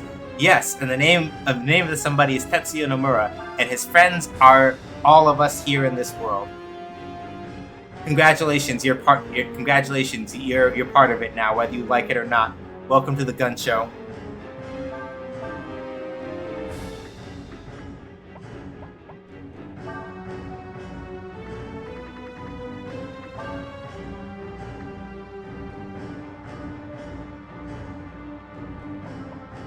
Actually, this is a good time for Ryu to use Kaiser Breath for and then for Ursula and Urshin to like just sit down and gobble.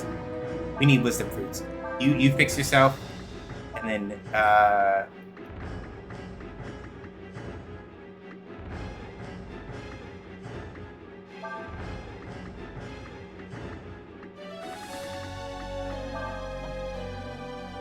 another one for Ursula. It's probably overkill and she doesn't need it, but like this is the last fight. Like, when the fuck else am I gonna use this? Whatever. Alright. Kingdom Hearts are the friends of light and darkness we made along the way. Yeah, pretty much.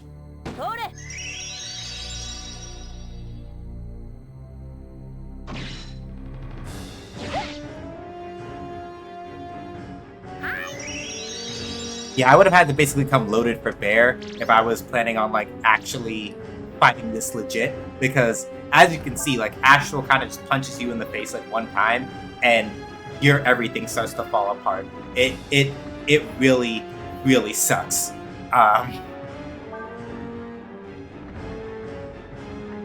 Unfortunately, I can't do like the max power wind. I can't do the level 4 wind spell because Ryu never learns.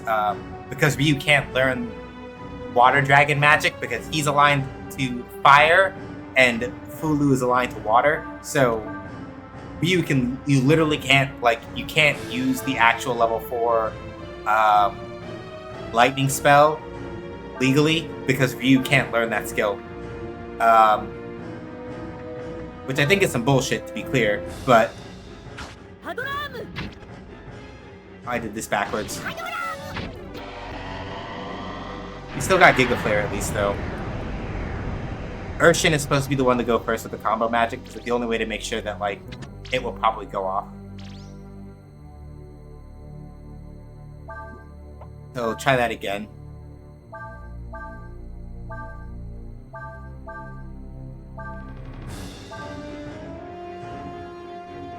Soul Rend, if it was actually working correctly, would basically literally reduce all the front party members' HP to 1. This fight is some bullshit if you're doing it legitimately. It is.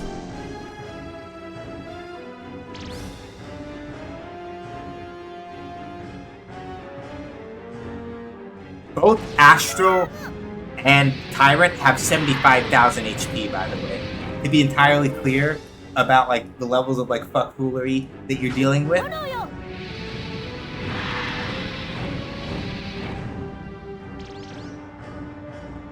Like, they both have 75,000 HP.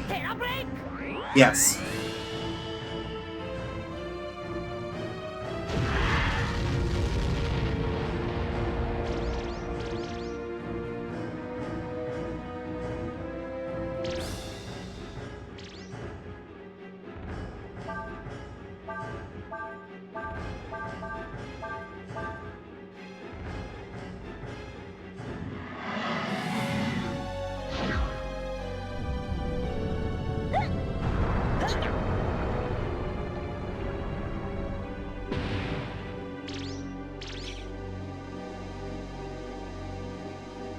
Just imagine how excessive that would be. Breath of Fire 1 or 2 damage. Yeah. Like,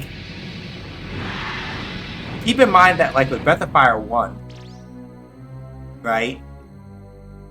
Like, in that game, you do even have at least, what's it called? You have Agni to balance it out, at least as far as, but, like, if you turn it, like, when you turn into Agni in Breath of Fire 1, you basically get the same effect as what's happening here. You become godlike and vulnerable, and, like, there is no way in hell that anything kills you while you're using Agni. Nothing in that game can do that. Not a damn thing will kill you in that game once you're Agni.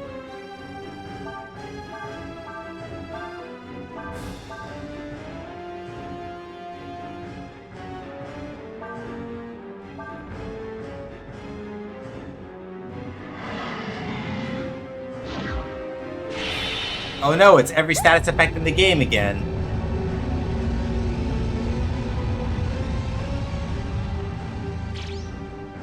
And Urshan's the only one that gets hit by it, of course.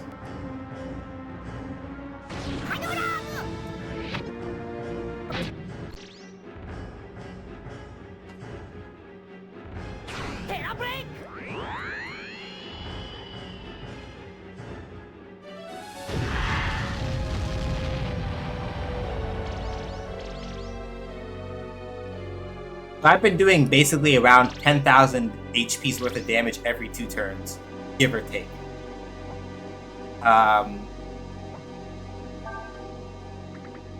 We're gonna go back to Kaiser breathing because Hina has 45 charged. Hina has 45 charged AP to spend, so fuck it.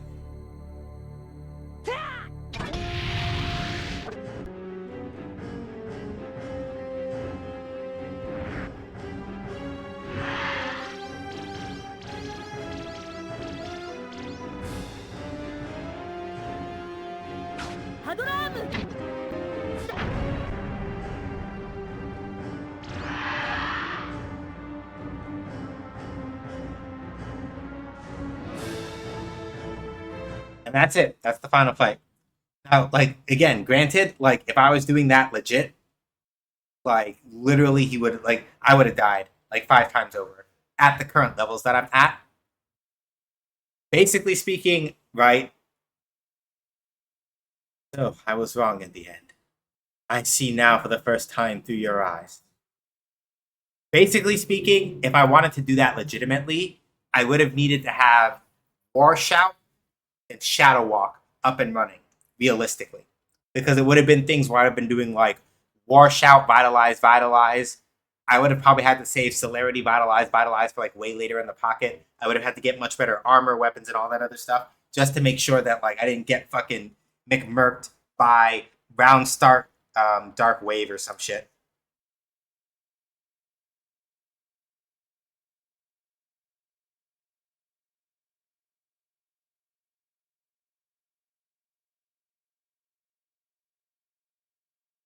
The mortals are indeed weak, foolish, verily a collection of contradictions, and yet they are magnificent.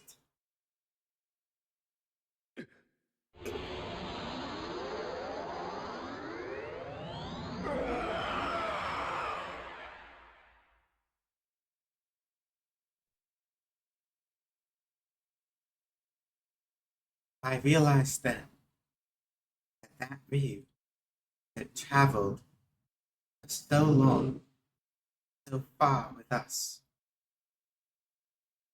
no longer.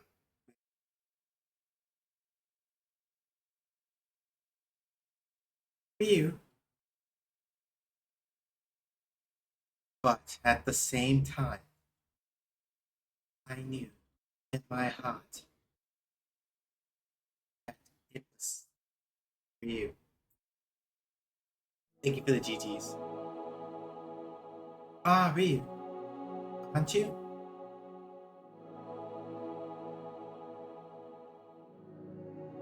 Yes, Nina, I am Ryu, but I am also Fulu. So, what next? What's going to happen to the world now? I understand now what Fulu was trying to tell me. What he really wanted to say is that this world doesn't need gods. Ryu, you don't mean...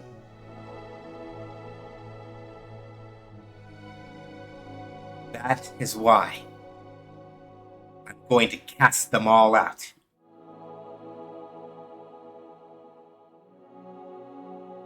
Just like you wanted me to, Ace.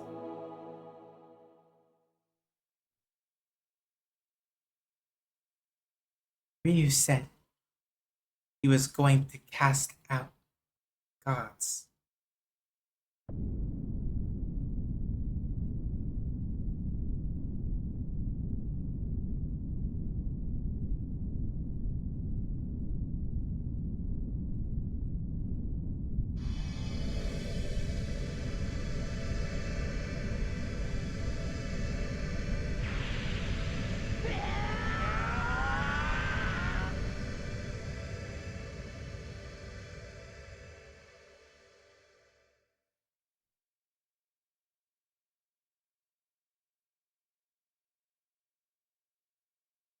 Yeah, Ryu's talking. Mm-hmm.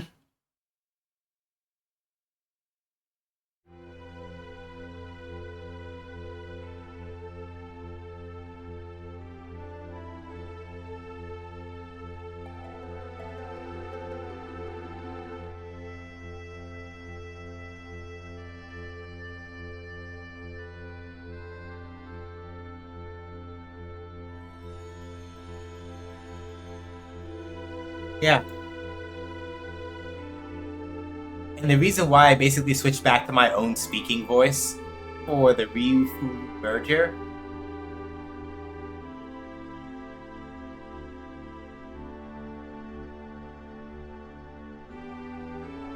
is because basically that's the way it works, right? They would lose their power and live out their lives as ordinary mortals. Sorry, they would lose their power and live out their lives as ordinary mortals.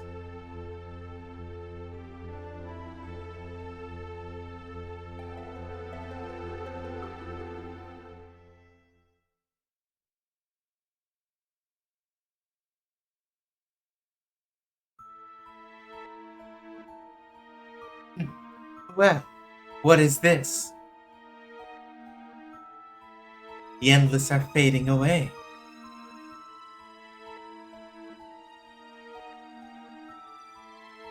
It would seem the gods are dead.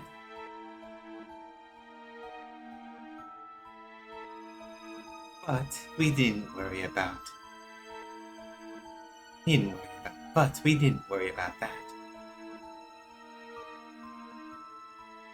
I can make as many gods as we wish or need.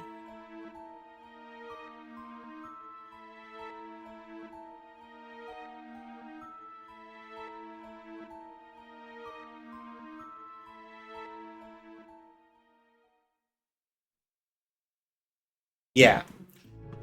People have very strong feelings about the ending in this particular sense because Yuna gets away to do whatever bullshit, right? There are also people who look at this and sort of consider it as driving out all the gods in the world.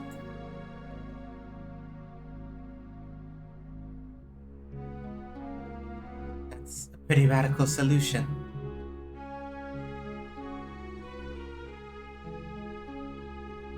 Now you, Ryu, are also a mortal. I'm not sure if it stays talking or not. Will grow old and someday die.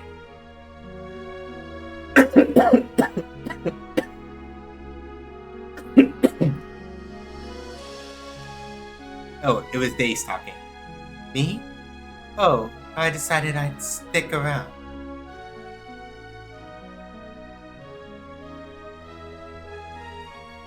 I'm interested in seeing what happens after this. So, I guess being inside this armor's not so bad after all. So, yeah. It's funny, Shiny, that you mentioned that. There are people who actually feel like this, if anything, kind of leans at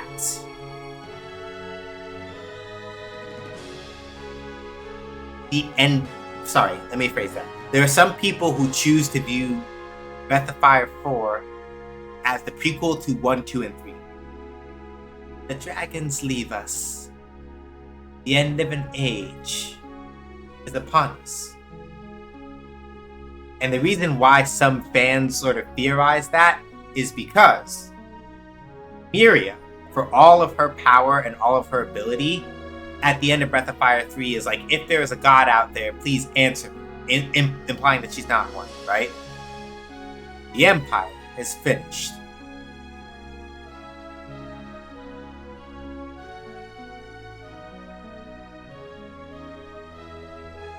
Something done here. Sorry, I missed that line.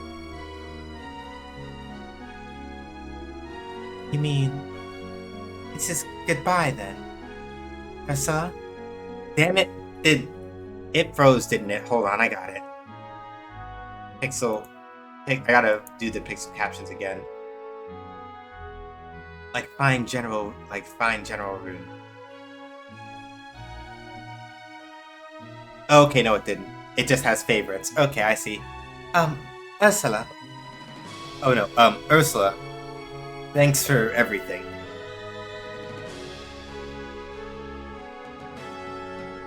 What? I was only doing my duty as.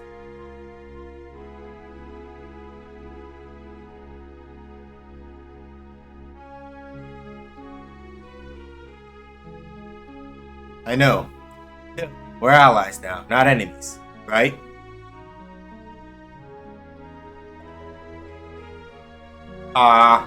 They handshook, they agreed. Even though this was the first we had heard, this terrible event, I had the strangest feeling. Like I had known it going to happen. What if the gods, the beings that guide it and shape our world, were to disappear?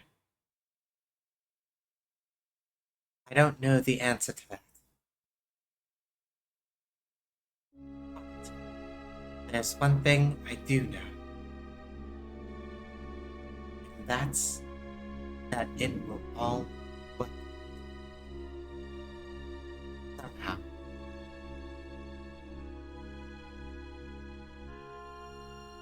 Right, Ryu? I'm gonna refresh it anyway so that we get everybody back.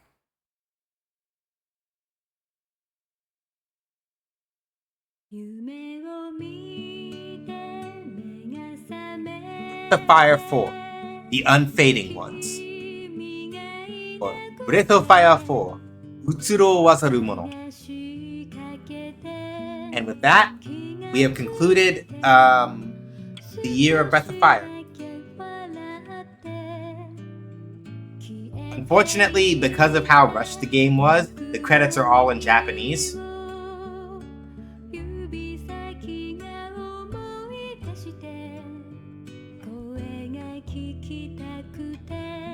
But yeah, that's clear. So yeah, to finish the line of thought that I was saying before I got sidetracked, basically, a lot of people theorize that because Yuna knows how to create,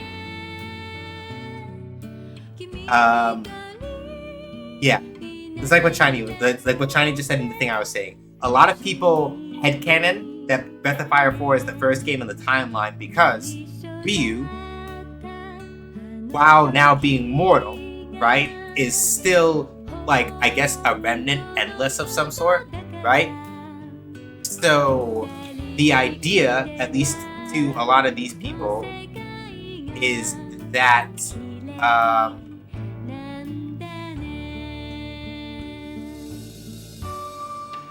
right, he eventually becomes like the ancestor of what will eventually become the Dragon Clans.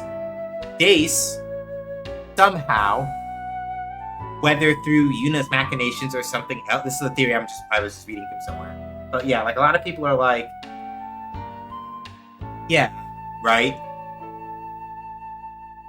Because Yuna knows how to create artificial gods, there is a very good chance that he was the one that was responsible for the creation of Miria in the first place. Because, you know, he can create artificial gods, and Miria herself at the end of Breath of Fire 3 indicates, even in the English version, right? If there is a god out there, listen to me. What did I beg you to tell me, what did I do wrong? Right? So, like, the implication being that even Miria herself is not a god in that particular sense, right?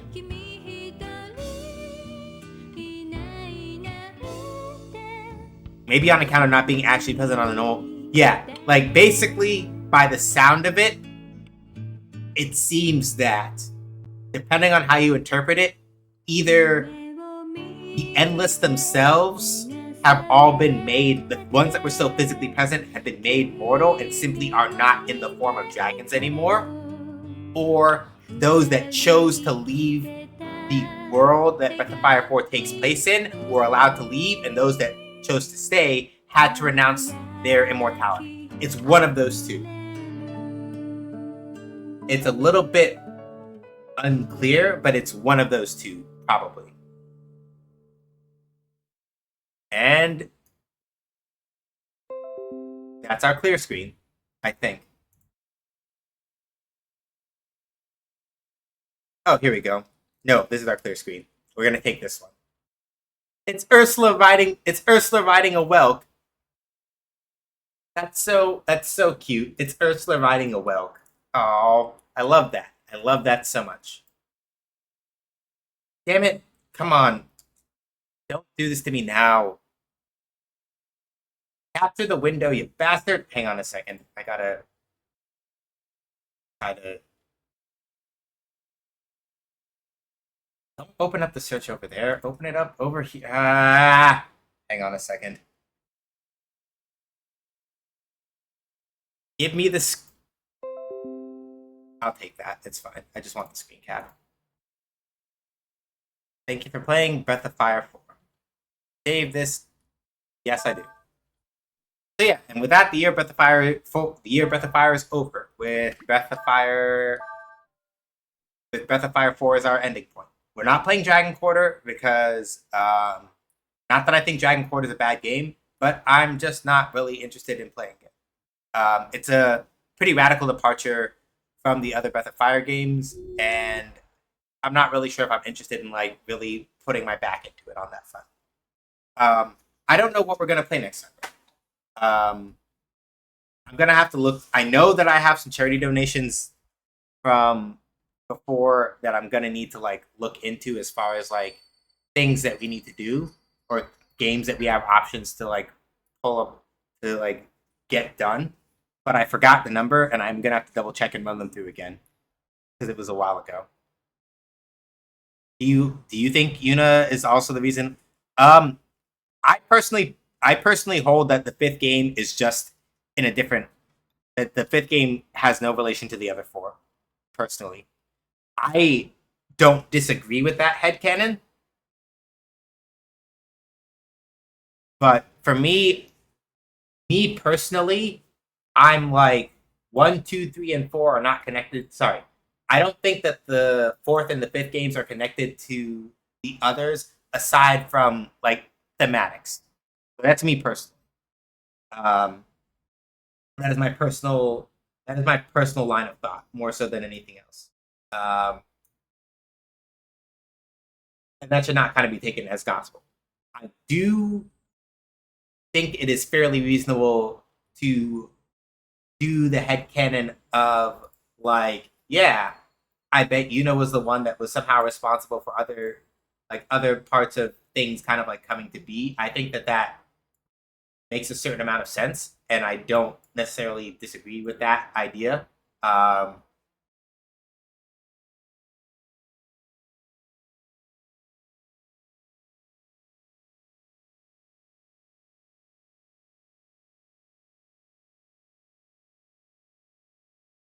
But I do also happen to think that probably realistically, it's really the first three games that are connected, and the fourth and the fifth ones are more just like making nods.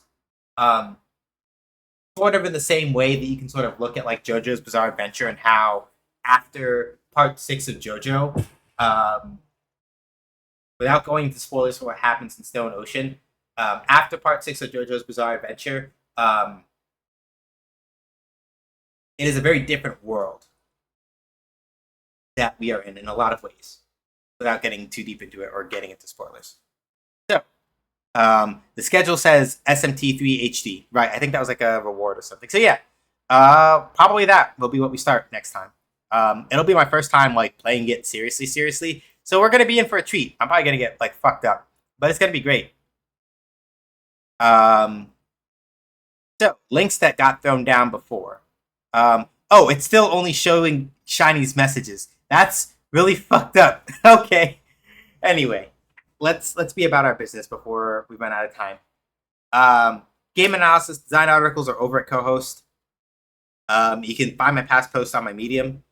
Stream VODs are up at youtube.com/@SJSaysGames. Now that Breath of Fire is done, I can sit down and properly organize Breath of Fires 1 through 4, and I will be doing that in their respective playlists. Ko-Fi, if you want to support like me personally and the stream, but you get annoyed by like giving money to Amazon and Jeff Bezos, you can do a $5 a month subscription on Ko-Fi, and I basically keep $4 and change out of that $5 subscription monthly.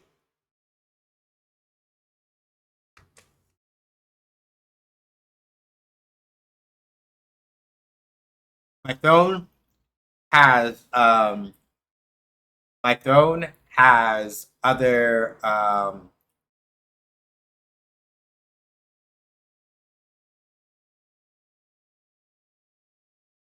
my throne has other things that you can use to support me. In terms of like, hey, there are some things that you have on your throne that I would like to get for you as gifts, right? You can kind of go from there, right? And then all my other social media is up on my card. Yeah, for sure, Wednesday is going to be more game dev stuff, and then Wednesday's going to be more game dev stuff for sure with Shoot Lancer. Friday is going to be Fighting Friday, and then Sunday we start SMT Nocturne HD. And if you want to hang out with us when we're not like doing stuff, you can come and join us on Gilded. Feel free to join us over there. We watch anime and shit on Saturdays and just generally hang out and have a good time. But yeah, thanks all for coming by. We're gonna go hang out with. We are gonna do a raid, so even if you just like kind of like hang around on the raid and then just like go and then just like chill out, then it's all good.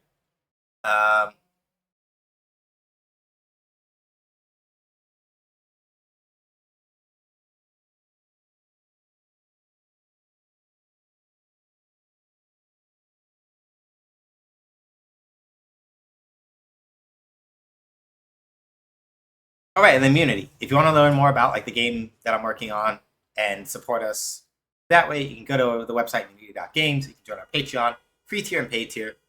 Even the free tier gives you access to our Discord. You can like hang out with us over there and like find things out. And then of course, Shoot Lancer. You can play the demo over at our itch page.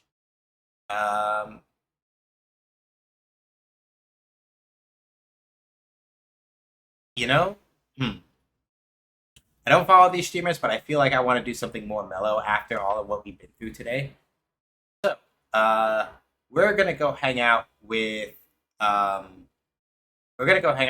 Crispy Spidey, currently raising money for To Write Love on Her Arms. It's an organization that works to do to both like raise awareness of suicide and work to do suicide prevention. And I think that is a lovely thing to be doing during Suicide Prevention and Awareness Month. I think that's a wonderful thing to be like out here supporting. So we're gonna go hang out with them. Thank y'all for coming by. Give them an SJH just raids when we get in there. Let them know who sent you. Throw in your favorite emotes.